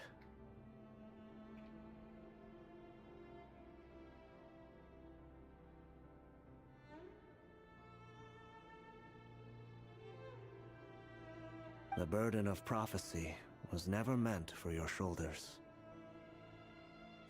So who exactly do you deem worthy to hear your prophecies? None but our exalted king? Or rather, our king as he once was. You're closer to his majesty than I am. You must know better than anyone how much he's changed. You say that as though it is to my benefit. Yet precisely because of that, I dare not speak rashly. A king can turn out to be the most virtuous of rulers, or a tyrant more terrible than the most vicious of dragons. You are so wise and far-sighted, yet still you would have me live in fear of the unknown? You make a fair point. Especially given my silence alone was all it took to send you spiraling downwards. Very well then. Let me offer you some advice. And I say this not as a prophet or a visionary, but simply as the brother of your friend. For many reasons, there is very little chance of your marriage ending in happiness. If happiness is what you seek, you should find another fiancé. Oh no! That's so mean! Dude, that's so mean! Oh, that's so mean. I would crash the fuck out if I found out that my fucking fiance wouldn't end up being with me after leading me on for so long. Oh, I would crash the fuck out. If someone who I devoted my life to hid secrets about my occupation, about the things I do, to put food on the table, to keep the lights on, to make sure that she's doing well, to find out if she's gonna say yes to being married, and then just to lead me on, and then to be told by a fucking someone who's got the ability to see in the future that I'm not gonna be with them, bro, I would crash the fuck out. I would crash the fuck out. I can understand why he'd be There's mad. that same black fog again. Could this memory belong to Thelindis? Guess I. Because what do you mean I've done this all for you to not even give a fuck about me and consider my proposal? Oh my god. Wait. Hear me out. This time we finally got a clear look at his face. And so learned she his true finally gets to identity. see who he looks like and reveals his identity. His name is Rerir, and he claims to be one of the king's guards. What did you say? A cruel irony, isn't it? The man you're set to marry leads a double life as a brutal executioner. Why are you telling me all of this now? Simple. It's because I want you to kill him. You are the only person he would never suspect. No way! Wait, there's no way this actually happens, right? Nah, there's no way that she kills him. The reason why your fiance is no longer your fiance is because she kills you. Mad! Mad! No, absolutely not. I would never dream of doing such a despicable thing. So you'll just stand by and watch him slaughter us to the last? Do not forget that the blood of the Crimson Moon flows in your veins too. Wait, what? The blood of the Crimson Moon? What does that matter now? The dynasty has long been dead and gone. Oh, she's trying to move on. You think that alone is reason enough for me to throw away everything I have? Why wouldn't it be? You two were once a child of the Crimson Moon, just like me.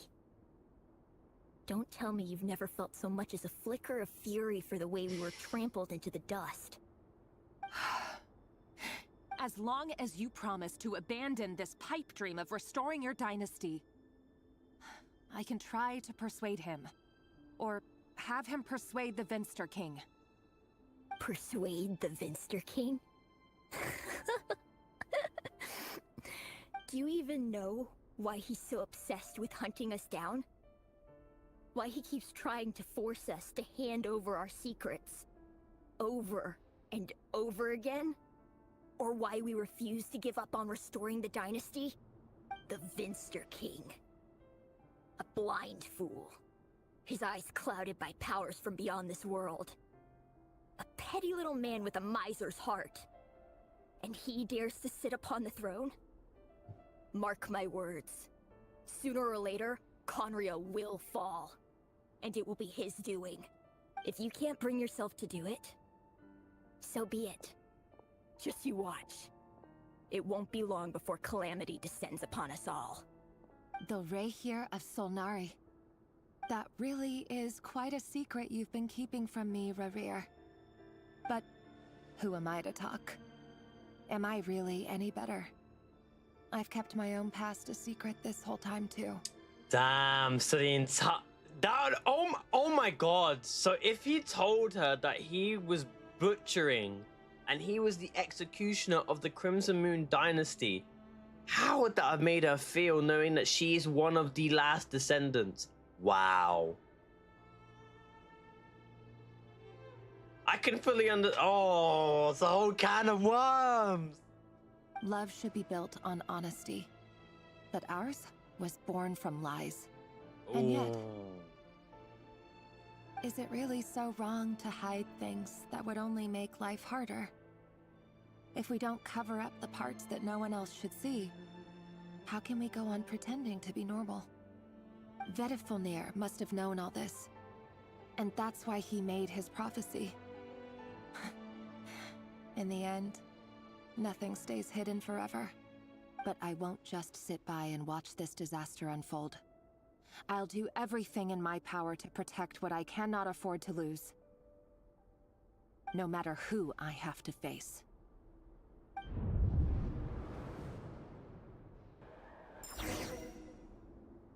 Return to the office. Huh? Was that Rarir who just walked past the window? Doesn't it give you the chills that he still takes the same road to work every day? As if nothing ever happened. Those people at the deli. Enough already. They're clearly pretty taken by their own disguises, so just smile and play along. Pull the rug from under beasts like that, and you'll risk having your throat torn out. I think the reason why he turned is because he crashed out. No, talking about us people from the opposition. The fact that he's not gonna have a future with her has made him crash out. I used to run a deli. Consequence always vanishes so easily, and no one. But surely you can see he's not the man he pretends to be. So many have died already, and they say that the king's madness grows with each passing day. We're not going to survive this, are we? Oh, that's the girl that said was executed. Why does it have to be this way? That he Do executed. we really deserve to die just because of the blood that runs through our veins? Felindis, are you even listening? Sorry, Freether. My mind was off wandering. I heard you, though. You're talking about what Rerir said. He's just following the king's orders. He's a secret agent, and it's his job to hunt down rebels and dissidents. By the time you first met him, he'd already taken lives. Maybe he was using you from the very beginning. No. Rerir has no idea I have anything to do with the Crimson Moon. My family are only distant relatives of the main lineage, and besides, my eyes are perfectly ordinary. Truth be told, apart from my teacher, pretty much who's dead? No one knows I have any connection to any of it. It's been a long time since my family severed ties. But as Orlog said, who could possibly talk sense into that raving lunatic of a king? No one. I'll work something out. Trust me, I'm with you all. But for now, you need to keep yourselves hidden. Don't let anyone find you, anyone at all. Don't forget that Rerir is an Eclipse operative. You need to be extra careful when he's around. And when I am too. For now, don't come looking for me. And if anything happens to me, just act like we've never met. If even you can't escape this, what hope do the rest of us have? But after all this time together, surely he wouldn't lay a hand on you. I won't speak in his defense. Nor can I give you a clear answer to that question.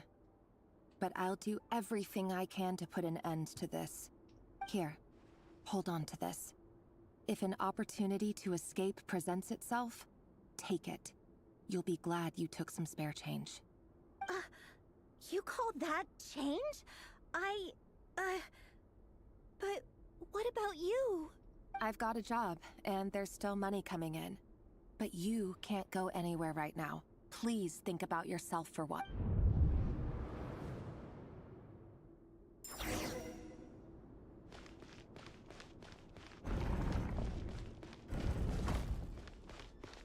Oh, wrong way.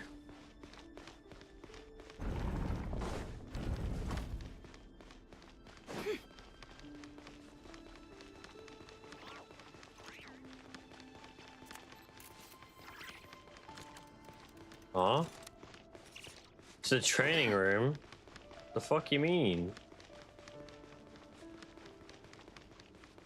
Where?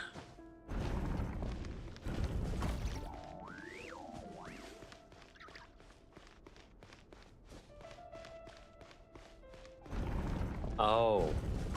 Another day, another round of assassination training. The training ground is just beyond this hidden passageway. When you kill a person, doesn't it bother you when you end up covered in their blood? Why would it? Aren't we all just walking blood bags? But not everyone is accustomed to hunting down others like prey. You've been a hunter for so long now, you seem to have forgotten that most people don't just go around killing one another. Leave me alone. Make sure you have a firm grip on the handle. Then choose your ammo well. Keep your movements light and brisk. And the prey won't sense a thing. I'll bet no one's ever died a quiet death at your hands. I work clean. No traces.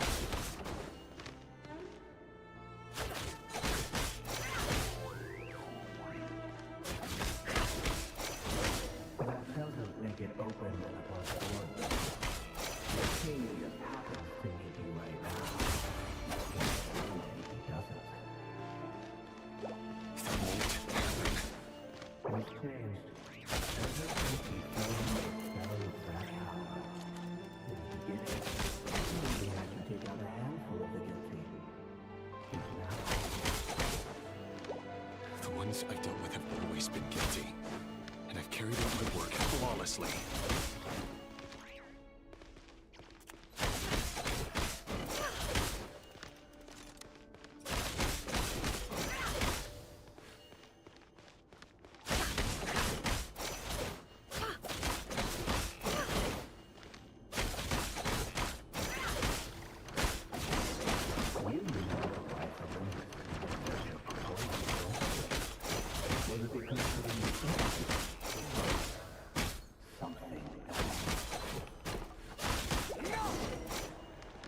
Oh, whoa! Oh wow, that got dark. The Abyss is talking to him, I think.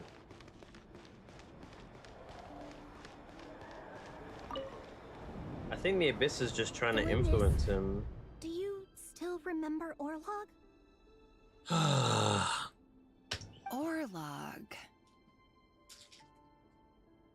The boy who was pretending to sell flowers. You spoke for quite a while, didn't you? Yes, we did.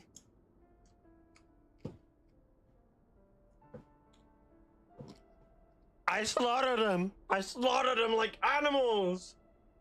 What about him?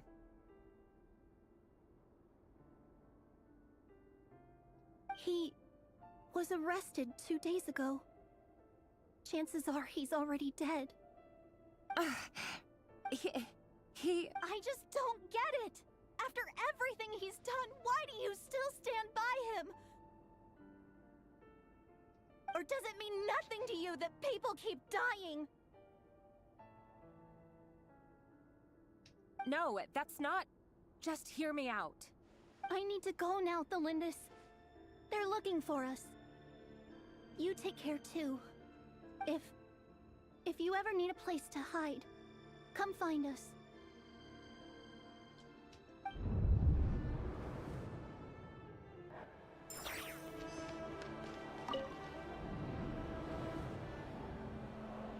Author Thelindis.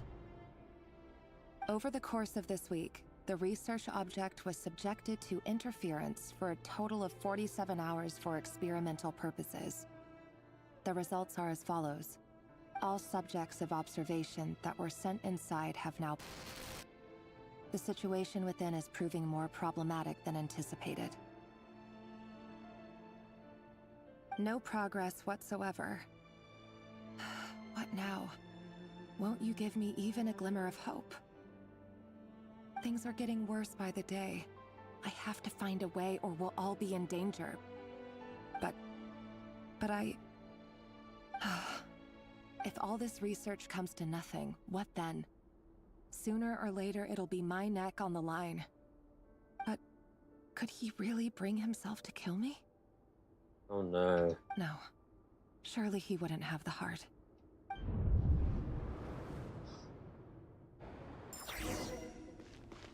Return to the office.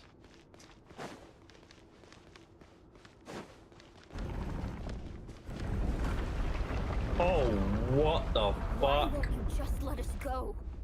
We don't even know each other. All we want is to live ordinary, peaceful lives. You want to live?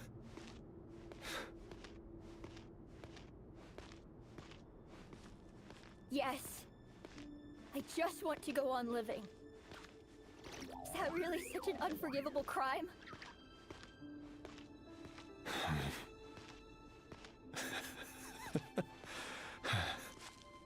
You want to go on living. I want to keep living too. To keep living forever. That's why I have no choice but to continue on the path I'm on. If only some savior would suddenly swoop down and change the way the world is. Too bad that's not going to happen. Imagine that. If there really were such a person. Oh he would no. not be standing here like this. Would we?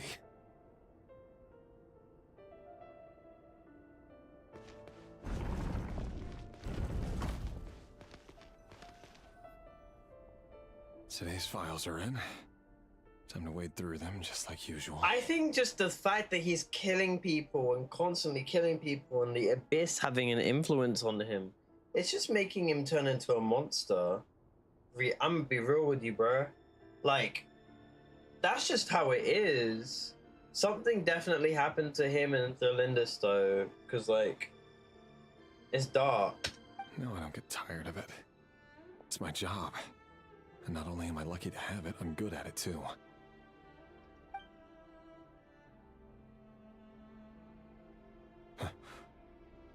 Wait. That's his girl. You gotta kill your girl. Thelindis?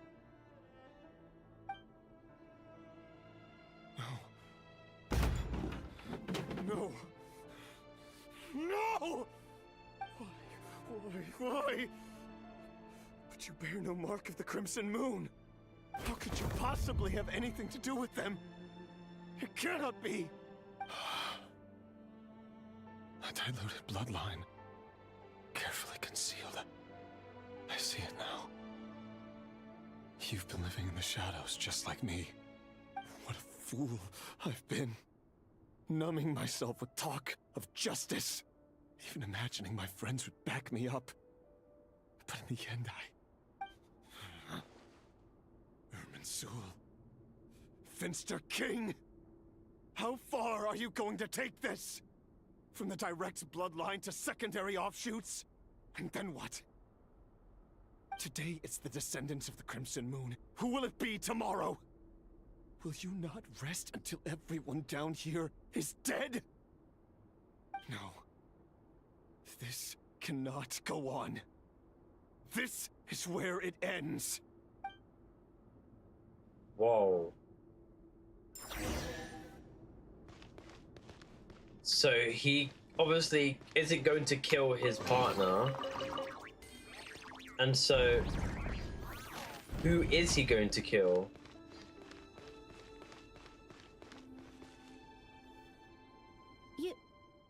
You're really letting me go? I am. As long as you can guarantee that no one will find you. Don't worry, I'll be extra careful. No one will know I was here. But what about you? Me? If you let me go, you won't be able to complete your mission, will you?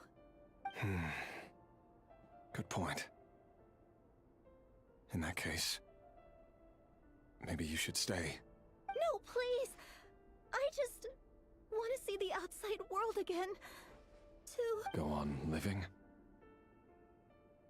Yes. I know you're a man of your word. So please, just let me go. If I let you leave, what will become of me? Just kidding. Go, now. But remember, don't let anyone know you were caught. We'll be seeing each other again very soon if you do. Even shadows in the dark must live by a code. But you can't save everyone. Oh God. You've been whispering in my ear for days now, Vedifilnir. What are you trying to do? Break me down? I only say this because you long for an answer to your problems. Let her go, Rerir, or you risk losing everything. I will not abandon Thelindis. I understand it now. He has to let his girl go to live, or she has to die because they can't be together because of their dynasties, their bloodline. I get it. And you'll need a little more vigilance and a lot more power. The world is changing, Rerir. Keep your eyes peeled for your moment of opportunity.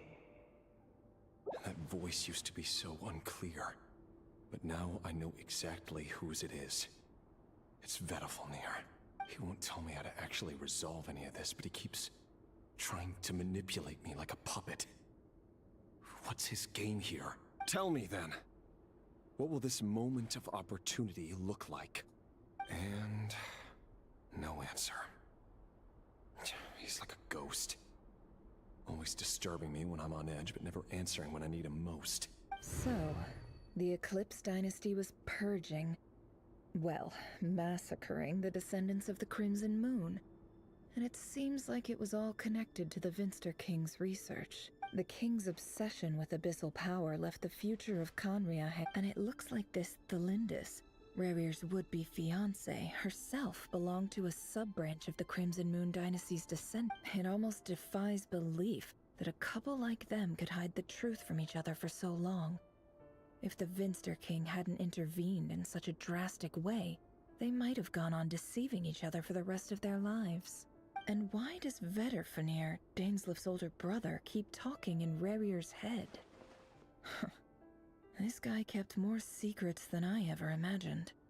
The human mind is like a vast desert of shifting sands. When you follow the flow of someone's memories, you only ever see the parts they're willing to let surface. Time for something a bit more creative.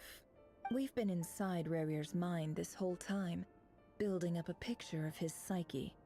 There's already enough clues on the board to start reading between the lines and mapping out the rest. Now, we can finally begin to put the pieces together. Sure, it'll only be a reconstruction, part simulation, part reasoning, but it's usually pretty accurate. Once we've built up a cognitive profile, we just need to cross-check the logic behind his actions. And then we'll be able to take a sneak peek at whatever it is that Rerir has really been hiding.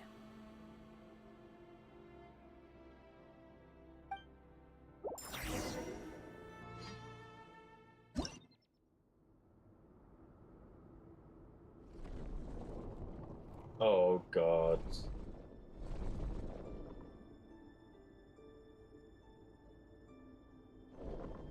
Rerir, are you there?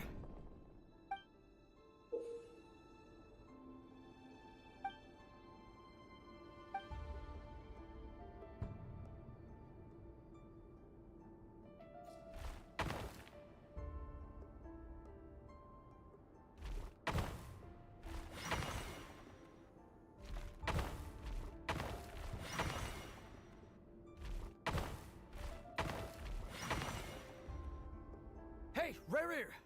Come out, it's urgent!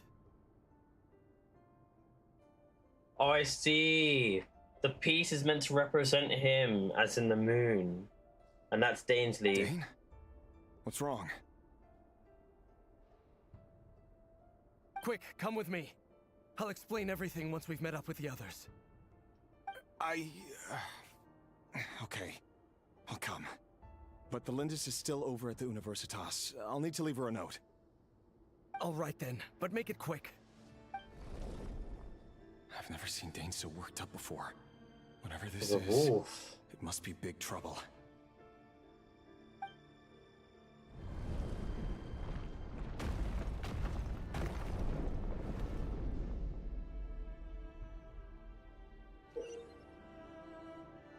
Got it.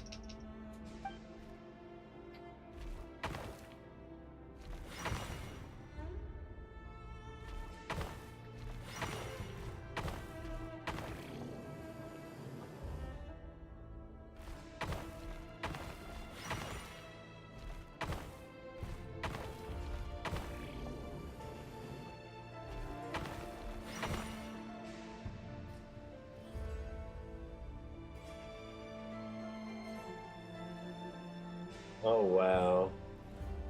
Well, this is a nice change, meeting you all at this hour. When men and women of ambition can speak face to face in broad daylight. Wait, have we I heard say that's a Randall big before? step forward for our dear Conria. Don't be ridiculous. We do not fear the day. Why would we seek refuge in the night? You might ask your blade that same question. I'm told it prefers the cover of darkness. The word on the street is that Sir Delogi only strikes when he has an unfair advantage. But that is patently false. I see you're missing an arm and a leg. Surely only a fair fight could explain that. If this is your way of offering me replacement limbs, believe me, I'll take them. Oh, we can certainly discuss that. With bioalchemy, anything is possible. Assuming I have your full support in my research. Lunatic. Robtatir, what brings you here? Why, Dainsleif, of course. He invited me. Please, cast aside your apprehensions, Miss Rhindaughter. Whatever the rumors may say, I am but a humble servant of the king, and I can assure you he affords me no greater convenience than he does you. Well, the Universitas Magistrorum won't stop fawning over you, so at least some of the rumors must be true. You're clearly doing well for yourself, so drop the humble servant act. It endears you to no one. You're president of the Universitas Magistrorum, the chief royal mage known as the Wise by royal appointment, and by far the most favored among the 4 pillars of Conria. Vice President Veit doesn't even try to hide his envy. My success is the product of hard work and good luck. It's as simple as that. Were the king not such an extremist, I hardly think I would have received a senior post at my age. Of course, no job is without its gripes. Serving a king like ours can be a challenging task.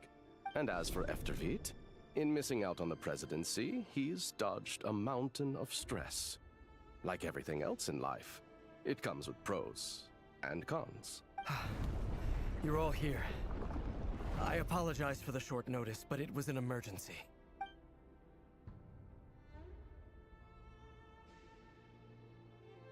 You must be Rarir. Mr. Sertologi.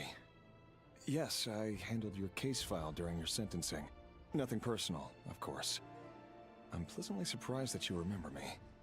You're clearly a person of substance if you've been invited here. But Dainsleif, you'd better have a very good reason for convening this little gathering.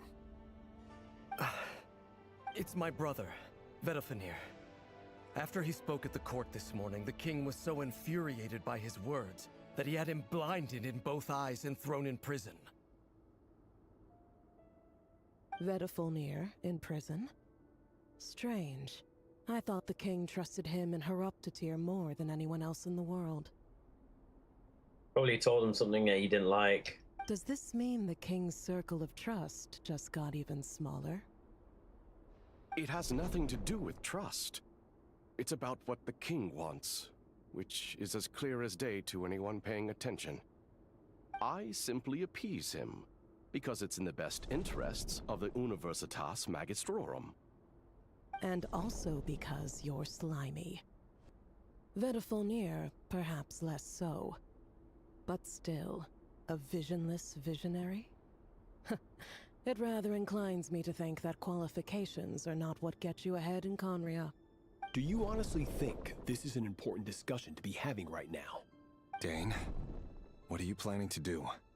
Rescue Vedalfenir, I assume. Correct. It will mean storming the palace by force. Tonight. I need all of you on my side. That's far too dangerous. And don't forget, Dainsleif, you're captain of the Royal Guard. You swore an oath to the throne. You've been planning this for a while, haven't you? I have no desire to commit treason. But whatever critique the king may have of Vedalfenir, disfiguring your most loyal subject for putting the best interests of his court and nation first, this is not the conduct of a wise ruler. My blade will force the king to see the error of his ways. So, Vedalfenir's prophecy enraged the king. I'm sure it wasn't what he wanted to hear, but if he won't take counsel even from the visionary, that is deeply troubling news. The extent of His Majesty's madness is now all too clear. The question is, how does a man like me get out of this situation unscathed? True. You have noble ambitions, Dane. But I'm afraid they don't do much for a guy like me. I'm not interested in saving the world. All I want is a letter of pardon. A letter of pardon? For whom? Thelindis? He wants a jail letter free card for her. The chances of the Vinster King issuing a pardon for anyone connected to the Crimson Moon seem vanishingly slim.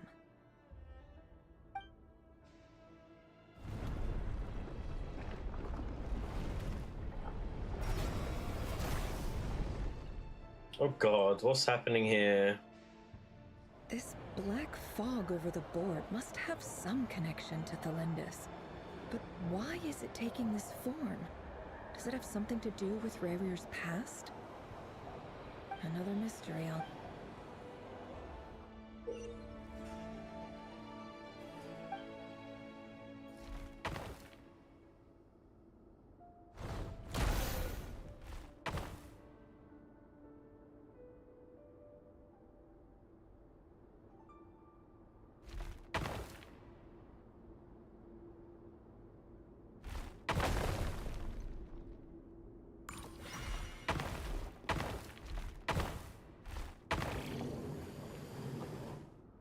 Oh, I should have gone back.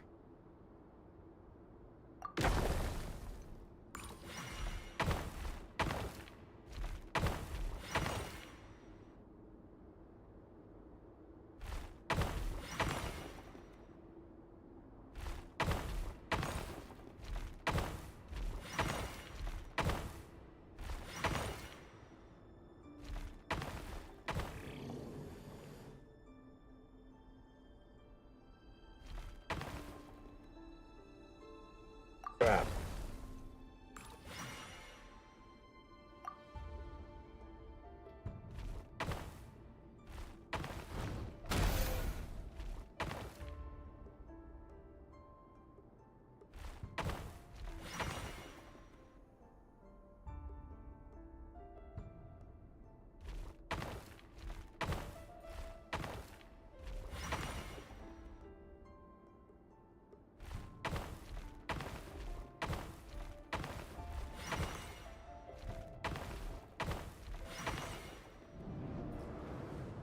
Okay. Author Thelindis. Over the course of this week, the research object was subjected to interference for a total of 60 hours for experience. Research dating back to the Crimson Moon Dynasty has established 2 points regarding Moon Marrow. Firstly, its origins have something to do with a god's power. Secondly, it serves as a portal to an as-yet indeterminate location. Moon Marrow can thus be defined as a spatial gateway. However, there are a number of hurdles to overcome before we can answer the question of where it leads to. To start with, opening the gateway requires a specific power source, which the relevant literature indicates. An enormous amount of power is then required to keep the gate open. Currently, the total power output of our instruments remains in the single digits. To make matters worse, I am now the only staff member remaining in the Moon Marrow lab. The Universitas Magistrorum recently decided to move most of its personnel into abyssal energy research, which has stymied all Crimson Moon-related projects. This is not a wise move. I have always maintained that placing all our hopes in a single source of power is risky, especially one as poorly understood as this. As well as making ourselves overly reliant on a single resource, we are neglecting other promising technologies. I apologize if this comes across as disrespectful, but as a Moon Marrow researcher, I desperately want to see the world beyond the gateway. If we really made it there one day, what would we find? And how would we go about taming the unknown? My imagination is endlessly fueled by questions such as these.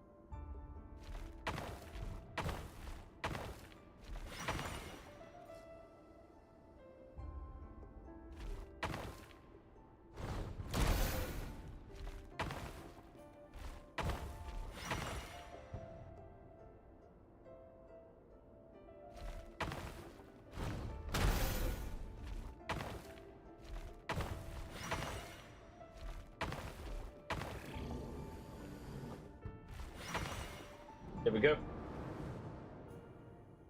This is for you. I heard you're gonna leave the city with your parents. Valindis, did you hear about what happened? I've heard nothing. Rerir got back very late last Friday, and he was acting a little unusual, but he slept pretty well, so I'm guessing whatever he did was a good deed. You never saw him, and I don't know what he did. And this conversation never happened. You understand? What if he finds out that you pried into his secrets? Don't be silly. I don't know what secrets he does or doesn't have. All I know is he's just a normal guy who happens to run some errands for the king. Are you scared of him? I don't know. The Rerir I know doesn't match the person you all describe. Logically, I should be scared of him. And yet, I don't want to lose him. But enough about that. You should get going, and be careful with the package I gave you. Keep it secret. Keep it safe. What's in it? A piece of the moon. All you need to know is that as long as you keep it safe, then in the future, everyone will be able to see a red moon. A red moon? You mean our moon? That's right. Our moon. Promise me you'll look after it. I promise, Valindis. The Crimson Moon bloodline will never die out. Its light, the color of blood, will become like a fire that flows in our veins. No matter how long it takes. Okay, interesting.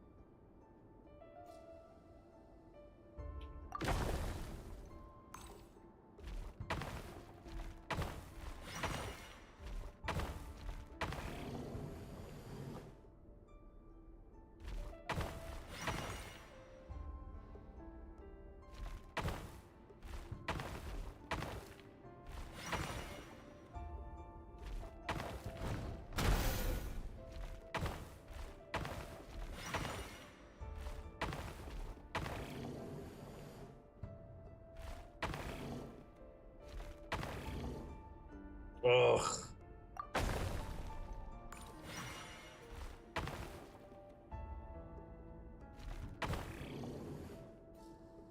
I'm gonna die if I do that.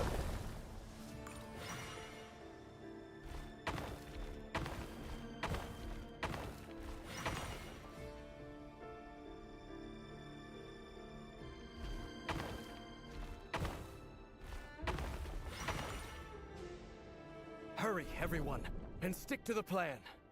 Sir Dainsleif, what are you? Is this treason? You know what happens to those who betray the throne. Please, don't do this!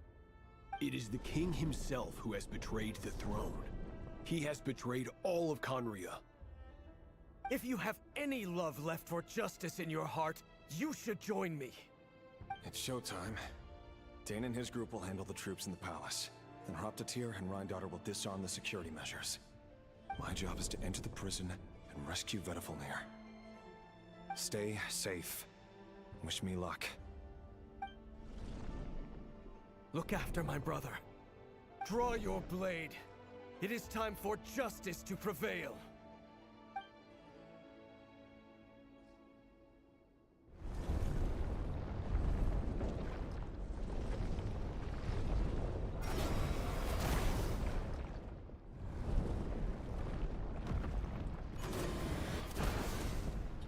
What an interesting way to showcase and storytell this battle.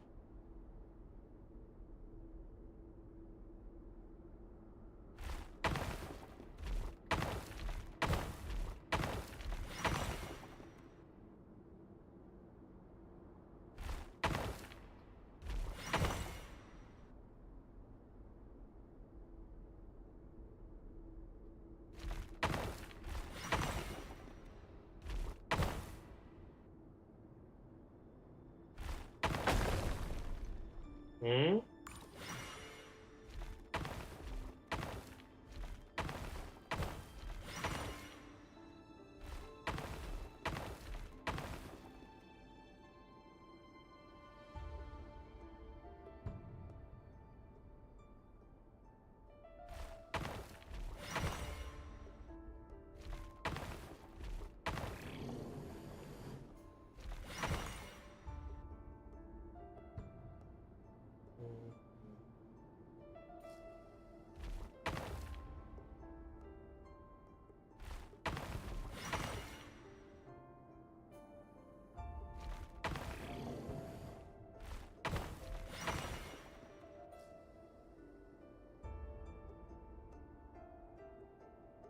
I couldn't get there.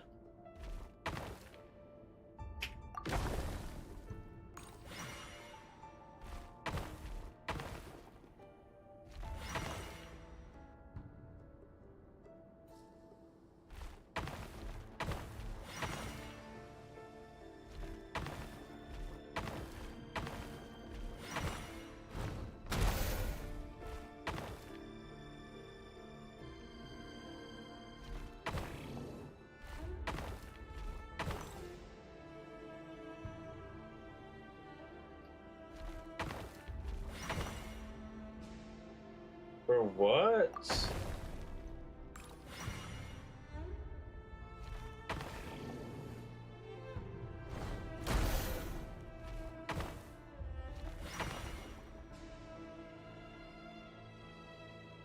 But how do I get...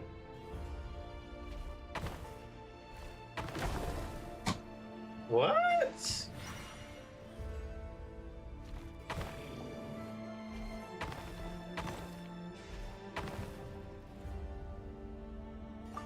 I'm not going up, I'm losing points.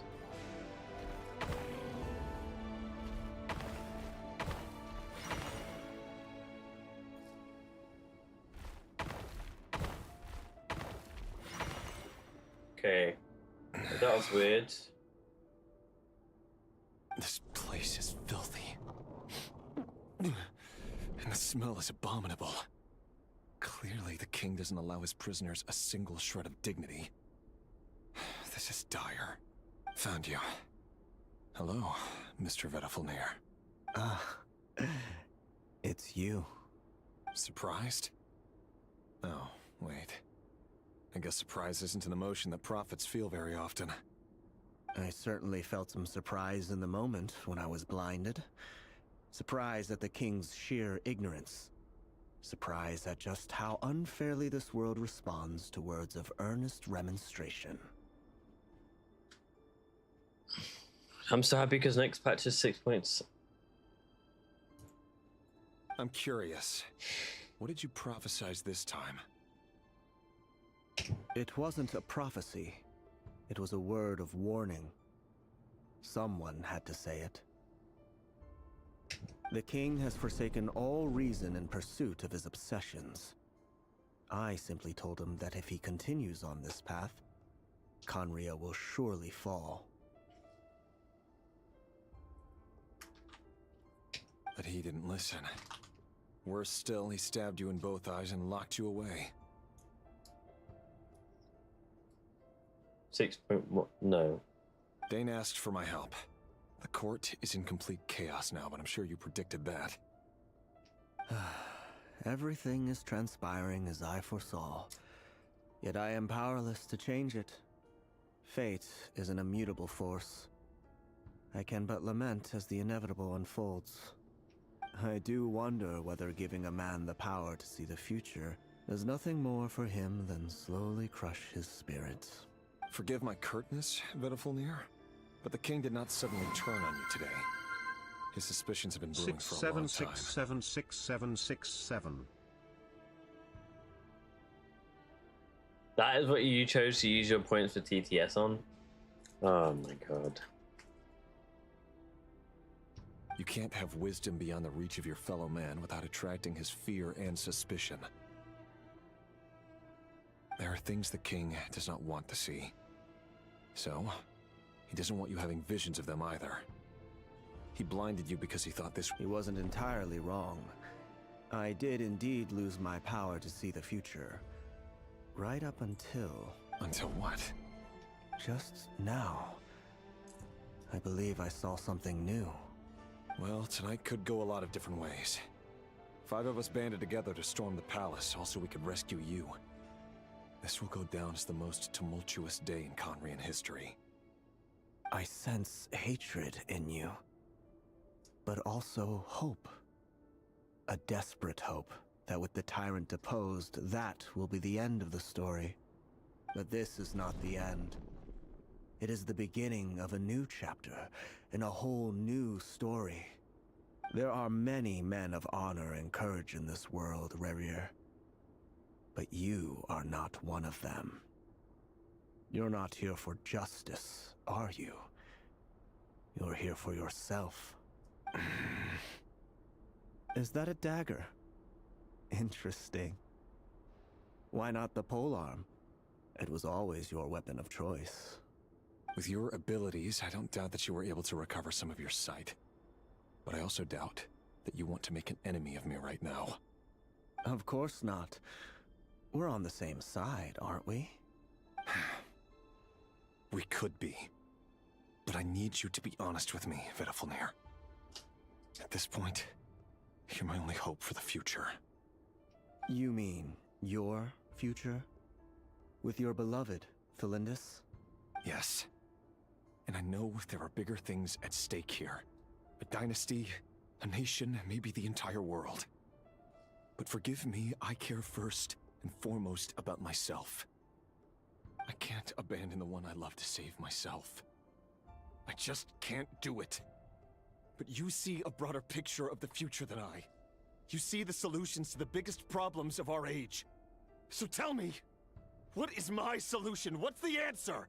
In matters of fate, answers are either right or wrong. What will be and what will not. Maybe you are willing to pay a certain price in the pursuit of happiness, but unfortunately, fate does not negotiate. That is the cruelest thing about fate. It is unmoved by your sacrifices. That can't be true. I know it's your voice that I keep hearing in my head, urging me to see how the world is changing, to seek more power, so I can protect the things I love. You show me disaster, but you won't show me how to avoid it? Why? Why are you doing all this? My voice. In your head.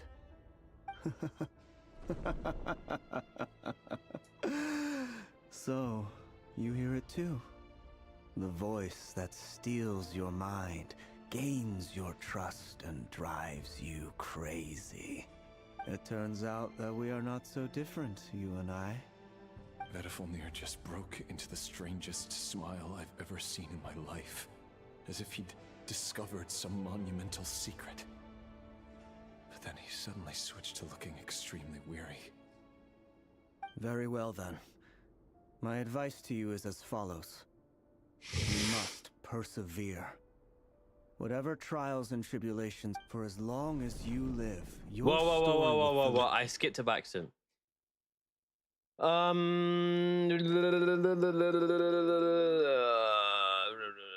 You must persevere, and whatever trials and tribulations you may face, you must be steadheaded and believe that you are in the path to the future. For as long as you live, your story with Felindus shall not come to an end. That is the only chance you have to fighting back against fate. So basically, just be very persistent. It is up to you whether you believe my words. Regardless, that is all I will say on the matter. I have no right to intervene any further. I will hold you to your word. Thank you for setting me free. In return, I will tell you one more thing that you cannot afford to ignore. Just then, a strange wave of energy rippled through the city. We had no idea what it could mean. If I were you, I would head to the Universitas Magistrorum. The Universitas? Oh no! I'm sure we'll be seeing each other again very soon, Rerir. Whatever Vedifalnir said, I didn't catch it. I didn't even help him out of the prison. There was no time to lose. You said you'd take care of him. Oh my god.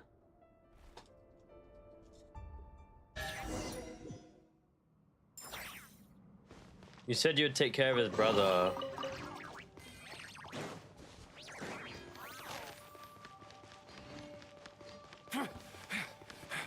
Monsters? Is this my daughter's doing? Universitas Magistrorum. Out of my way!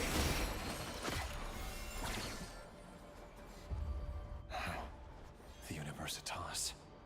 That reminds me of a rumor I once heard. Allegedly, the king installed secret mechanisms in the palace and around this. But if they were ever gonna activate, it would probably be on a night like tonight. Help! Help! Hold on! Don't let them anywhere near you! Save me! I can't! Ah! That sounded like an explosion.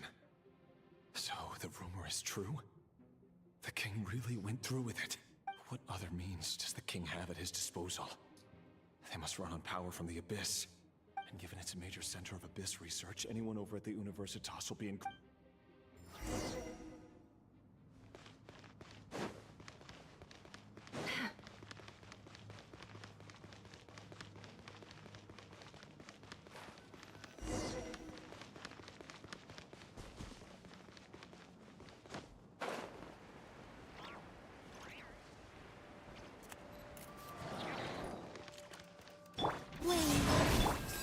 Leave this place for the everlasting. No more lies.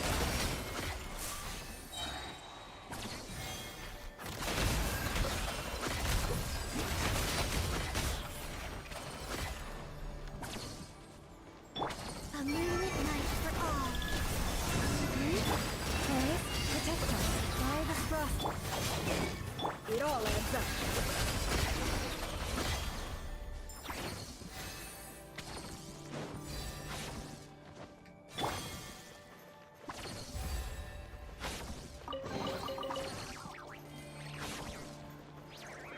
Oh, memory.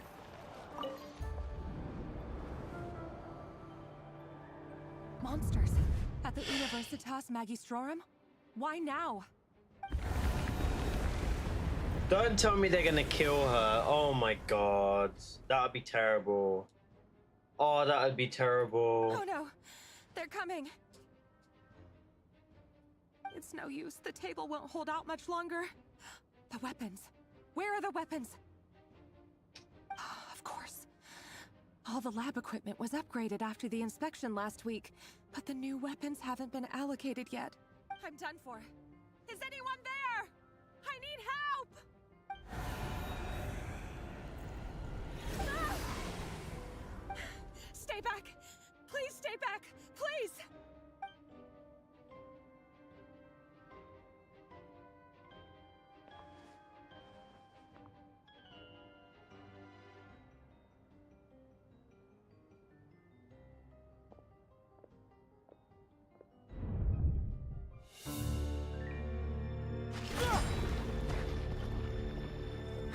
What's that?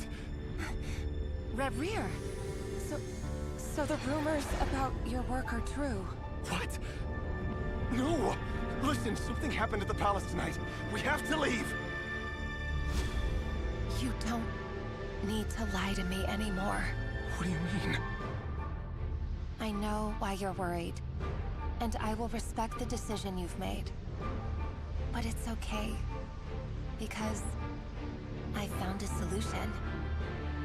I know how to end all this. You can have it back. The normal life you so desire. But until then, I'm afraid our wedding will have to wait. No way! Cylindus? No, don't do it! Cylindus! Cylindus!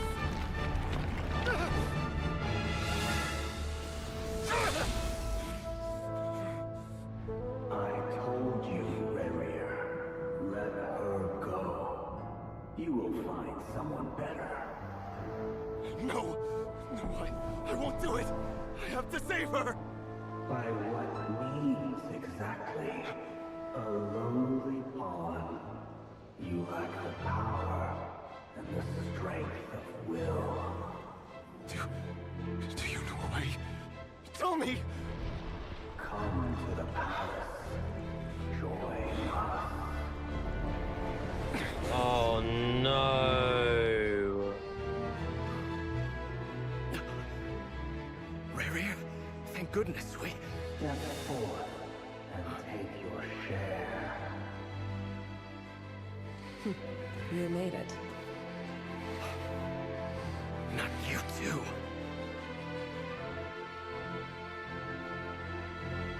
Hatred.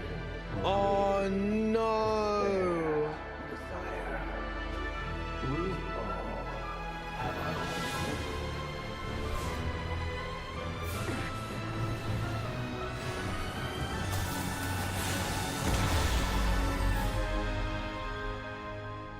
Rarier. Rarier. Lindis? Were you daydreaming?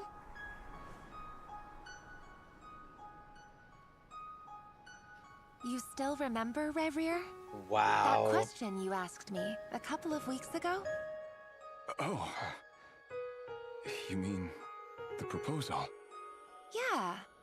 I'm wondering, where do you think would be a good place to discuss it? Maybe in the garden? Or were you thinking a fancy restaurant? It's your choice. That kind of jump scared me.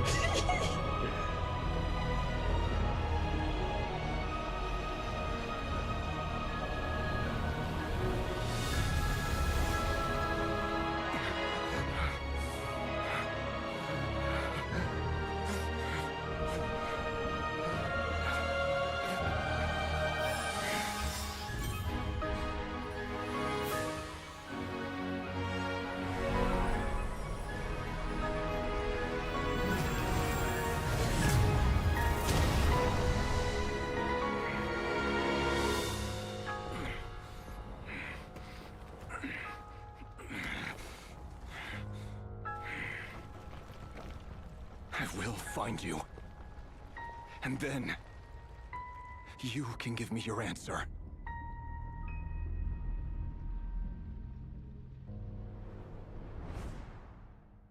Wow.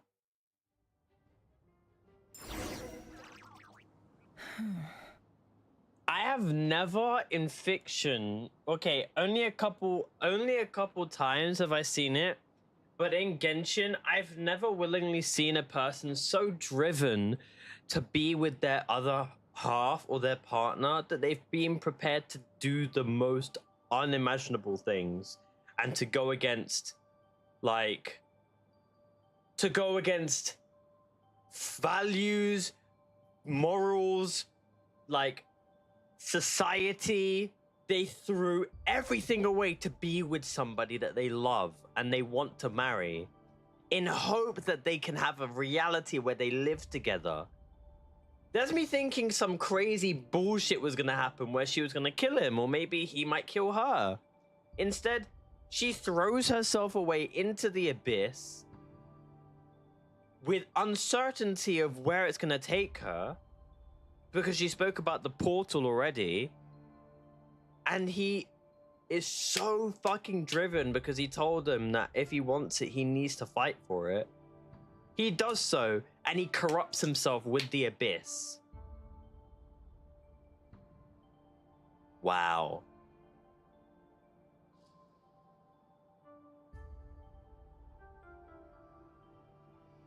He did evil things, but I just think he's misunderstood. I think he as a bad guy, as a villain, he's not angry. He doesn't want to hurt people. He's just misunderstood. He just wants his partner. He wants to find out why she won't accept. And again, he doesn't really care about Columbina. He just wants more power so he can protect Threlindis. So that's how the Raker of Solnari was born. Unless we'll find out more things. This quest made me sob. I mean, he's doing anything and everything in order to have a life with his partner because he was He's lived a life of being told he is too weak, he can't control things, so he's doing the unthinkable and doing dangerous shit to gain more power. Because people don't take him seriously. A monster created by circumstance is a monster all the same. Viewing other people's thoughts for too long can get uncomfortable. Right now, I'm feeling a strong sense of loathing. But now we understand Dane's perspective. He helped him save his brother, but Dane doesn't know why he fell underneath the abyss's impression. But now we know. It's only a matter of time until Dainsleif will find out. In a nutshell, the story of Conria is what happens when the truth falls by the wayside. Everyone tells little white lies, and before long, you have a huge pack of lies that destroys everything. Phew. Time to get back. His past is filled with sorrow, but the tale of any fallen civilization is one of endless tragedy. Cruel as it may be, that was Conria's fate.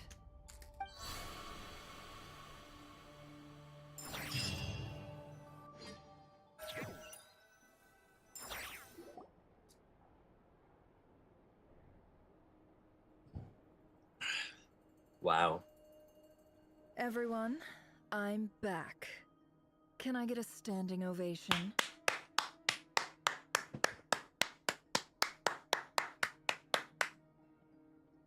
How are you holding up? Feeling okay? She's fine. Boss is a pro. Yes, I'm fine. You will have seen the events of Rarir's life through my thoughts.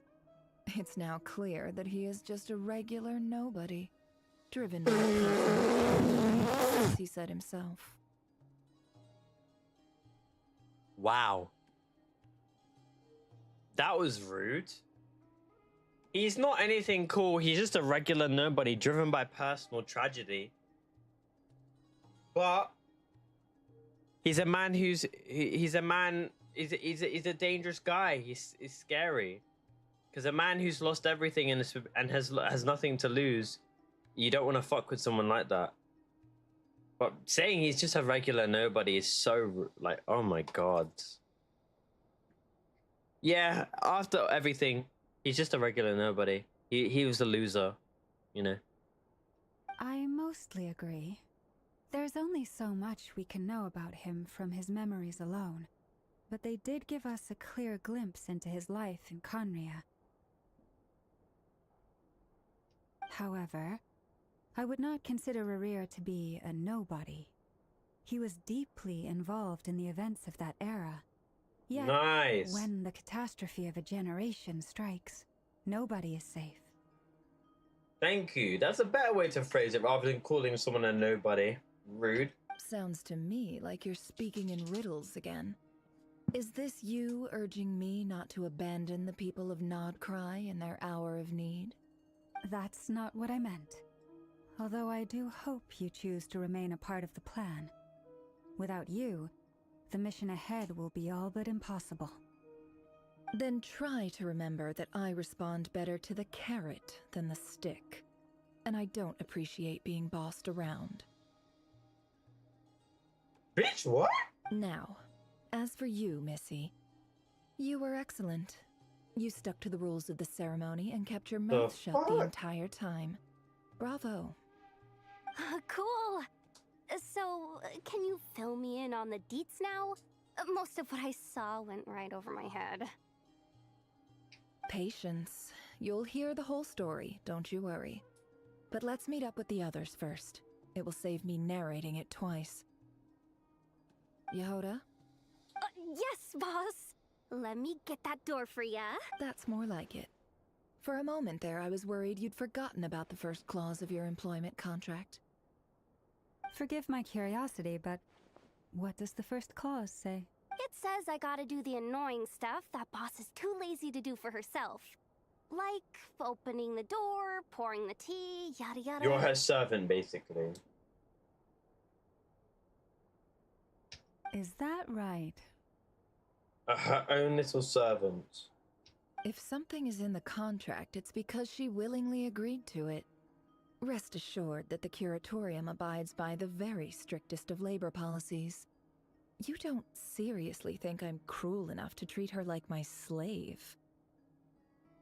I mean, let's be so for real right now. Living conditions aren't terrible. Your wage spend is trash. You have to be paid to do things. You're lazy as fuck if you don't get them done. And you only take information from people you're prepared to give, and you hate giving favors because you see it as debt. I don't know. In any case, I've hardly shied away from my share of the work today. Hope I don't catch Flintz and Varka lounging about in their chairs, enjoying a leisurely cup of tea. There's nothing I dislike more than other people enjoying themselves while I'm hard at work.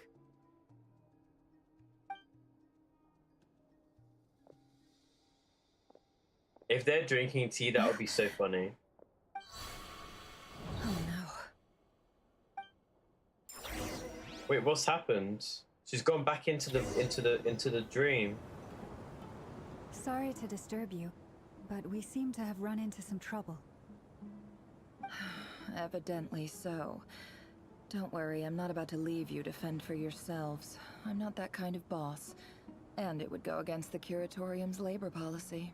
I'm sorry. What did you hear me say? I wasn't talking about labor policy. Wait. How long have I been standing here? Not long. You just appeared by the door a moment ago. What the fuck? Now Traveler's talking. Oh, she's pissed. I can tell because her makeup around her eyes get darker. Or should I say, for some reason they make it seem like she's blushing. What's wrong? You look like you've seen a ghost. Like, blush should be here, but for some reason it's on her eyes. We've been tricked. We never left at all. Somehow I hallucinated that whole scene back inside the office. Hallucinated? But how? How indeed. This place should heed my will alone. All thoughts and actions that occur in here are just a result of pawns moving across the chessboard in a carefully calculated manner. And nobody has access to this chess set but me. So you control everything in here? It's eyeshadow? Yeah, but for some reason they make her eyeshadow darker when she's nervous or, like, pissed. More or less. But yes, it's a special technique of mine. Has anything like this ever happened before? Only once. It was the first time I used the chess set. Is there any similarity between what happened then and what's happening now? I suppose my thoughts are a little turbulent, which was also the case my first time. Is there anything I can do to help? The first clause of your contract clearly states that I only need your help with things that I'm too lazy to do myself. Meaning, you're not feeling lazy right now? Meaning, this is not something Yehoda can help with. The chess set is a personal treasure that I alone understand. I must be the one to find our way out of here. Boss, it's fine. Really. Let me do something useful. Oh, listen to you. Whatever would I do without you, Yehoda? What? Really? Yes, really. Where would I ever find another employee as obedient and servile as you? God forbid anything ever happens to you.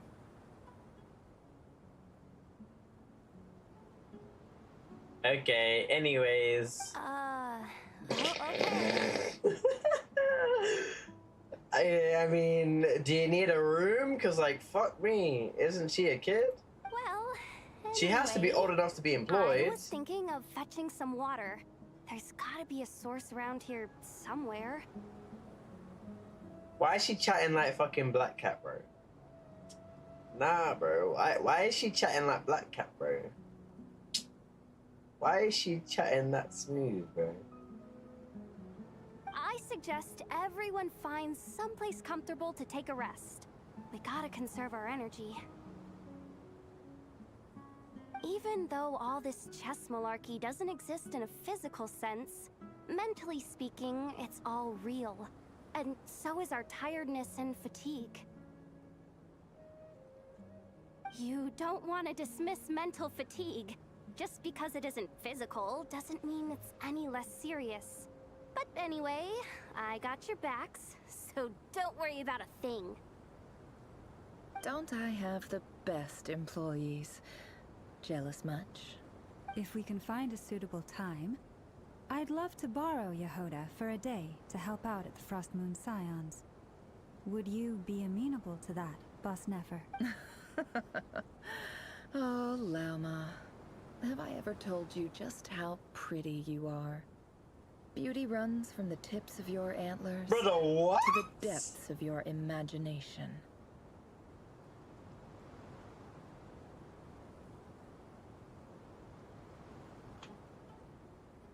Nefer, you never glaze llama like that. What? You never glaze llama? This isn't her. You never glaze llama, cause like, what do you mean? Have I ever told you how pretty you are? What the fuck do you mean? If you go glaze someone, glaze me. God damn it, glaze me! Time to rally, everyone. Follow me. Nah, she acting sus. Why is she out here rizzing everyone up? As we continue our journey, the same rules will apply. That means stay focused and That no was so talking weird. no matter what we encounter. And don't disturb the That chess was so pieces. weird. Why did she say that? That was so weird. Nah, that was so weird. You have my word that I will get us all out of here.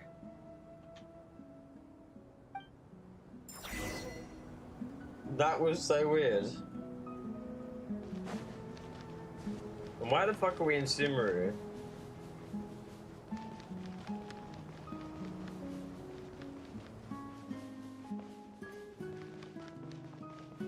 This place looks familiar. That's not a good sign. There's someone up ahead. I wasn't expecting visitors at this hour. Oh. There you are. Sinue's been looking for you all day. I think he has some... Oh yeah?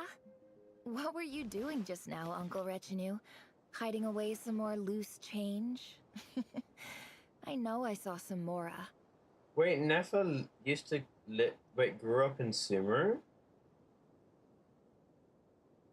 Maybe I completely forgot. I didn't know she was from Sumeru. I might have forgotten. What do you mean loose change? Oh, come on, I'm too old for this. Just pretend you saw nothing.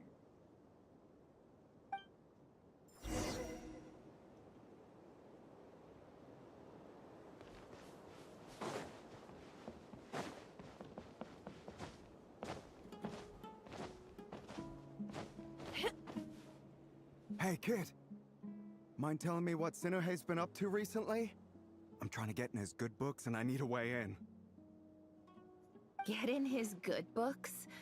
I've written a new song. I was hoping to showcase it at the next festival, but I'll need his approval. A new song, huh?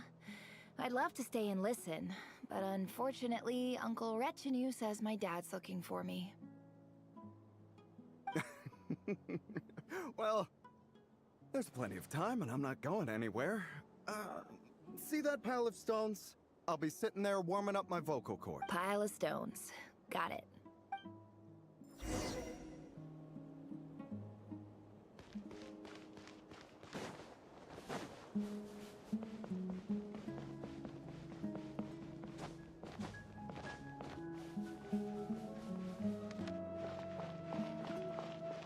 Hi, Dad.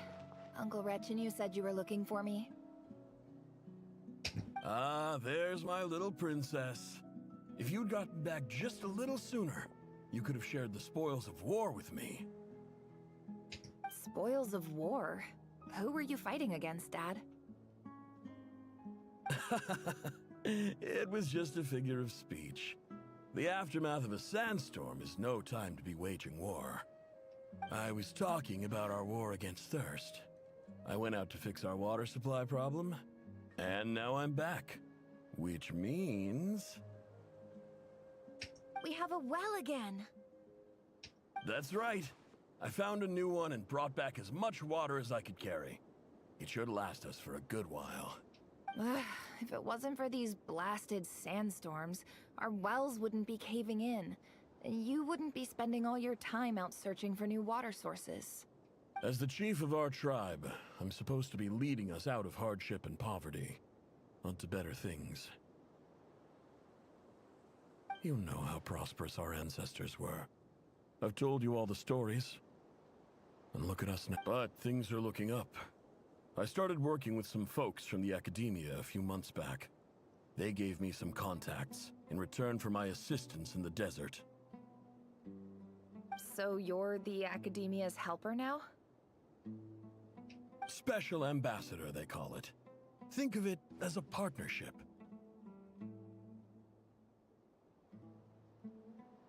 It's nothing bad, okay? We've been isolated here in the desert for too long. Seeking opportunities elsewhere is the best thing for us, and the fastest way to progress. So, do you get anything good out of being a special ambassador? Of course. My luck's improving all the time. One day, I swear I'm gonna lead us out of this place. We'll find somewhere new. Somewhere better.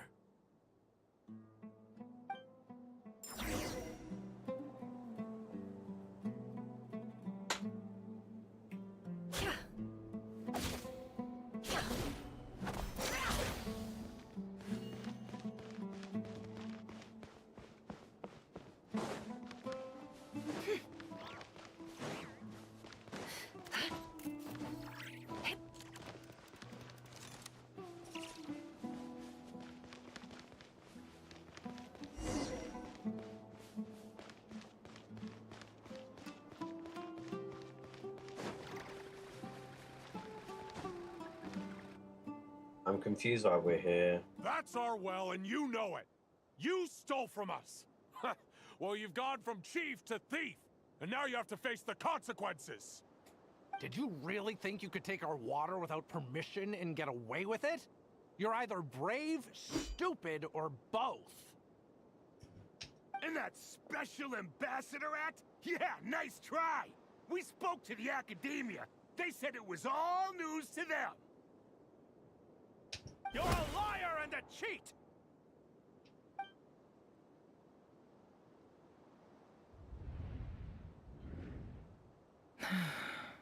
I heard Yehuda gasp, but I don't blame her. Most people are terrified by the sight of blood. Corpses strewn across the ground. The wounds are clearly from scimitars and daggers. There's a handwritten note on the ground. Let's see what it's... Halil, this is Sinuhe, chief of the Shimti tribe. Surely you remember me. I was the one who helped you and your colleagues avoid the quicksand in the desert. This is my second time writing to you. I assume my last letter must have gotten lost in the mail, as I didn't receive a reply.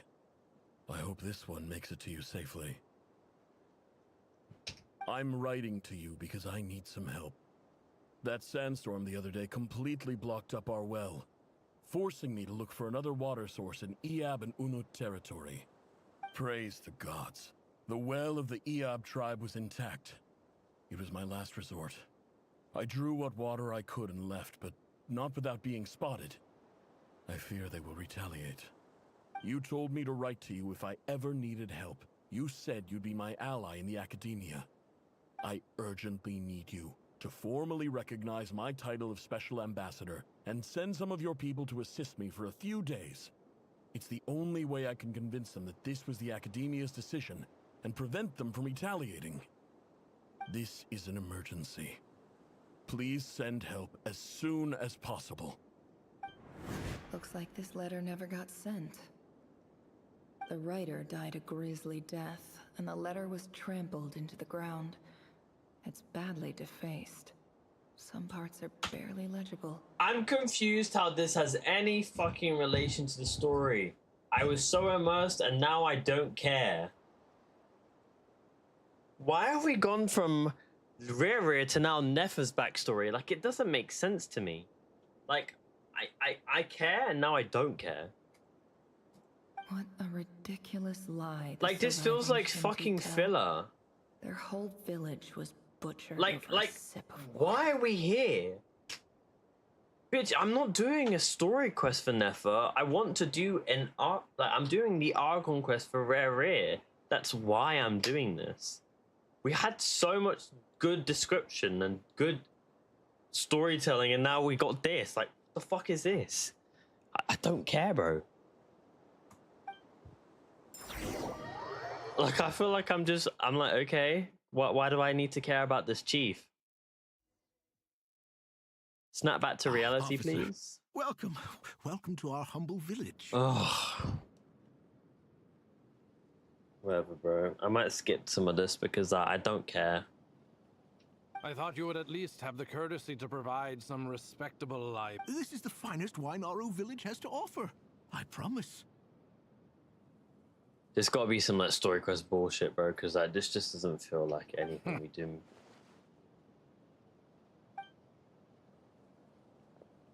Like, I don't care. I don't care. I don't care. The Academia has agreed to reserve a single space for a candidate from your village. I don't give a fuck about Sumu right This now. entire endeavor. Please, have faith. If not in us, then in our god. The child we found shows great promise. I beg you. I don't reckon. She showed up here a few days ago and... So, what? Nowhere special. What about the rest of your family? Just the one. It's only... Correct. So, no brothers, no sisters, no mother or father? Any who have slept on a bed of sand, I call my brothers and my sisters. Apart from that, I have no family. All right. Get over here. Sign your name on the form.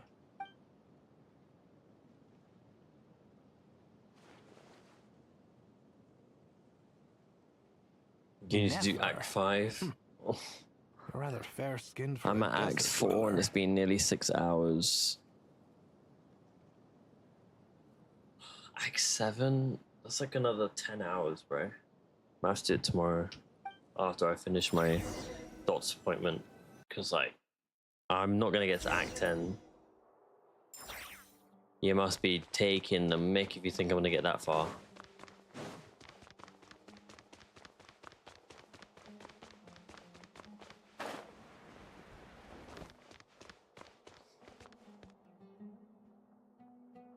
Nefer, this term's assignments have been issued already. Please read through the materials thoroughly, conduct your own additional research. Yes, I don't care, I don't care, I don't care. I think what you're saying is... You see? Sharp as they... Because of where I come from. I'm sorry, Nefer. I don't like it any more than you do. It's just... Anyway, you said you had a couple of questions. What's the other one? I wanted to check if... Ah, your family wrote to you. Not exactly. The House of Dana, I expect. I know that whatever you're looking for, that'd be the place to start. Okay, got it. Thank you, Professor.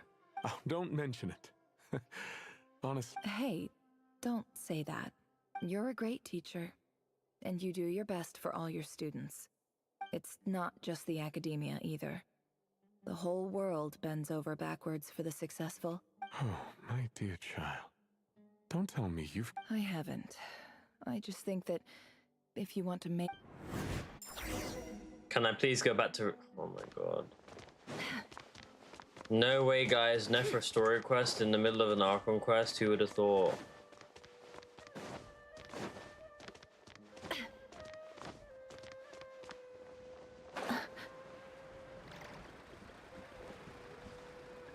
Oh, fuck.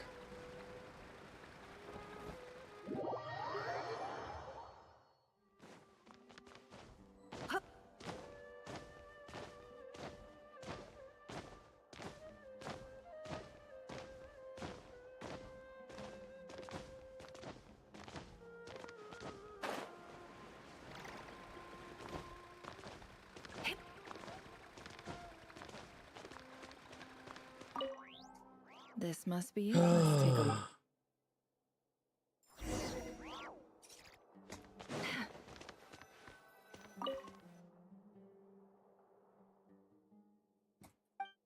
A dilapidation survey from this one was never even opened. Who was it addressed? This one is addressed to the Immorta Sage. Her nails are pretty. The title is Changes Observed in Satyavada.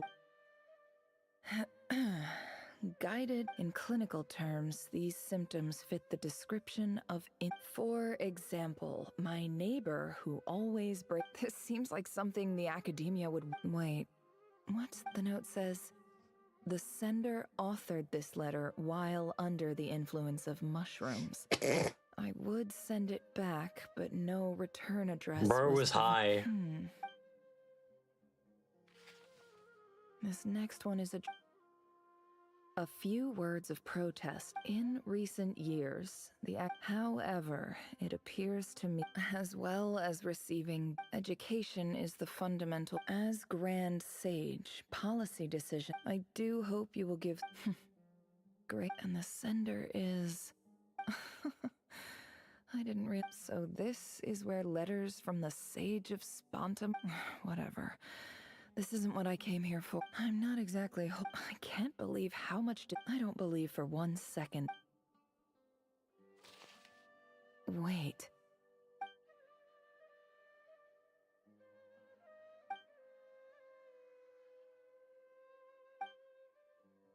Greetings, Halil. My name is Sinuhe, chief of the Shinti tribe. I was the one who came to you and your colleague Zaid when you ran into trouble in the Great Red Sand. My dad. I don't know how well you remember it now, but I brought you to safety and gave you some water and other supplies. You seemed very pleased and told me your name. In my tribe, learning a person's true name is serious business, and I therefore see you all as friends. You were kind enough to leave your contact details so we could stay in touch. The Shimti tribe lives a harsh, nomadic existence in the desert. You were sympathetic towards my plight, promising to make me a special ambassador of the academia and help us find a way to make a better living. This brings me to my reason for writing. Our tribe has fallen on particularly hard times, and I would like to ask for your assistance. There was a terrible sandstorm a few days ago, which blocked up the well in our land. The Eob and Unut are descended from the Thamudians, while we trace our ancestry to Tulatala. We worship the Lord of Flowers and have had relatively good relations with our fellow tribes. I found a well belonging to the Eob tribe. They declined to help us, but I really had no other option. So I took some water to keep me and my tribe alive. My actions are certain to incur their wrath. When we met, you assured me that you would be my ally in the academia. I would like to that aside. We have next to no resources here in the desert, and my power and influence are limited. Would you consider enrolling my daughter at the academia? She is a smart girl. I know she won't disappoint you. From the outset, the academia never took you seriously. Those things they promised were just empty words. I doubt they even remember the name Sinuhe. And you were so emphatic that your luck had finally changed for the better. You swore you'd lead us to a better place one day. You spoke with such conviction, like you were the most powerful chief in the whole desert.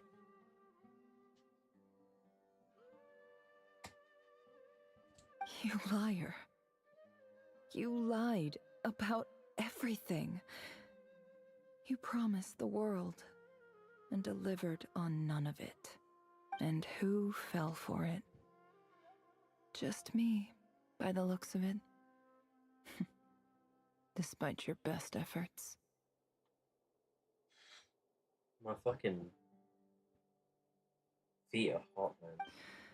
Which makes you a pathetic liar. I think I'll take over from here. Let me show you how it's done.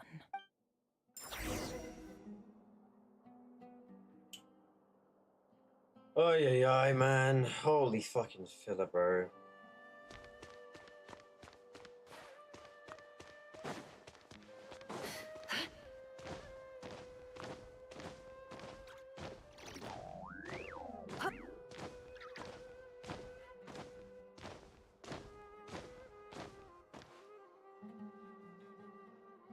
I just came to say good. Nefer?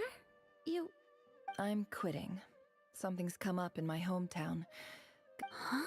But this was a hard-won opportunity for you. You know that better than I do. It was. But it doesn't matter. Oh, and I didn't want to overfill my bags, so I left some incense on your desk. What's wrong? I thought you liked incense. Although, I did read somewhere in the House of Dana that it has hallucinogenic effects. Don't use it all at once, alright? Isn't this the stuff you brought from your hometown? You're just letting me have it? But you... Yeah, I lied. It's not rare at all. There's this bunch of ruins near my hometown that are practically overgrown with this plant. It's not worth much. Keep it, it's fine. But Nefer... Alright, that's all from me. You take care.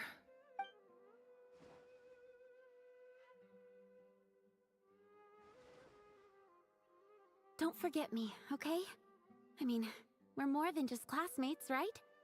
We're friends. Yeah, I'll remember you. She won't. I lied again. That incense is worth a fortune, and it's a rare find even in those ruins. And as for remembering her, I have far too much to do when I get back. No time to reminisce. I'll be lucky if I even make it through this alive. But either way, I expect I'll forget you pretty quickly. Yeah. Can we please get back to the main quest and not a story quest? Fucking hell, man.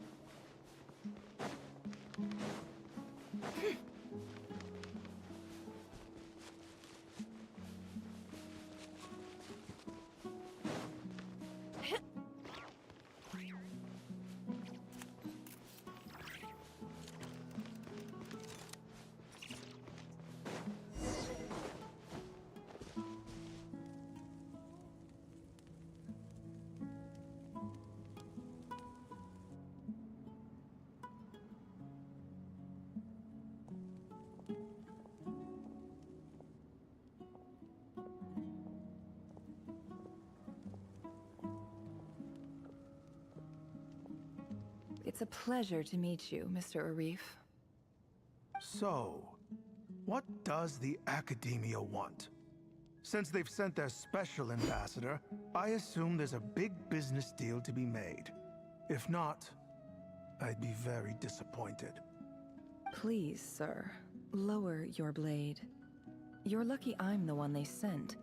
Not all special ambassadors share my admiration for the Eab people.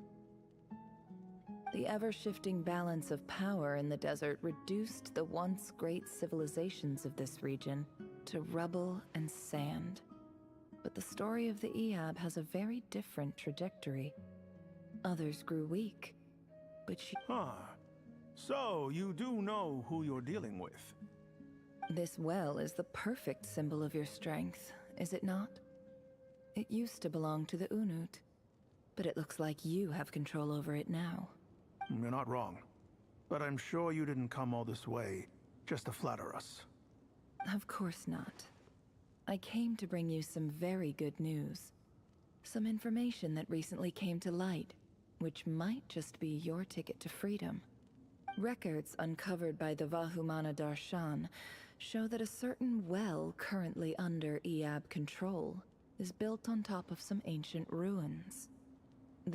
I checked the map carefully on my way over here, and I'm confident that this is the well in question. The Academia is offering 50 million mora in return for excavation rights.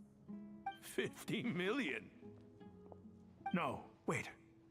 If these ruins are as important as you say, 50 million's a little low, don't you think? Don't get greedy, Iab. We know far more than you think. We know that you seized this well by force. Wasn't that the first step in your rise to power? To drive away the Unut and steal their water supply?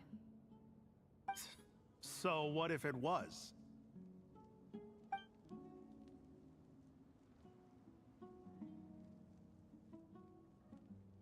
Don't worry. As unscrupulous as it was, it's something we're willing to overlook. The Academia is only interested in dealing with the de facto power hold. I hope I am And I hope your words are the truth. If I find out the Academia is trying to play me, I'll hunt down every one of your people and make you watch as I cut their heads off one by one. I assure you, Chief, that would not be in your long-term interests. You don't want to make an enemy of the Academia. You see how I'm dressed, don't you? I appreciate that you've never been to the rainforest, but surely even you recognize an ambassador's attire when you see it. And what does a barbarian like you have to lose anyway? You really think the Sumeru Academia would bother to come all this way just to lie to you? Yes. We have more important things to worry about. All right, I take your point. The Academia is the highest authority in the land. I'm sure you're trustworthy people. In that case, we have a deal. We will sell you the excavation rights. I'd like to thank you, Ambassador. This is good news indeed. Excellent news. In fact, it calls for a celebration. Would you do us the honor of staying a while and enjoying some Iab hospitality? Gladly. I am partial to wine myself, and I trust you are as well. So let's indulge in a few drinks together.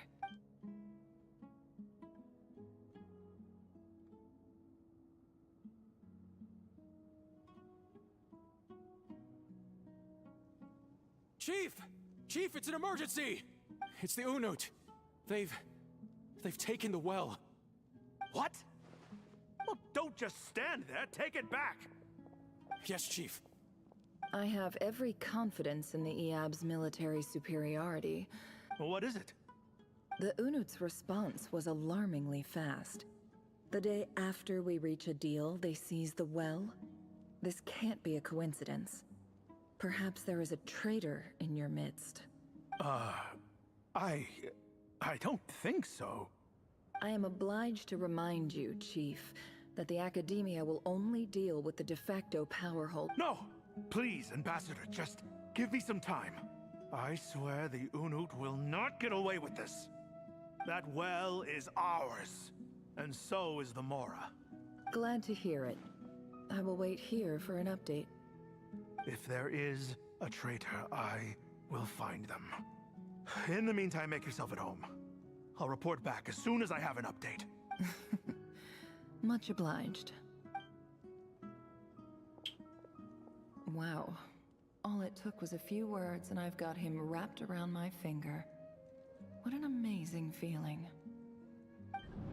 So, in summary, Ambassador, the Academia would rather negotiate with our tribe instead of the Iab, yes? The Iab are ruthless murderers who don't listen to reason. And now they have the gall to interfere in our research projects in the desert region. So let me ask you, Chief.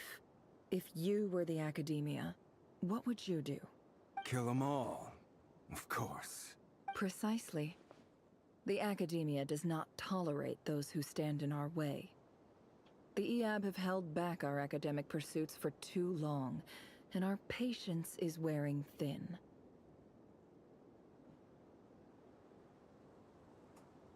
At the same time, There is simply no way that the Academy... We have our own rules. Right. Natural Weren't the EAB your allies once? Let me be clear. The Academia wishes to collaborate with the legally recognized rulers of the desert in this map. Say no more. Good. Then I suggest you get... You see, Dad? Lying is easy when you know how. People will believe anything.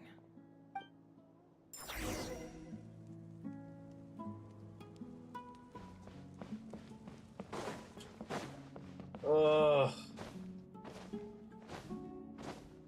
This makes me want to go to bed, bro.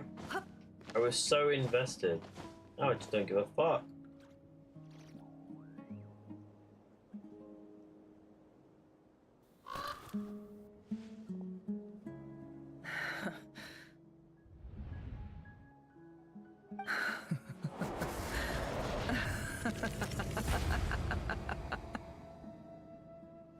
Look at yourselves. You may be vile, savage monsters, but your butchered bodies bleed like any others. The monsters who destroyed my home, they're just ordinary, petty human beings. What? I think we're even now. Maybe I've even done the desert a favor. It's a better place without all these people around. Oh, Sinuhe, my gullible fool of a father. Perhaps if you'd been as ruthless as I was today, our tribespeople would still be alive. In this dog-eat-dog world, a chief needs to be tough to survive. But you couldn't do what had to be done. So I did it for you. Holy fuck, she's cold. Nefer, it's okay. All of this is in the past now. I believe I remember you promising to remain silent. Yeah, but even so... Yehoda, is there anything you can do to ease the tension? Alright, time for a sharp turn onto a completely different topic. So, anyway, that's enough of that. When are we getting out of this place? Feels like we've been walking forever. I'm getting pretty tired. Oh, Lauma, you tired? Yes. If we can find somewhere to sit down, I could certainly do with a rest. It's not far now. There should be a temple just up ahead. Yes. Really? I guess that's how things go in the desert. Desert dwellers can never escape their destiny. Or... You mentioned my biggest... Ah. I didn't know you were clued. I'm no expert in the history of Sumeru, but... Sounds impressive. Oh, I know who you mean. General... That's boss... Sino's hardly a figure of obscurity, but I... What about him? Well, he's not a small deal. Please, this is the bare... Thanks for your patience, everyone. I'm sure it's been a lot to... Bro, I'm tired. I don't want to do this anymore. Fucking quest has drained my lifespan, bro. Gone from doing interesting shit to this.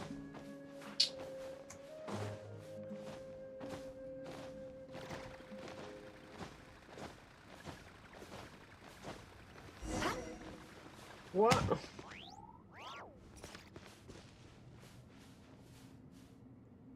I don't want to do this.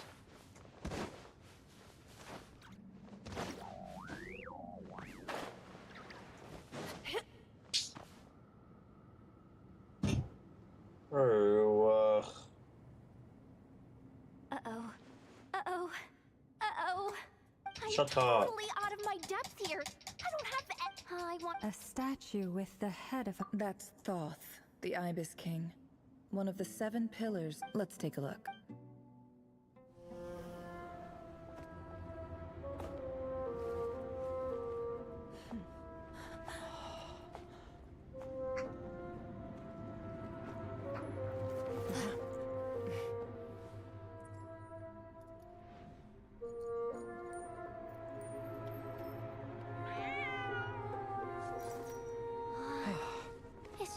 true. So, all is well?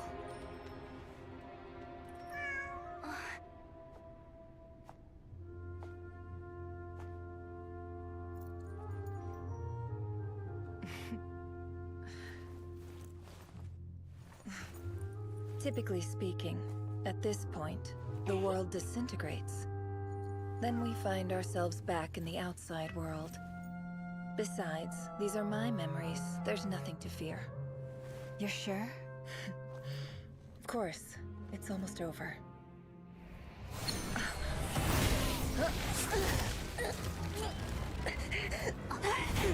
Huh?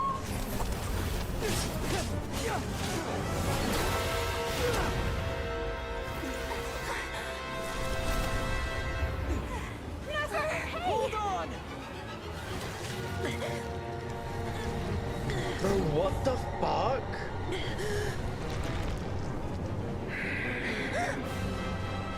Knowing too much is always a death sentence. Speak for yourself.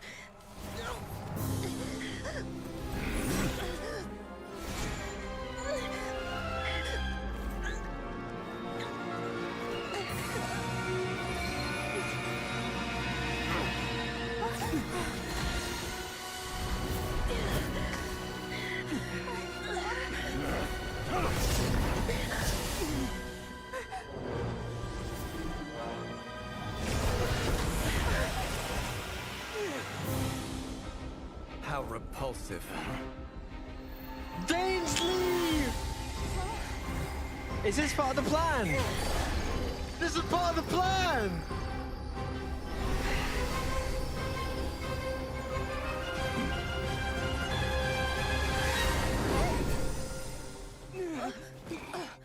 Yo! It was a part of the plan all along.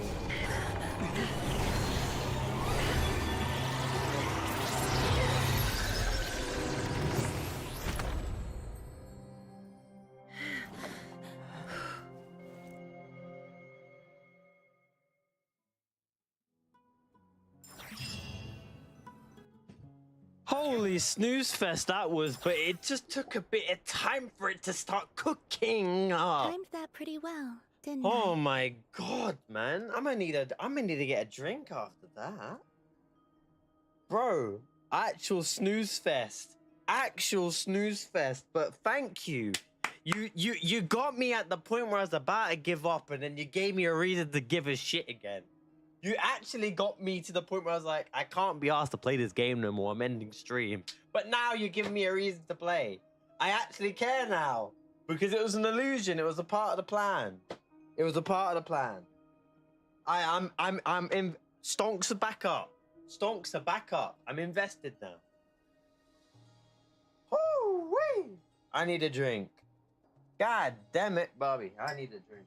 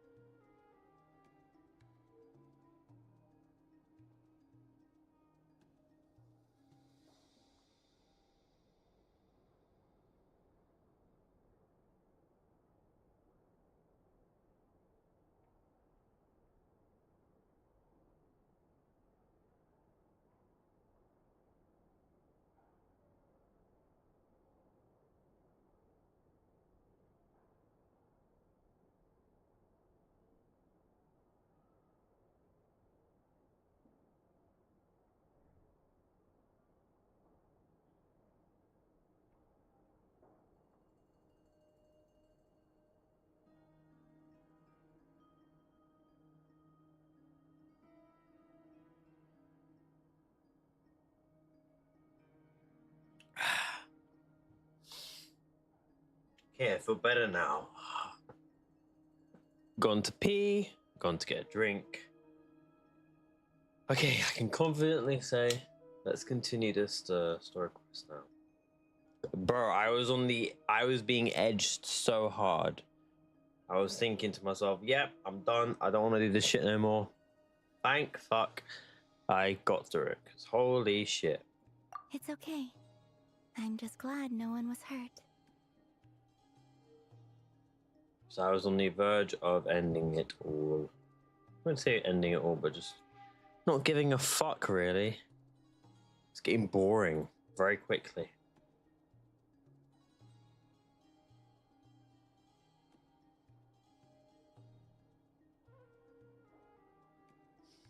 Mm-mm-mm.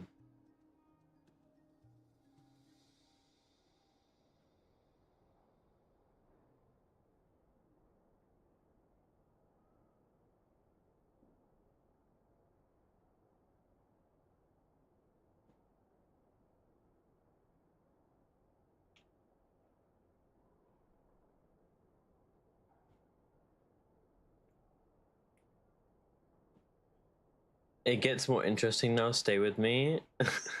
Lol. One sec, I'm just looking at the new Rivals skin. It's not even a legendary. Oh my god, it is. Is it?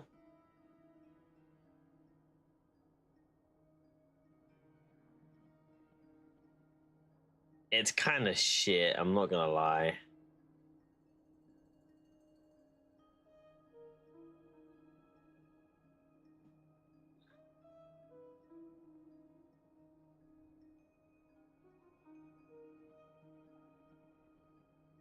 Yeah, nah.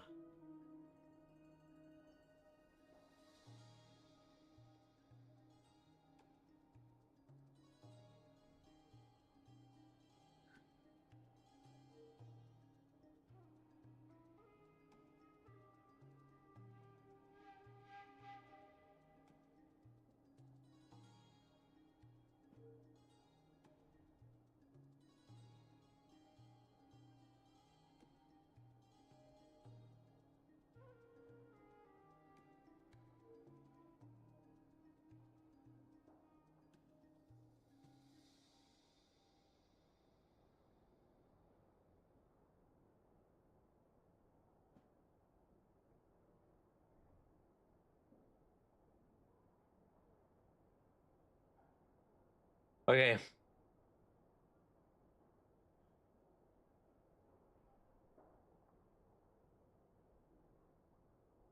We're gonna lock in now. Full lock in, and we're gonna look at the story and actually play this shit out, because I was on the verge of giving up. Okay, 3, 2, 1, and we are locked back in. Here we go.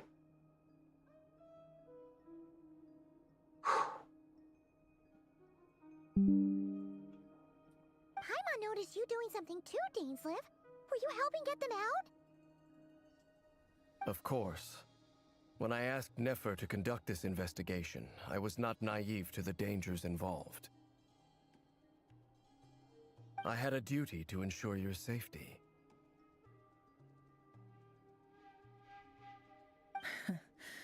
Good to know your sense of justice is still intact after all these years. I take that to mean that you saw the truth. That comes as a great relief. I certainly did. And thanks to your help, I also managed to trap Rerir inside the chess set. Whoa, really? How'd you manage that? Well, to be honest, I sensed that something was wrong long before we made it to the temple. By using this fragment to probe into Rerir's past, well, the monster formerly known as Rerir, it seems I alerted him. I was tracking him, then he caught on and started tracking me too. Can't say I'm surprised. But how did he track you through your thoughts alone? That shouldn't be possible. Rerir was a secret agent who reported directly to the Vinster King. He is an expert at finding a trail and hunting down his pursuers. No wonder. He infiltrated the chess set, read my thoughts, and built a new virtual chess set inside of it. That's why we weren't able to leave at first. Speaking of your chess set, it's quite a remarkable item. Would I be right in thinking you have some connection to King Deshret? You overestimate me. I only have a connection with one of his underlings, the Ibis King. You all saw how this came to be. A long time ago, the Eab massacred my tribe, the Shimti, in our home village. A few years later, I enrolled in the academia, where some new information came to light. The Unut and the Eab fought a bitter battle over the rights to a well, all for the sake of a non-existent 50 million Mora. The Eab ultimately won that confrontation, but their victory came at the cost of almost every warrior in the tribe. The final blow to the Eab came at the victory feast, when an Unut assassin beheaded their chief right before my eyes. The remaining Eab fled and have been scattered to the winds ever since. Having gotten my revenge, I returned to my hometown, where to my surprise, the nearby temple was still standing. There it was, seemingly immune to the relentless hostility of the desert, while my tribal home lay in ruins. As I stood there gazing at the temple, I noticed a cat just outside. This cat, as it turned out, was home to the spirit of the Ibis King. He led me to a gate deep inside the temple, and there he made a deal with me. This chess set is my gift from the Ibis King. The chessboard within is made to the same specifications as the one in the mausoleum of King Deshret, and represents his power of piercing analysis. With this chessboard in its container, I gained a certain ability to perceive hidden secrets. Now, you could conclude that the Ibis King simply wanted to give the people of this world the power to seek the truth, but I don't believe that's the full story. Every god plays favorites. Their hearts are as fickle as any human's, full of secrets, perversions, egotistical tendencies. But precious few gods are willing to admit this. It is the same with all powerful forces, including fate itself. Their gaze falls preferentially upon a select few. As you rightly point out, this is an act of favoritism. If you're alluding to the Abyss, then yes, I agree. Gather the others. It's time to share everything I've learned.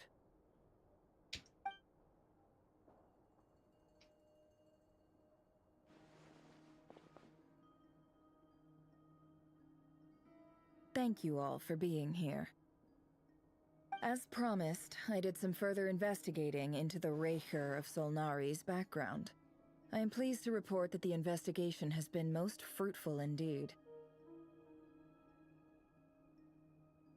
The Raker of Solnari, real name Rerir, was once a Conrian subject who served the Vinster King.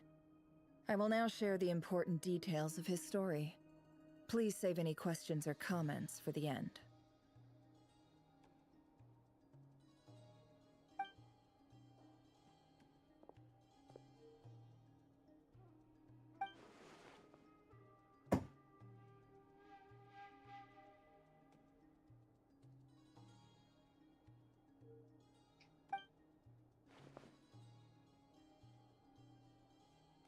Oh, she's talking, but I can't fucking hear her. Just dialogue.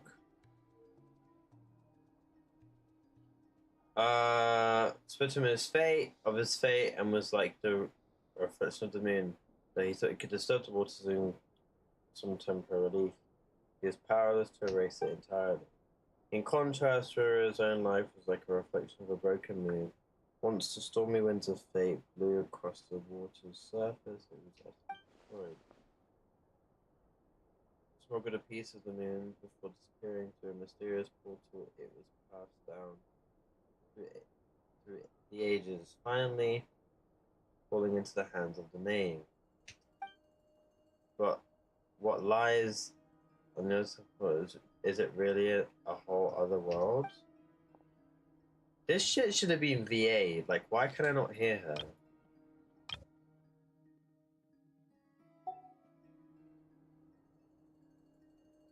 So that's why he's so obsessed with the moon. A tragic tale, to be sure. But it does not excuse his many transgressions. No matter how much Rerir suffered in the past, the fact remains that he is what we know today as the Wild Hunt, wreaking havoc upon innocent lives in Nodcry. He becomes more dangerous with each passing day.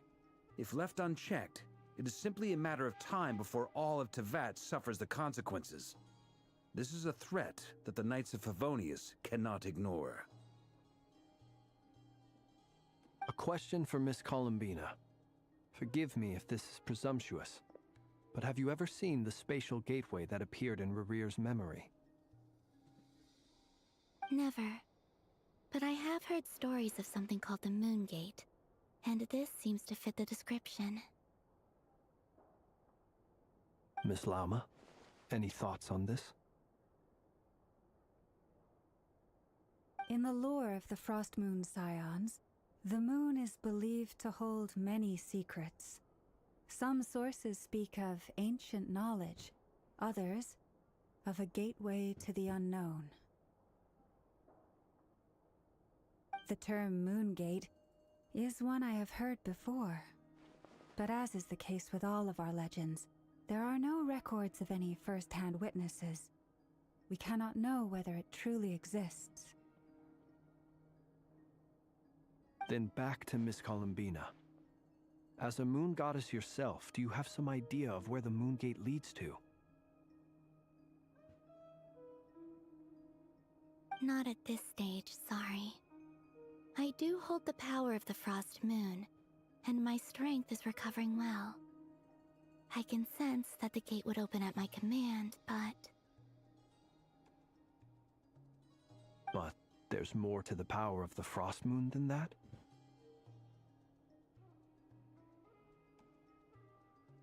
Yes.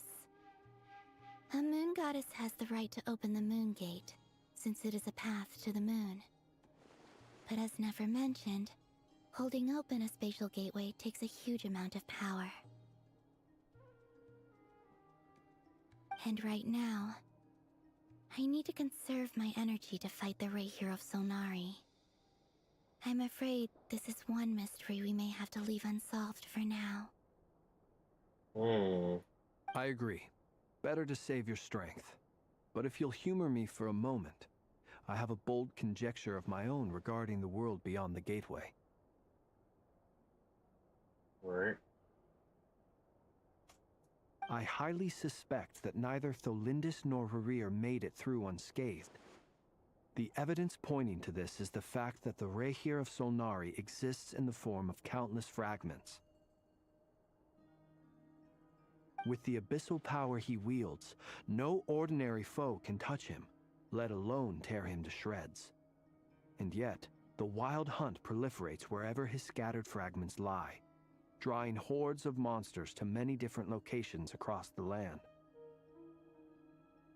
So your theory is that Rerir was physically torn to shreds by some powerful force? Hence, why the Wild Hunt is a distributed phenomenon, rather than a unified one?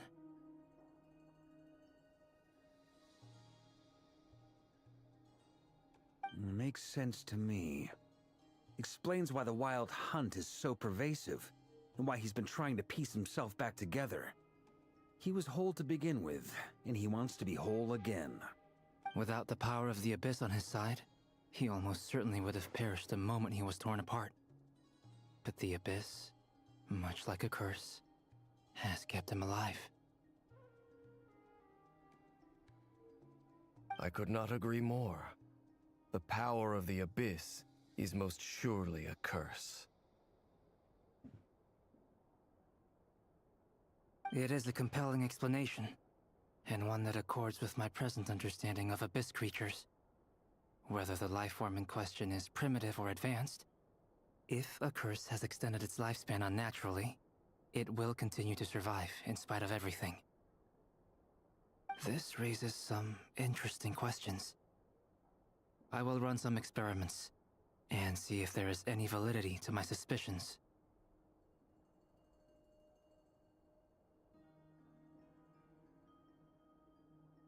That being said, regardless of whether my research bears fruit, I would like to thank Miss Nefer for conducting such a thorough investigation. Already, it has greatly enriched my understanding of the entity we face.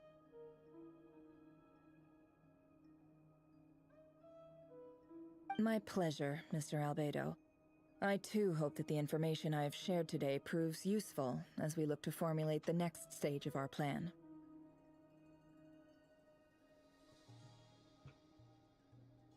Hey! What is it, Oh, Dave? yeah, You look really upset! It's just... when I think of the man I once knew as Rerir, I struggle to understand why things had to turn out like this. The two of you used to be friends, didn't you? I don't know if these words will bring any comfort, but my heart goes out to you. Mine too. We could never know all the hows and whys of the way things are. The moon and stars are full of untold secrets and lies. And the skies are host to many more mysteries than these alone. Yet, none of that can begin to compare with the complexity of human life. Those are the first comforting words I've heard in a long time. Thank you, both. Well, I think this is a good place to end today's meeting. I'm sure Nefer needs some time to recover. That's very thoughtful of you. Of course. Sounds good to me. Take some time to rest and digest.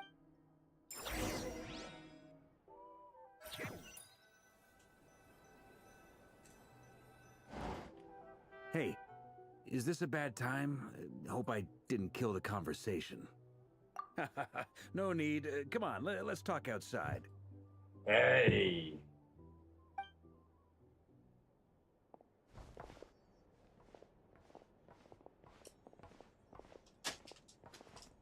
Anyway, Nefer went back to the curatorium to get some rest. But before she left, she shared some things with me that I thought you should be aware of. Firstly, although she managed to trap the Raker of Solnari inside her chess set, there's no guarantee that the power of the Ibis King is any match for one of the 5 sinners. Their powers are beyond our comprehension. It's only a matter of time before he finds a way to break out. We have to come up with a plan and take care of him before that happens. Honestly, my mom figured that might be the case. So, how long have we got? Well, I asked her that same question. She talked for a long time, but for the most part, it seemed like she was trying to convince me how precious her chess set is. What a long and storied history it has. It felt like some kind of sales pitch, you know? The kind where you end up handing over Mora against your will. Anyway, after all that, she finally answered the question. 2 days, at most. 48 hours, is that it? Oh my god. 2 days? Holy moly! Can we even recruit enough help in that time? That remains to be seen. Which brings me to the second issue. Dainsleif is obviously conflicted about this whole thing. But given how little time we have, there's no way we can pull this off without his help. You have some history with him, right? Do you think maybe you could talk to him for us? Great. I appreciate it. All right, on to item 3. So, Albedo, Durin, and I put our heads together and came up with a plan. Can't promise it's gonna work yet. We figured we'd bounce the idea off you first. We'll explore it further once that... Oh, hi, All right, so, here's what we're thinking.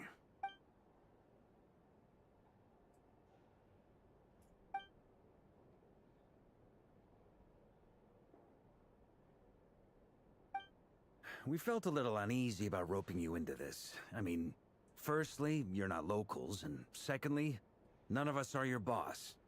You're well within your rights to refuse if you so choose. Roping us in? Why would you even say that? We know the stakes here.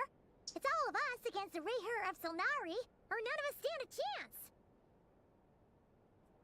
I choose my words very intentionally, I'll have you know. I like to think there's an art to striking a down-to-earth tone even when the stakes are through the roof.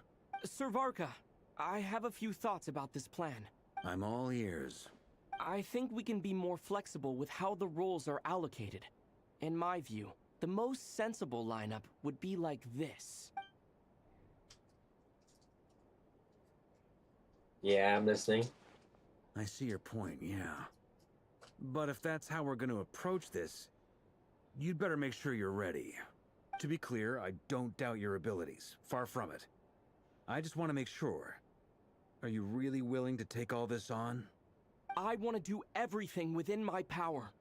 The Rayher of Solnari is a truly fearsome opponent, and if I do my part, it'll greatly reduce the risk for everyone else involved. Well, that tracks with what I've heard. As in, most people weigh up the risks and rewards in situations like this. But you seem to just march towards danger without a moment's hesitation. Of course, everyone appreciates a fearless pioneer. But all that aside, I'm the Grand Master of the Knights of Favonius, and you're our honorary knight. I want to make sure your courage doesn't come at the expense of your safety. Thank you, Sir Varka. I should be the one thanking you. It means a lot to have you on board. I'll give some serious thought to you.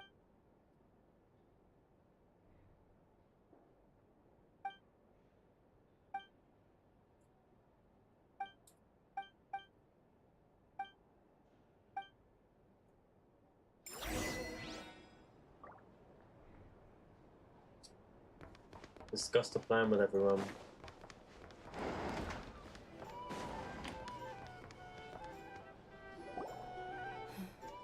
This is a thorough plan, but I do have one last question before we take action. How can we be sure that our enemy won't leave the designated area?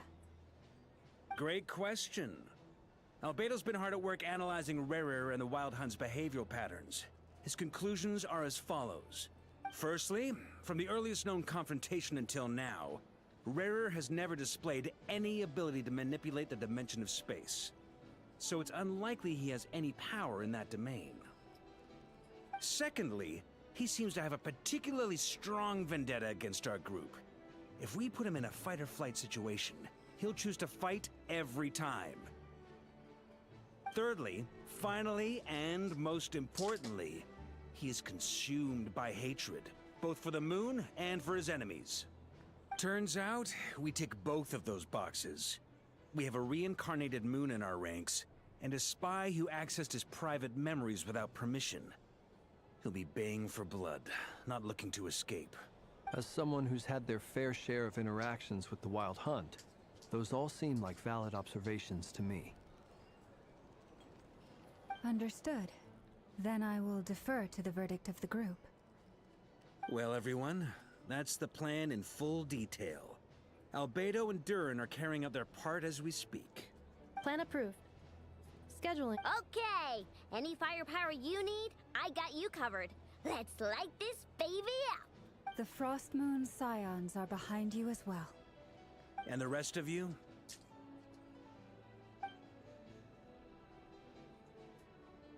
No objections?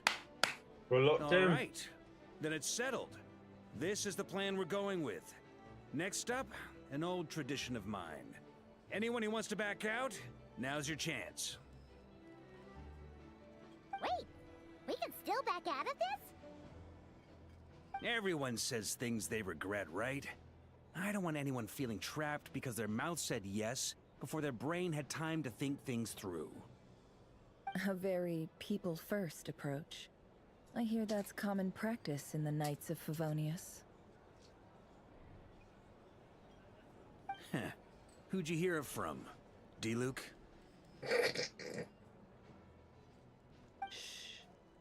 We don't use people's real names at work.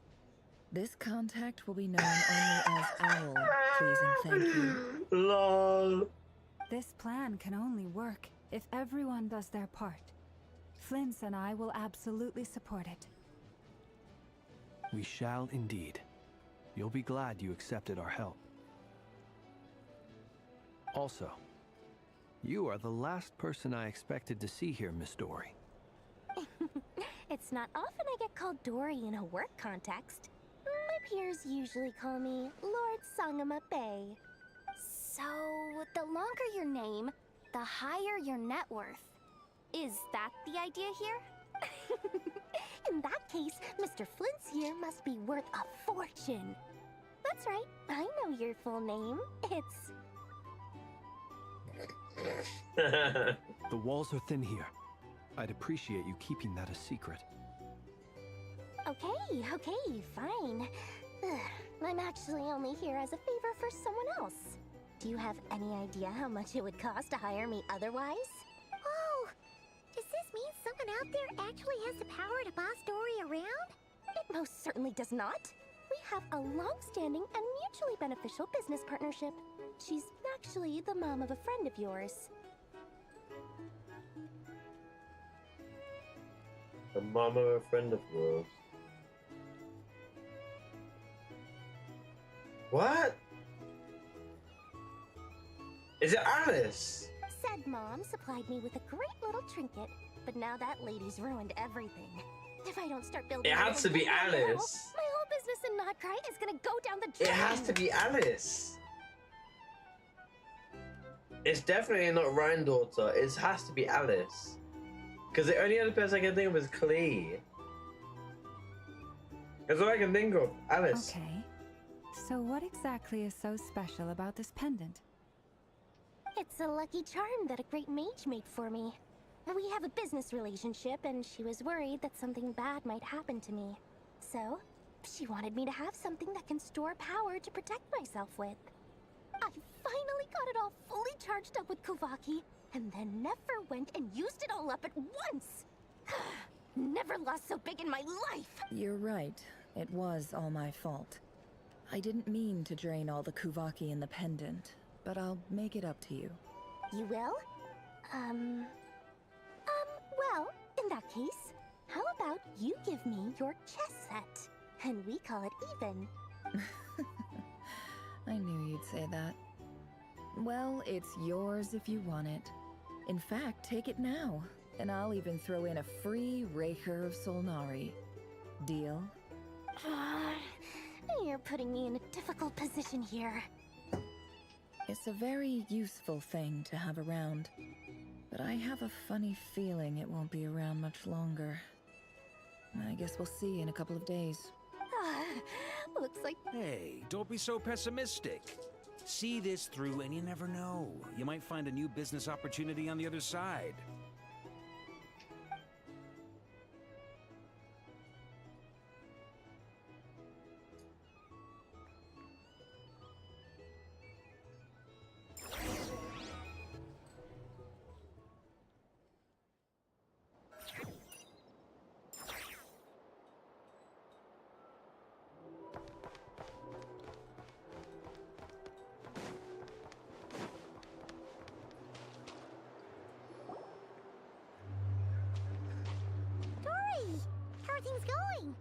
Ready?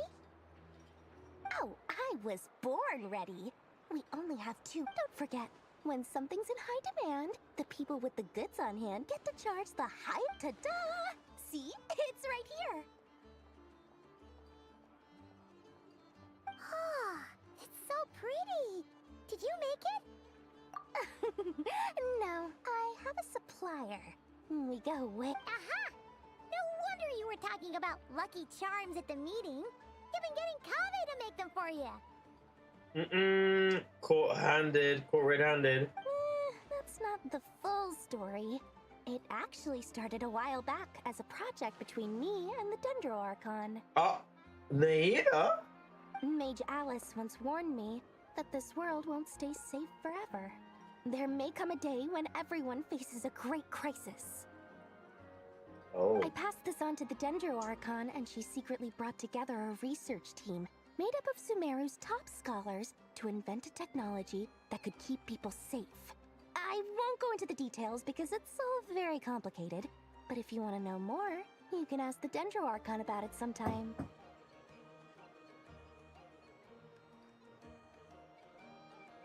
We're gonna meet Nahida. Anyway, point being, it was the Dendro Archon who asked Kaveh to build this little contraption.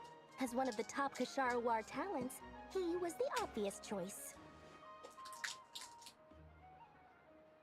Took him long enough. He stressed over it for ages. Must have gone through at least a dozen designs before producing a final product. But Marak delivered it to me a couple of days ago, along with a letter from Kaveh. Could I ask why I'm sending this technology to you? And what's your proposed use case? Has it been approved by the relevant authorities? So nosy. My fault for sending him the research permit to begin with. Surely Nahida must have told him you were involved in this project. He was probably just nervous because you're always so secretive about your business. Could be, could be. Anyway, I just replied, let's hope there never has to be a use case. Because it... Fair enough. But it sounds like... Or maybe he was asking as a favor for his housemate. He's done that before. Not sure why. Either way, all's well that ends well. I'm just glad to finally have my hands on the product. I wouldn't want to be without it, given the potential dangers that lie ahead.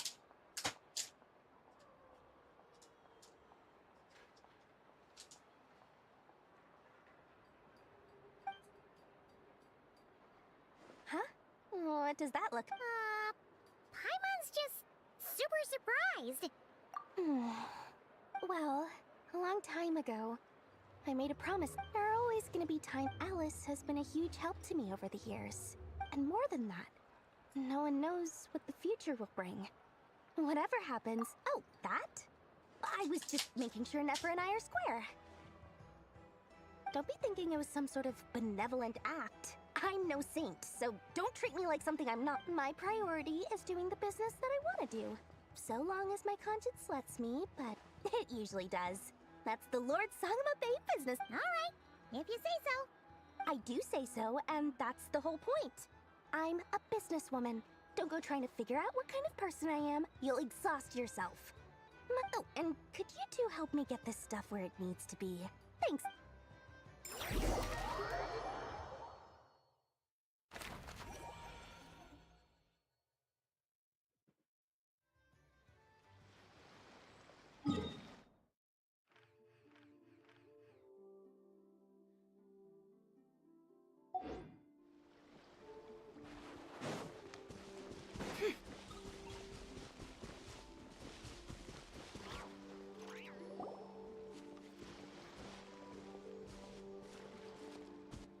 Traveler, Paimon.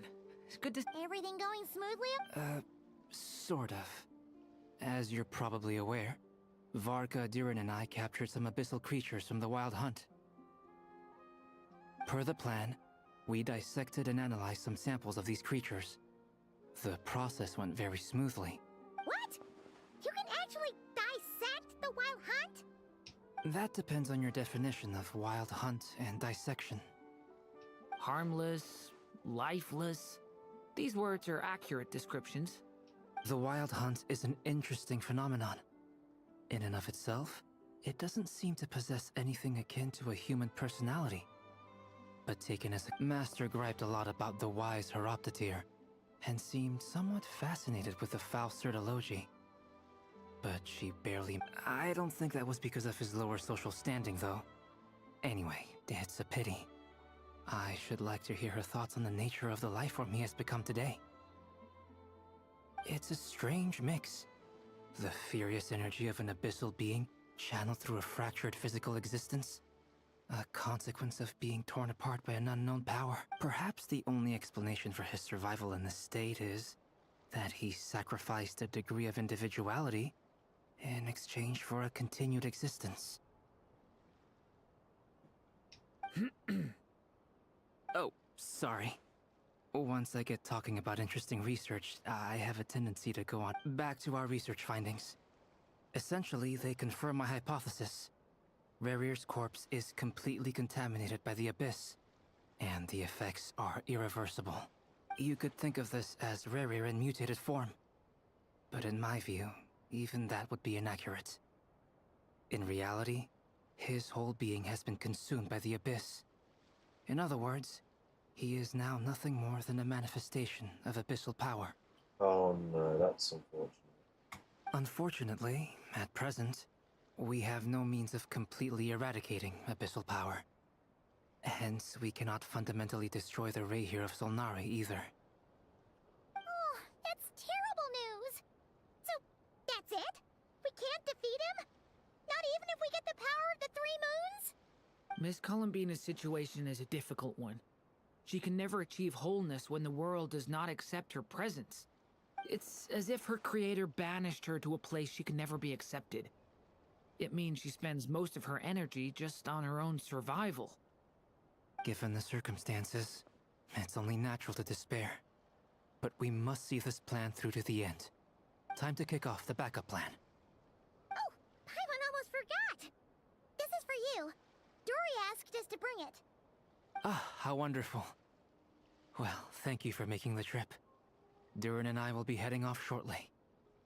I'm sorry I won't be there to protect you in person this time. Please be careful. All right then. Stay safe.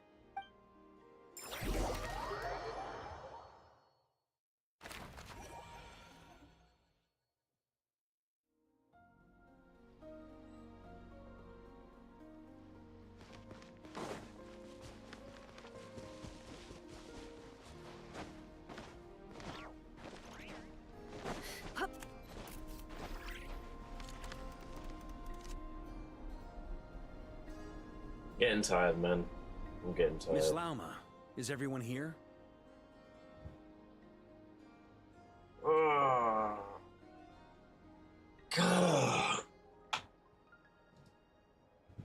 Yes. The fate of my flock is in your hands, Grand Master Varka. Please keep them safe.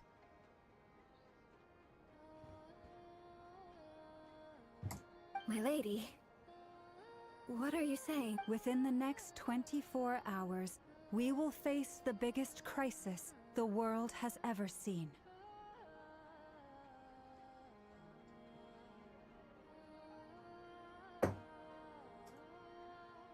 This is not a burden that we deserve to bear, but I believe that we reap what we sow in this life. So I intend to act. I must do what I think is right. For me, that means fighting for the future of Nodcry. This gentleman is the Grand Master of the Knights of Favonius, Varka, Knight of Boreas. In my absence, please follow his lead. Hey, everyone. Why the fuck is mouth move like that? Guess I should introduce myself. Well, to start with, I know my way around a battlefield. Bruh, we did ass. Biggest strengths are honesty and hard workingness. I know this 10x. Anyway, point is, I don't intend to let Lauma down. I'm gonna do everything in my power to keep every last one of you safe and sound.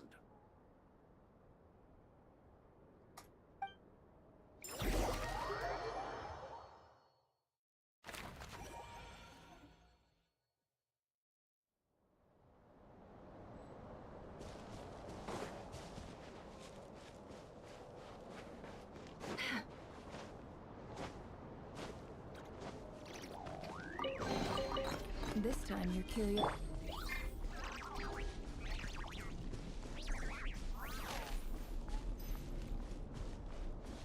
The fuck was that noise?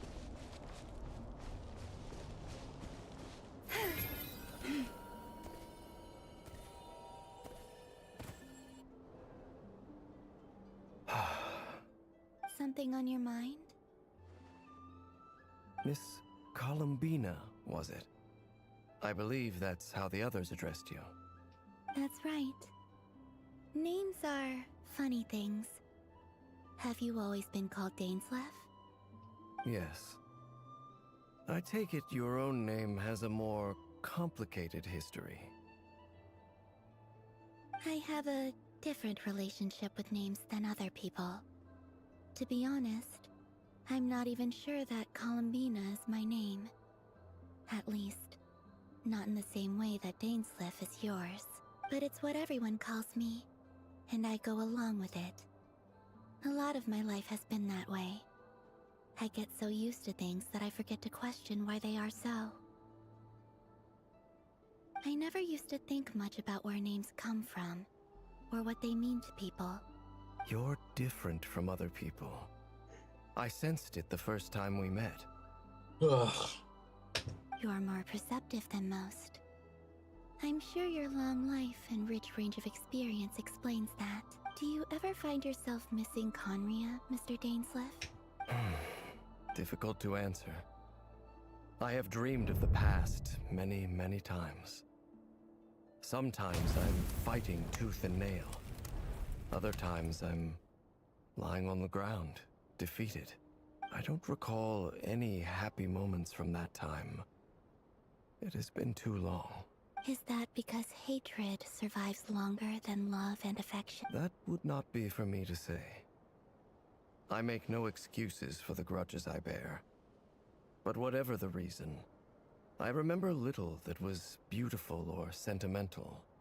Thank you for your help with the Rerir situation.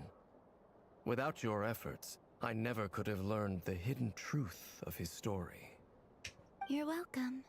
Friend, he betrayed me. And I never really understood what he was going through in life. Some friendship, that is. Okay. So, do you plan to fight him with us?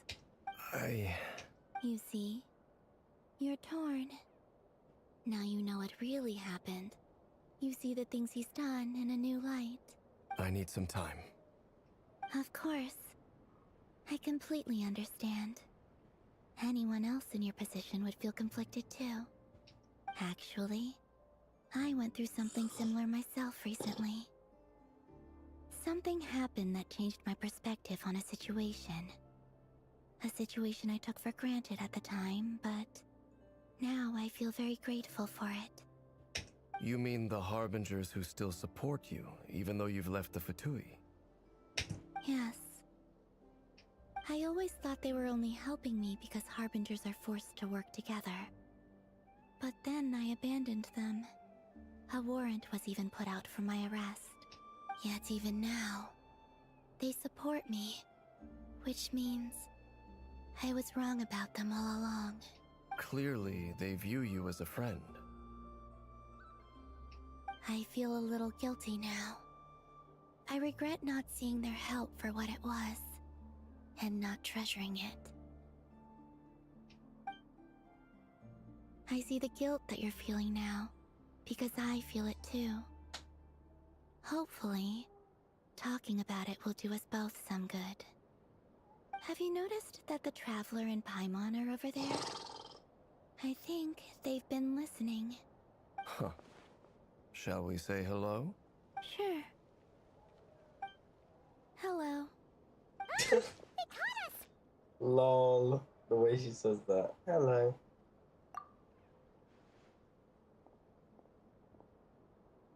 I apologize for making you worry. No doubt you wish to know where I stand on the plan to take down the Recher of Solnari. I'm afraid I need a little time, but I will seriously consider joining you. Okay. You will? Oh, thank you so much! Everyone will be so grateful to hear that! They needn't be. This was something that I was going to have to face up to eventually. That doesn't matter to them. They're grateful to you regardless. You can't control their gratitude, so just accept it. And then, have a think about whether you're willing to join us. I think they're listening to us. Hello. It's nearly showtime! Let's go rendezvous with the others. You know the place. The music is getting so intense.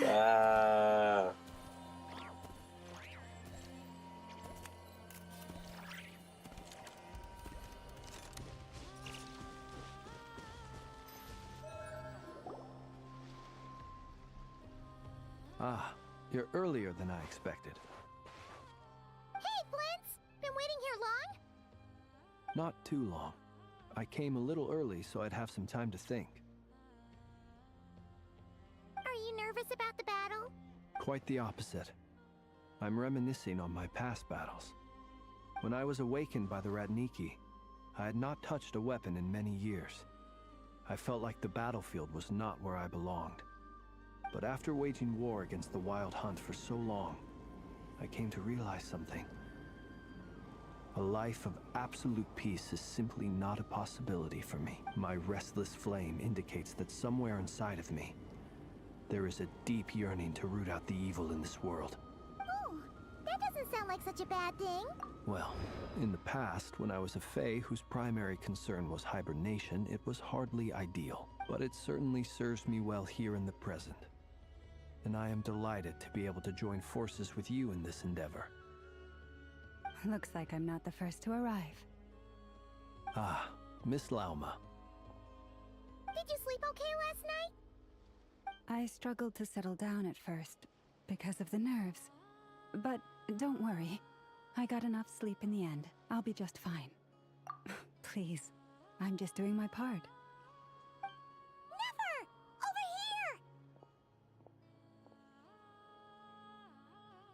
here! Aino asked me to relay a message. She said Anefa will be on high alert and keep a close watch over all secondary districts where defense is required, providing support as necessary. Meanwhile, Aino herself will provide range support to us directly, using her latest invention. Excellent. My thanks to all involved. Oh god, it's shaking.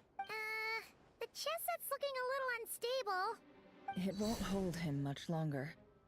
We should be prepared to engage at a moment's notice. No sense sitting around waiting. Let's make the first move while we still have the option. I agree. Paimon, find a safe hiding place. Got it! Be careful, Traveler! I will. It's kind of nice to hear the Traveler, I'm not gonna lie. Bro, get us a better sword, bro. I'm done with this dumbass prototype Rancor. Everyone, take your positions as soon as the battle starts. Every ounce of strength we have in our bones, let us bring to this fight. Ready? Let's go. I've seen all your futile ploys before. You have become the authors of your own demise. I wouldn't be so sure about that. You are merely a moment of sport before I tear down the moon.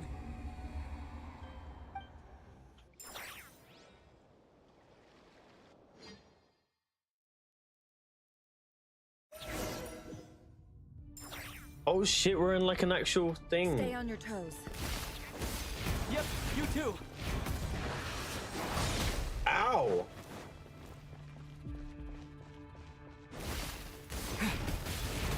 Hunt them down! Let me help you guys!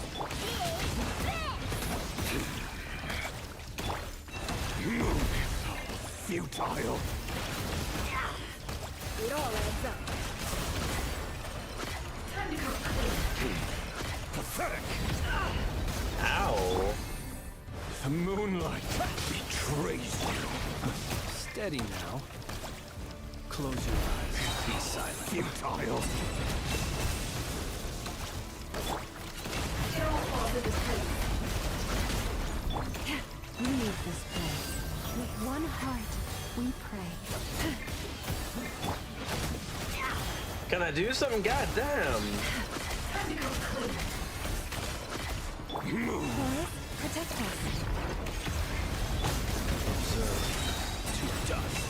The moonlight betrays you. Silent. To dust. Are you quite finished? Go! No more running. It began with the moon, and so shall it end. The moon will protect you.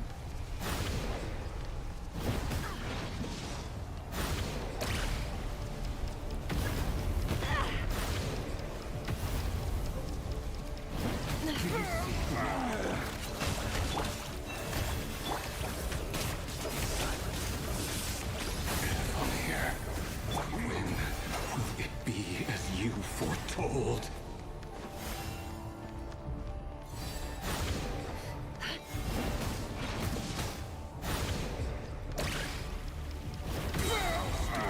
Welcome here.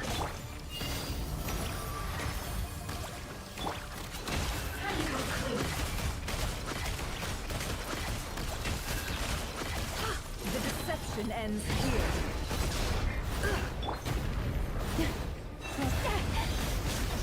Bombs away! Observe. Be silent. Close your eyes. Fear the dark. Fear the dark. Moonlight. Move. Go!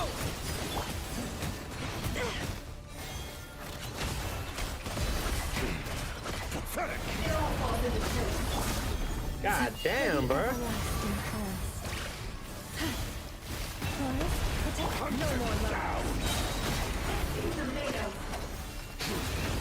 Your little game of heroics is over. Moonlight to go first. Wait, what the hell? Get out of my sight! What the hell? No, we've been separated. My grasp. You okay? Bro, what the hell? Never. Where are the others? Stuck outside the barrier. I guess it really doesn't matter. I told you before.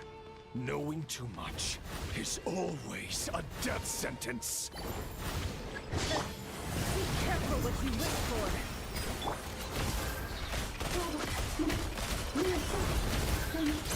Grandma! Can you hear me? Son! But at least I know they're still there. Focus. Stick to the plan. Remember my most important task. Nowhere to hide. Following him. If I can stall him for long enough, the moment will come.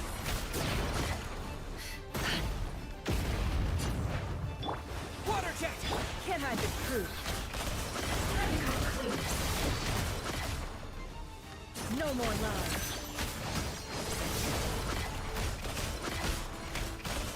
Bro, it's gonna take forever. Yeah! It all adds up.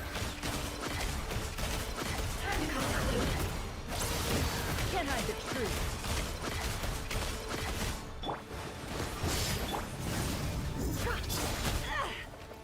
It all I'm not adds even up. sure this could take forever.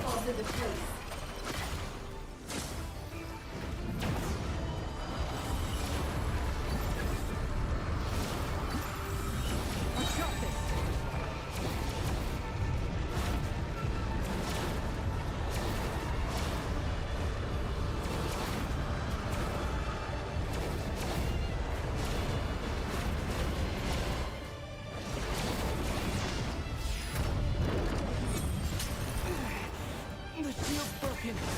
I can't keep this up. Don't push your luck. Destroyed and reborn. Oh my god. Death is within my grasp. Bombs away! Can't hide the truth. Time to come clean. It all adds up. Let's see what they're made of. We're just stalling. Destroyed and reborn. How much power Can't hide the truth. take? Absurd.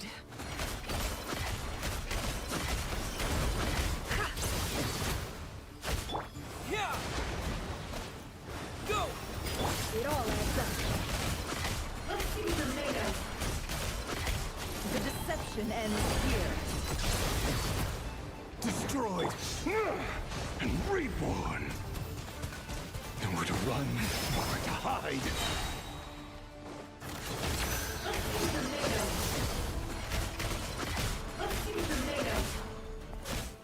No more lies. Bro, this is taking so long.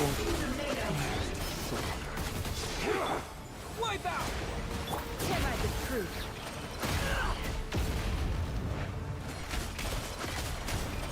It all adds up.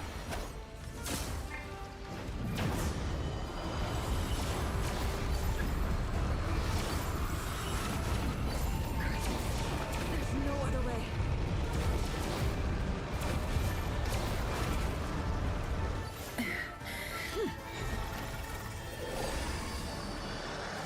Wait, did we stall long enough? I think we did.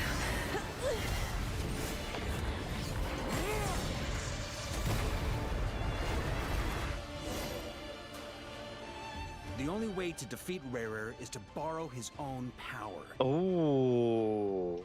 That means Columbina will have to disappear while you two bear the brunt of his attacks. You have to hold on. Find a way to keep him focused on killing the two of you.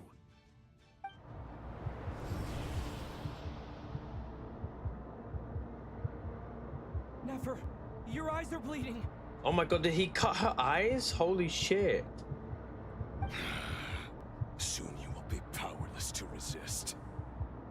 And then, I will reduce you to dust. But that dust will plague your memories. Come on, keep holding on. Any other tricks up your sleeve? Let's see them. As entertaining Hey brother, as what's they up? Still are, streaming? Yeah, man. You've backed yourself into a corner. You don't fool me. I see your fear clear as day. I have to stoke his rage. Make him unleash everything. You fear what you could never defeat. You fear the thought of never being able to save your beloved. You cannot win the fight against fate, Rarir. Is that what you think? Well, now it's your turn to feel afraid!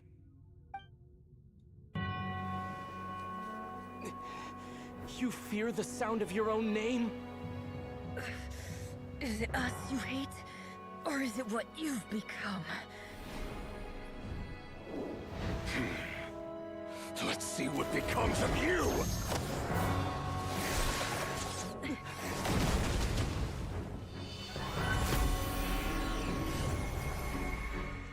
Ooh, what's cooking?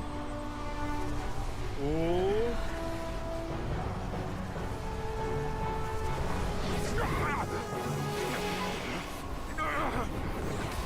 What's happening?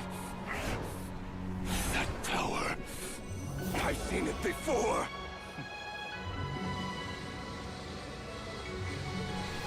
Ooh, Doran and Columbina.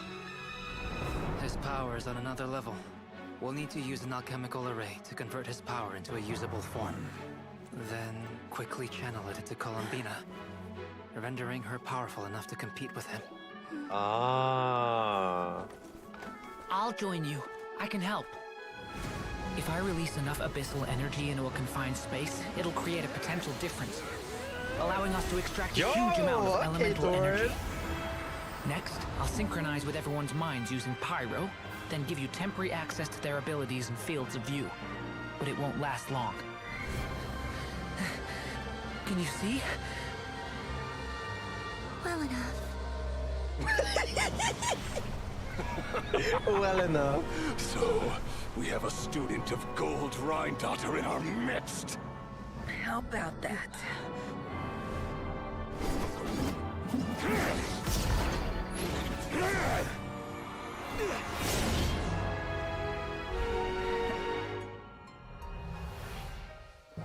Okay.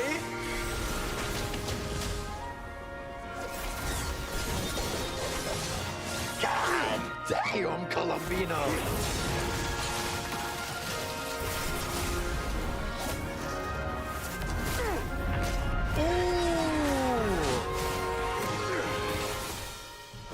You use my own power against me?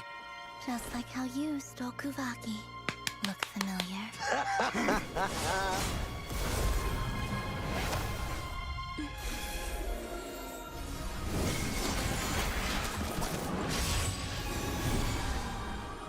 Holy aura fog.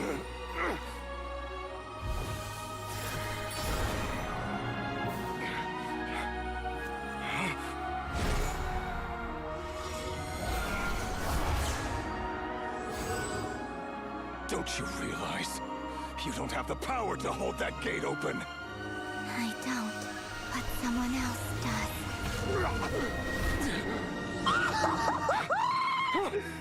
Yo! Goodbye, Rerir. Nah, that was tough. I can't lie. That was tough. I can't lie. That was tough. That was tough. We won.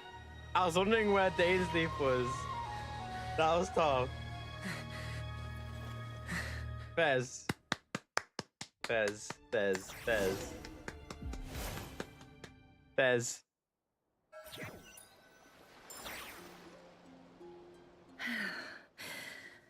Fair enough, bro. Fair enough. Good quest. Good quest. Good quest. Nefer, how are your eyes?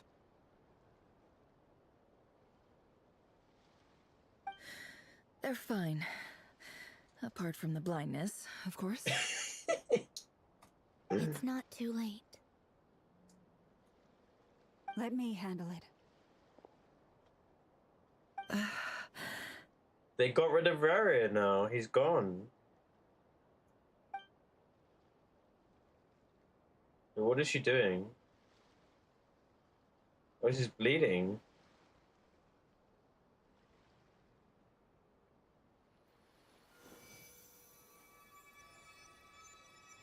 W idle animation. Never. It's not like you to lose your composure. That was the most reckless thing I've ever seen you do. Reckless how? The situation was critical. Our lives were at stake. We had to do something. Even so. Okay. I guess you're right. Under the circumstances, it was a wise decision. You traded your eyes for an incredible victory. In business terms, I suppose that's a huge return on investment. I'd be hard-pressed to argue otherwise. Still, I don't like this outcome, and I don't want you to lose your sight for good. People suffer when they make sacrifices they shouldn't have to make, whether that means faith, strength, or in this case, your ability to even see. I had hoped you could win without sacrificing so much as a I think that was a single hair very on your smart head. plan that they converted and turned his power into a form of power so Columbina could absorb it to make her stronger. That was wicked. I did like that. If you aren't strong enough, we'll use his power and convert it so you can be strong enough. Good. I like that. Thank you. But Doran's goated, bro. How can making me want to pull for him now? All done. Making me want to pull for him now, I'm not gonna lie. Don't try and open your eyes just yet. We'll see how you're doing in a couple of days. Until then, please follow your recovery plan to the letter. I'll send full details through Yehoda. For now, just get yourself home, relax, and rest. My dear friends, we have fought bravely and achieved a spectacular victory. A dark cloud has been lifted from the skies of Nodcry. All The moon will remember this day. Thank you both. Jehoda shows up and helps Nefer get home, and you, of course, escort Paimon back. The sight of Nefer navigating Nefer encourages you to do something. Okay. There's something I want to let you know. What is it?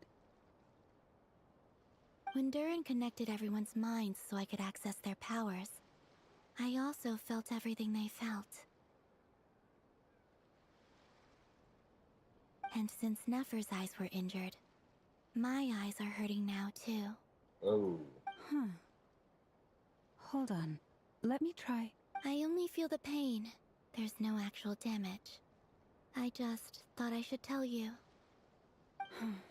You're right. There's no damage. That's a relief. But I must say, I'm surprised to hear the Kutar share something like this with me.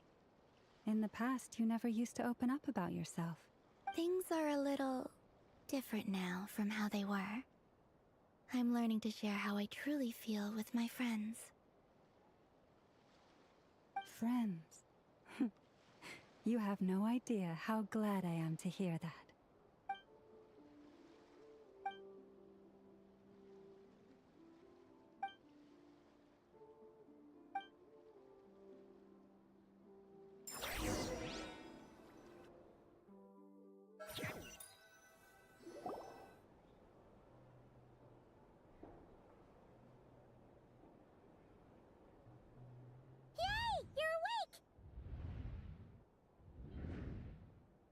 How you feeling? Any aches and pains? Did you sleep well? I'm doing all right, Paimon. No need to worry about me. Phew, well that's good. Paimon's been sitting on the edge of the bed worrying about you for ages. You slept a whole day and night. Poor Paimon had to eat all by her lonesome. Glad to hear you didn't starve. How was the food? Well, it wasn't the same without you there to share it. Honestly, Paimon just can't relax when you're not your usual self. She couldn't enjoy the food and settle down to sleep. Well, I'm back to normal now. Oh yeah, and Albedo swung by earlier. He said to tell you to head to the tavern when you woke up. He also dropped off some medical supplies, but if you're feeling up to it, let's head over now. Wouldn't...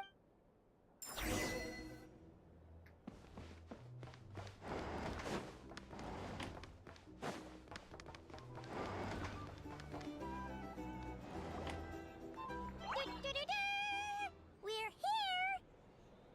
Traveler and Paimon! Perfect timing! We were literally just saying how there's no way we're holding this victory feast without you any longer, and we would have postponed it till tomorrow. How are you feeling today? Much better. Thanks. Don't worry about me. Oi, oi, oi. Relieved to hear it.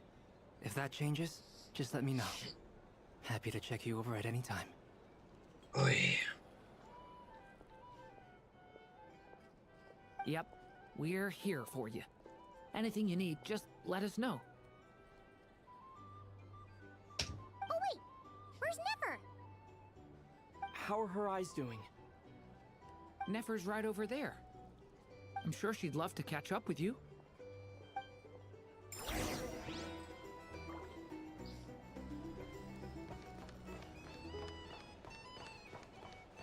Oh, she's seeing now. Nice.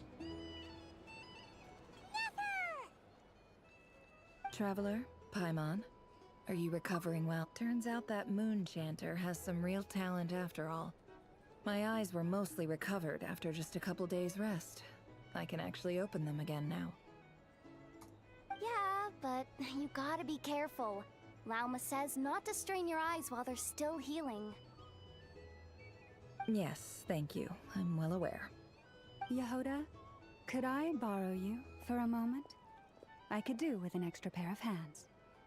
Oh, sure. Coming. Did you hear that?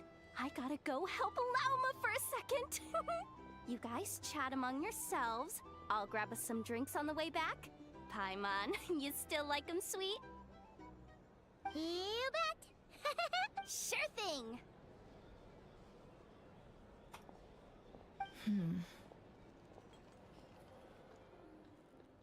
What's in your mind? The Raker of Solnari.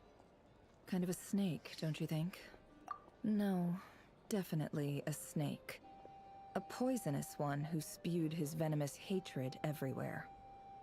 Anyone who seeks revenge out of hatred for other people has become a snake. That's something my dad used to say. Perhaps. I'm sure it sounds like a very wise and open-hearted perspective to your ears. What else is left when everything you depended on in life gets stripped away? If you're worried about me, you can nip that in the bud. I'm not someone who gets stuck in the past. It's just... I suddenly feel like I was wrong to call my father a liar. He was just a fool. That's why the academia turned their back on him. And why the other... Oh, Father. How much better things could have been if you were a skilled liar. Look at the Ibis King. Thoth is a fiendishly cunning liar. And yet, strangely, he feels more like a father to me than my real dad ever was. He's never brought it up, but I'd bet he feels the same way. Why else would he give me the power to perceive the truth, while at the same time training me in the art of deception? Well, King Deshret bet his response. Did he really think I'd fall for that? So that's enough for you to decide. He's a prisoner, and he was scared. He lives in fear I don't because care. he's a deceiver. How is Rerir any different? It's preposterous. Yet I can't say I don't understand it. Liars live in the darkness of their own making. They say that a liar's soul is the most worthless thing in the world. What do you think? Good. If you ask me, the soul of a liar really is worth... For example, when... So be it. They have sharp ears. I can't keep anything from them. Oh, is that what it looks like? Well, you all know my past now. And I can't simply eliminate everyone who knows too much. When you find yourself in a situation you can't control, the safest play is to keep calm and start monitoring everyone involved like a... If you understand what's at stake, please ensure my secret is safe with you. I trust... Very good. Oh wait! Now that the panic's over and we've all calmed down, Paimon suddenly remembered something. After all that build-up, our mystery ally never showed up even once. Act 4 is complete. Oh. Huh? Am I imagining things?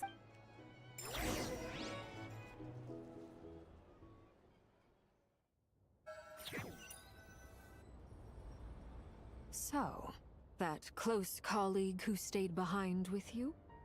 What's he been up to recently? Don't know, don't care. I get more normal human interaction from hanging out with Bosco 2 than him. Although, now you mention it, he hasn't bothered me in a while.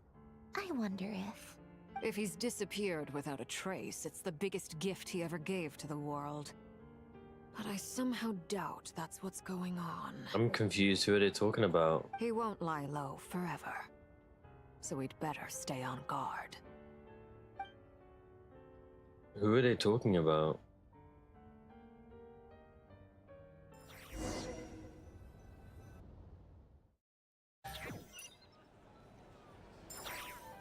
That was so random.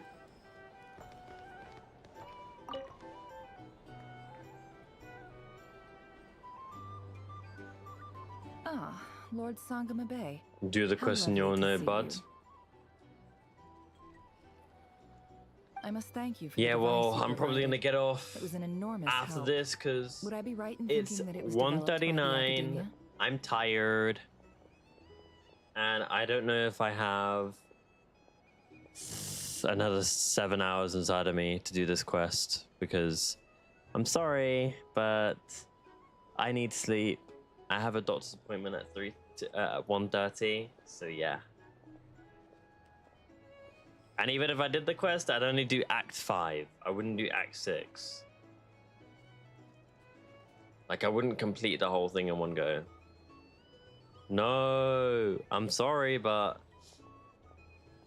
I've been live for just over 7 hours. I'm tired. I've completed 2 quests, or 2 acts, should I say. That's generous. Like, I'm not gonna force myself to stay awake if I physically cannot feel like Why come and ask me when you clearly I'm know just not. already? I don't have any energy in me right now. I want to just go to bed. I mostly came to thank you. If I go to bed and wake up at like 9, I don't mind doing the quest and doing it early in the morning, and then coming back and then and then continuing it after my doctor's appointment. That's fine. I don't mind doing that, but I'm not gonna raw dog it till 8 in the morning to get to Act 7. Like, no. That's more like it. A little gratitude goes How a long way long? with Lord Sangama Bay. Play your cards right, and you might even stand a chance of becoming my long-term supplier.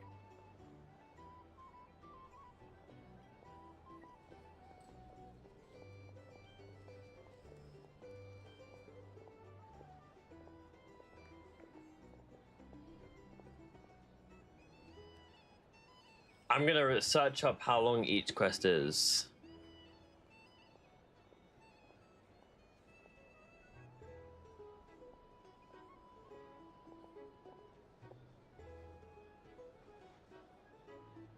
Um.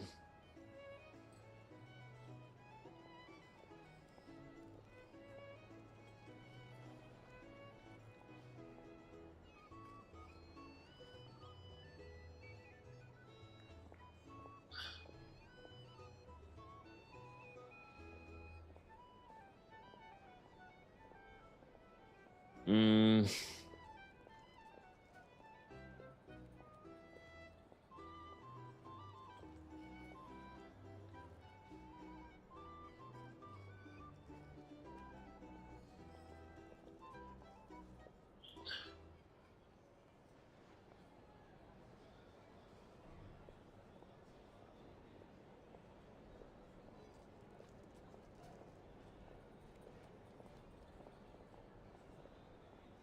Mm.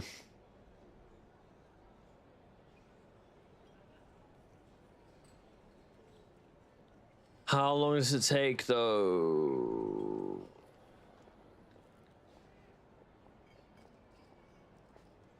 It takes about eh,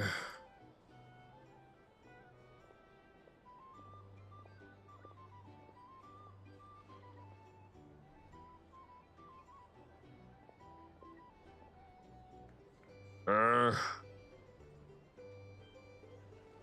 I'm searching up how long it takes. How long?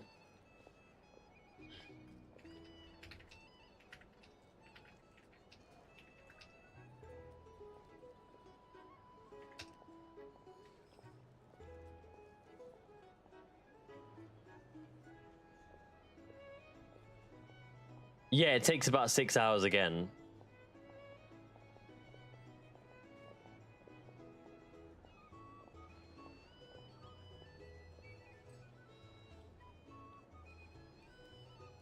About so to get all of Luna, the next questing done, Act 3 and no, Act 5 and Act 6 and Act 7, it's another 6 hours. So yeah, it's another 6 hours worth of questing. So I'm gonna do that later in the morning because I'm tired. I'm not gonna raw dog it till 7 in the morning because I got to go to an appointment. I'm not raw dogging that. I'm sorry. Because Act 5 and 6 is about 7 hours. And then Act 7 is like a whole another 2 hours and 30 minutes. Like, that's 8 hours, bro. I'm not gonna raw dog that. I'm good, bro. I'm not raw dogging that.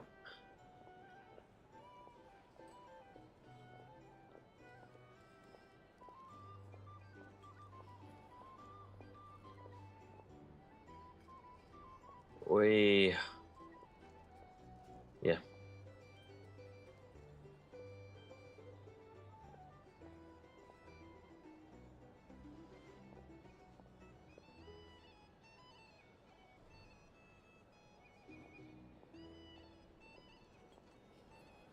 Alright. On a real though, I'm gonna do this and then I'm gonna get off. Because I'm tired. Because, yeah, I'm tired.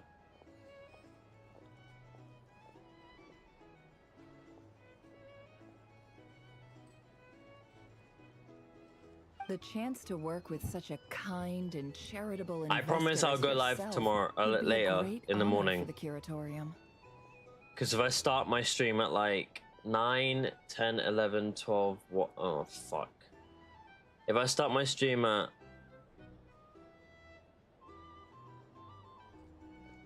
8 in the morning, 9, 10, 11, 12.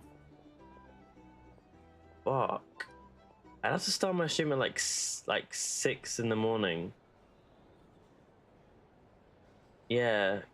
Because to even get Act 5, 6, and 7 done, I need to grind it fully. Huh? Unless I split it. So I did some in the morning. Charity. First time hearing about it. And then some in the afternoon. Just do it after your appointment. But I can't, because like if I raw dog it after my appointment, I'm gonna be tired as fuck because I've got work tomorrow. I've got work on Thursday. I can't do that to myself. Let's see. The first plot of land you purchased in Nodcore, your desert interests, and... I'd literally be ending stream at like 9 PM.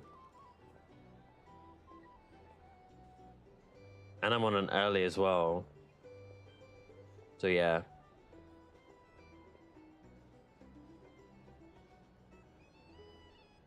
I'd be raw dogging it. I think I'd just split it. Stop! What do you think you're doing? Exposing my investment history! It's nothing to hide from. They're all perfectly legitimate investments. And some of the land you purchased was with the intent of building a sanctuary? Yes, I heard about that too. I mean, I could raw dog it, but it's like, I also want to play Wooer. I want to do that on Thursday. Not Thursday. Yeah, I want to do that. I want to do that on Thursday when I get back. You're a curious case, Lord Sangamabe. You don't like people finding out about your good deeds, do you? It just means that I don't have the but I've got acts 8, 9, and 10 to do for Genshin. But I'm afraid no matter how hard you try to keep things under wraps, where there's a will, there's a way.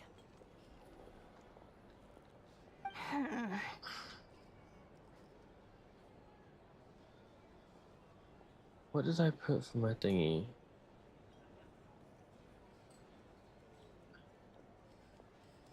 What did I put for my schedule again?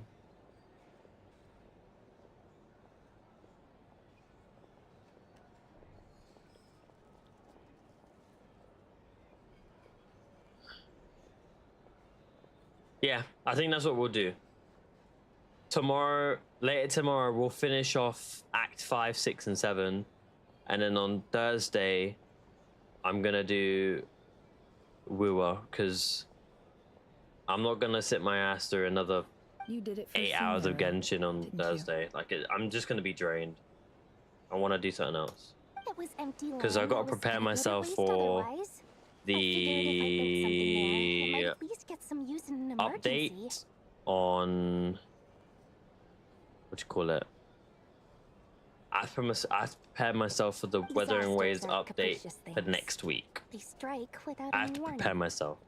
I've lost family to a disaster before, and I don't want to lose any friends or business partners if I can help it. My elder sister used to dream of finding a sanctuary. Somewhere with plenty of food, water, and medicine. Where everyone could live happy lives. It was something I looked into, but after discussing things with the Dendro Archon, I decided on a more effective strategy.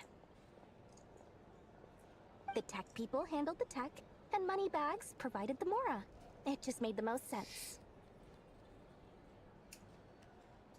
It's a pity that so few people know the truth about you.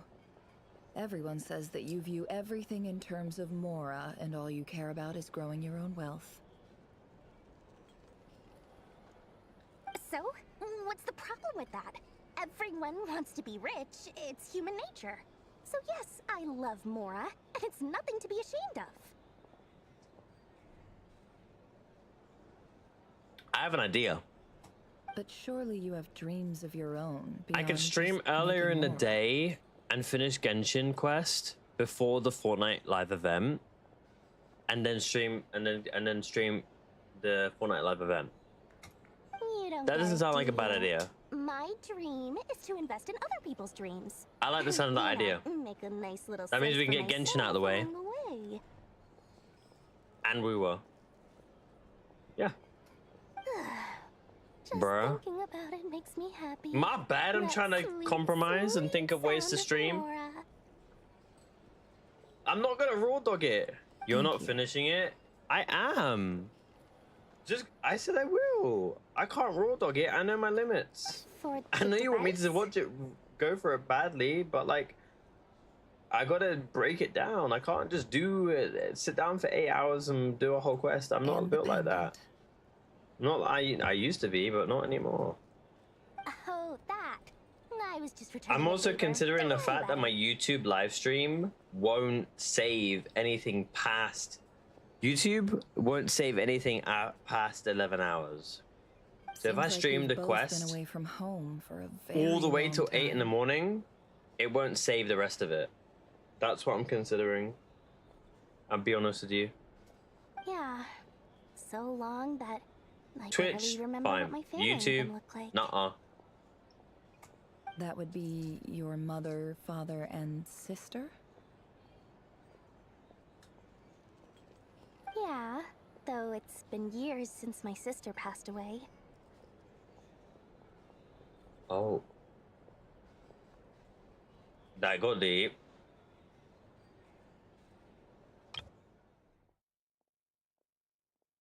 Yeah, though it's been years since my sister passed away.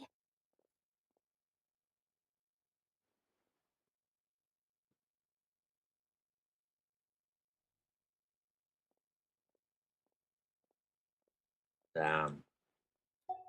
It's not like I want to forget them, obviously, but memory can be even more ruthless than the most calculating business person.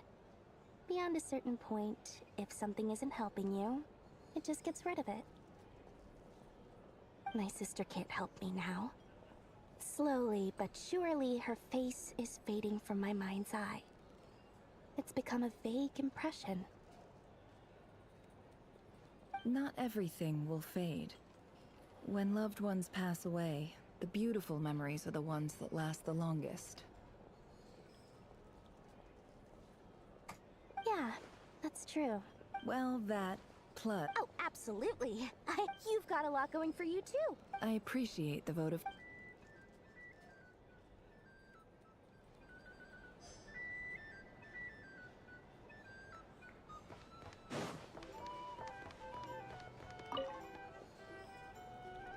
How have you been holding up?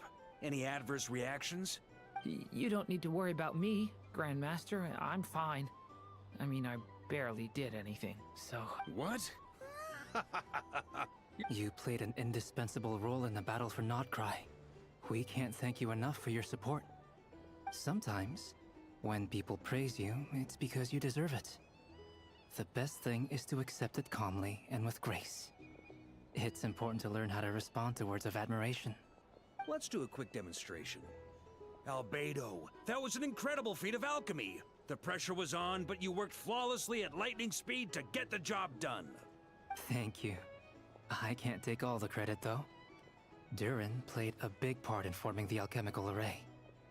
See? Did you catch that? A masterclass in how to take a compliment.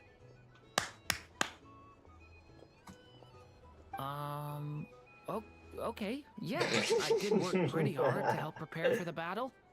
No point denying that. Hey, you guys! You're work in progress, work in progress. Hey, look who's bounced back. Looking good, traveler. Seems like you've recovered. You won't need to take any more medication. Can I get you a drink? Huh? You know how to order at a bar now? You've sure learned a lot recently. Handling a drinks order is ridiculously simple compared to alchemy. Don't worry, I'll blend into society yet. Paimon believes it. You're clearly a fast learner, just like your brother. To be totally honest, though, Paimon didn't quite follow all the details when you first explained the plan to us. Don't worry, that's completely understandable. Unless you're a student of alchemy, it's hard to grasp the principle and how the process works. To put it in the simplest terms, we saw how our enemy stole the power of Kuvaki. And that gave us the idea of stealing his power to turn it against him. When facing an enemy you have no hope of defeating, it's best not to engage them in battle. So, instead of looking for a way to overpower him, we decided to help Columbina get strong enough to at least stand up to him in a fight. For this to work, we had to analyze his modes of attack, confirm who his main target was, and make sure that he wouldn't go beyond the range of the alchemical array. For added security, we prepared a total of 4 arrays. But to mitigate the impact of the battle, we identified one location in particular as the ideal spot, which is where the confrontation took place. The alchemical array absorbed his abyssal power. Then Durin processed it to render it usable by Columbina. That power enabled her to do what would otherwise have been nigh on impossible. What surprised me was that Dainsleif actually agreed to join us. Given his history with Rerir, he had every right to sit this one out. But we're extremely grateful for the decision he made. It must have been a painful choice to make. But I'm sure that making a decision was far better for him than staying in limbo. Absolutely. He was torn between 2 paths, but in the end, he made his choice and stuck to it resolutely. He doesn't strike me as the sort of person who'd stay trapped in limbo for long. I know the queen of limbo. I'm sorry. Anyway, however you cut it, everyone gave a stellar performance. And now, it's time to kick back and celebrate.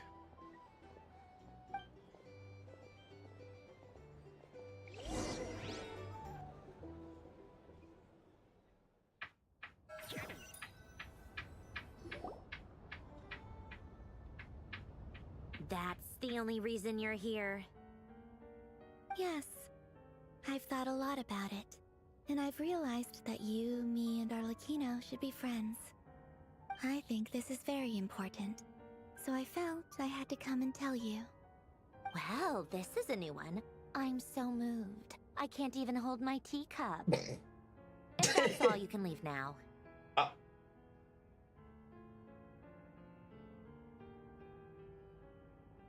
Oh. Do you not want to be friends with me? Or is it that you prefer being co-workers? What is this, Columbina? Are you deliberately testing my patience threshold? Right now, my politeness module is active. But if you say another word, I swear I'll shut it down. If your politeness module was active, wouldn't you say the word please at some point?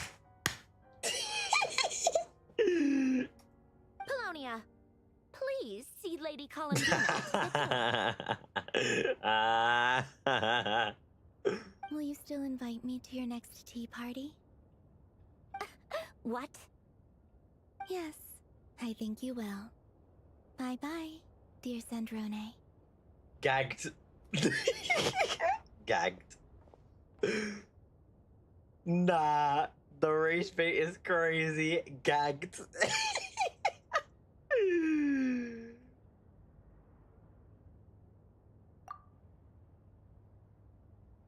Last time, the Wild Hunt escorted you out. Would you rather I handled it myself this time? Oh, for fuck's sake. We just wanted to, see how you were doing now that it's all over. Why? Out of concern for my safety? I hope you didn't seriously think that the Rayhir of Solnari would be able to lay so much as a finger upon me, given how prepared I was. Mostly because you kind of helped us out, so we just wanted to check you were okay. Looks like all your robots are fixed, huh? Oh, don't you worry about that. Tea time is already a write-off. The visitor before you managed to kill my appetite. If you're in the mood for tea, go ahead and help yourself. Otherwise, it's going to waste. My coasters are still missing in action, though. Use this notebook instead. Whoa! Pretty hefty notebook. Look at all those calculations.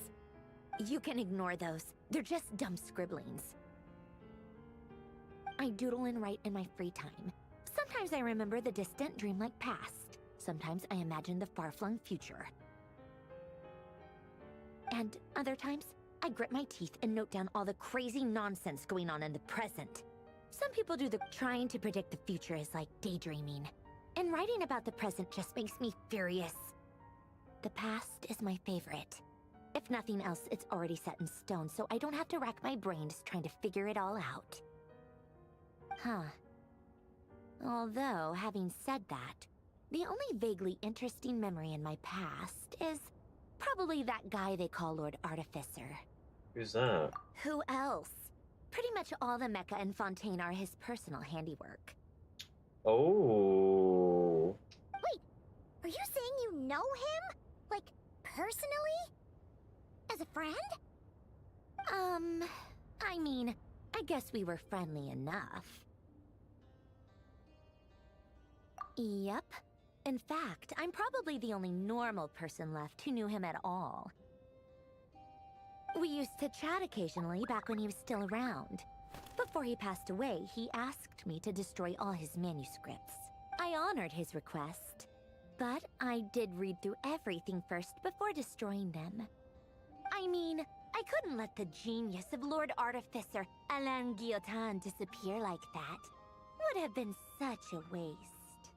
So, that's where the formulas in your notebook are from? I just told you. Those are my equivalent of crossword puzzles. They're just dumb formulas that I solve for fun when I'm bored. Alain's work was like epic poetry. The formulas in my notebook are just silly little riddles in comparison. Not that there's anything bad about them. I mean, at least, solving those riddles isn't going to hurt anyone. Except me, because I lose a few brain cells in the process. Okay. Anyway, while we're on the topic, I might as well tell you about what happened to him and his friends. Alain Guillotin had two close buddies, Renee and Jacob. They spent their childhood years together in the Narzissenkreuz Institute. They were all quite competitive, so there was, but beneath the friendship and the rivalry ran something deeper. Unfortunately, childhood would end, the prophecy would come true, the apocalypse would arrive, and the future would never be. A mad dream that would normally only capture the minds of lunatics begin to take root in their hearts. A dream of saving the world. And if Renee and Alain had been people of lesser wits, that dream would probably have ended up as something for them to joke about, but alas, they were some of the sharpest minds around. They nurtured that dream with the full power of their intellect. The first of them to fall under its spell was Renee. Against Alain's wishes, he persisted in experimenting on a mutual friend of theirs to try and save their life. Alain did not approve and parted ways with Renee. It's complicated. Alain wanted to believe that Renee only did what he did for the sake of their friendship. Perhaps the seed that would grow into a nightmare had already sprouted in Renee's mind. Even then, the next time they met, Renee's soul had been completely engulfed by the dream of salvation. And although that wave died down eventually, I hear that it just recently came back with a vengeance. As I understand, I really want to live out his dream of salvation once more.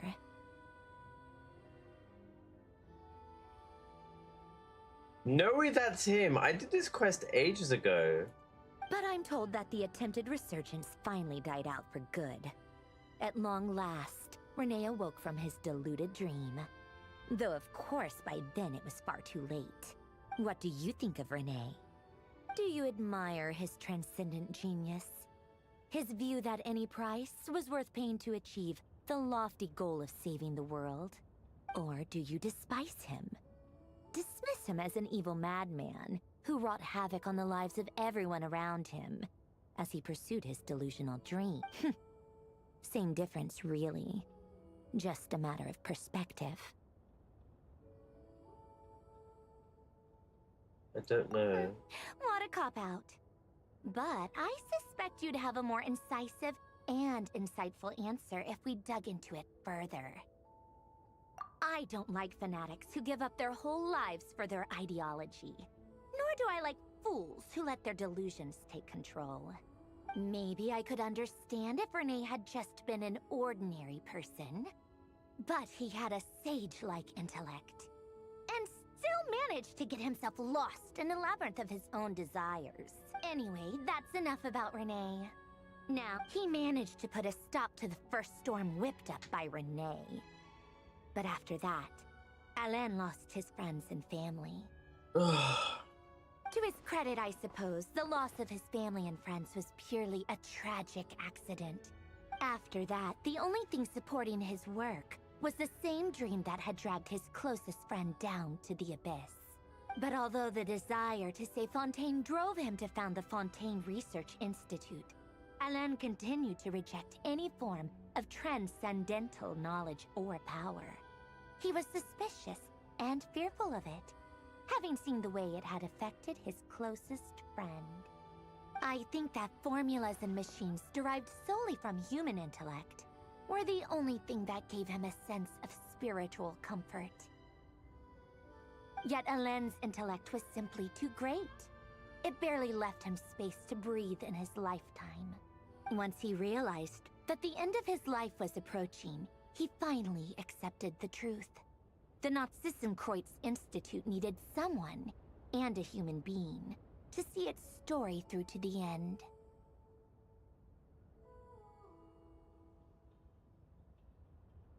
He quit working on his formulas, trading them in for the fairy tales that had played such a formative... He told me that the director of the Nazissenkreuz Institute used to read those fairy tales to the children, as I think that all he wanted at that time in his life was to be able to sleep deeply without being plagued by depression. By that point, nothing else really mattered. At the very end, he laid down to rest in the ruins of the former Nazissenkreuz Institute orphanage, while the Fontaine Research Institute he had founded continued tirelessly with its work. Many years after that, tensions over competing dreams would once again cause a rift. And that is the story of two people. One went all in, the other sought desperate. I do so. Even the grandest tree starts as a tiny seed. So perhaps, for each, they were young children with friends, or maybe they just wanted to find something to anchor them. But instead, the search for their own salvation took them down the rocky road laid out. Do you think the desire to save oneself is enough of a justification to try and save the world?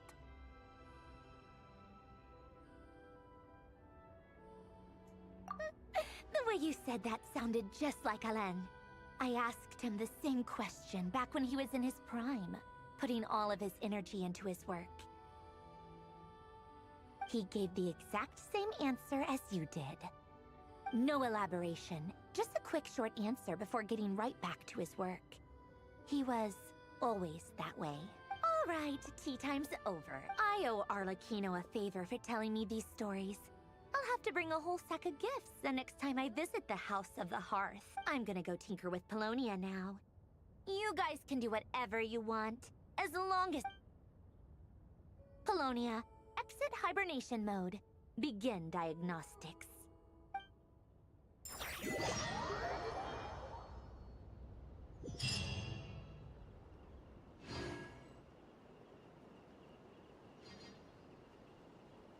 Well, there we have it. The quest is done.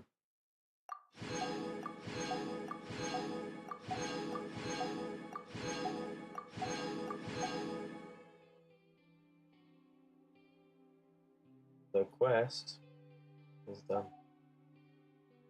There we have it. There we have it, ladies and gentlemen.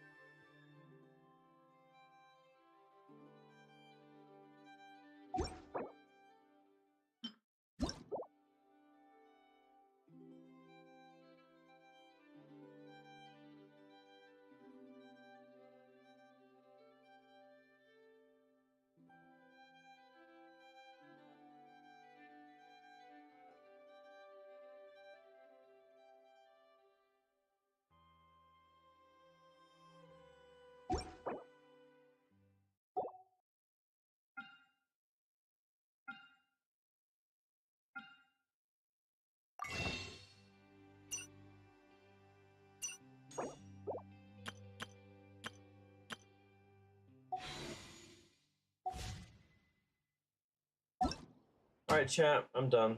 I'm getting off. I'm tired. Me tired. Thank you to everyone who tuned into the stream. I hope you have a wonderful, wonderful, wonderful rest of the evening. I shall see you guys tomorrow for some more Genshin. Yippee. Thank you to everyone who tuned in. Hope you guys enjoyed. We've been live for 8 hours. I'm tired. As you can tell. Anyways, I'll see you guys tomorrow. Thank you for tuning in. Toodaloos. We will be back for Genshin tomorrow. Alrighty. Bye bye.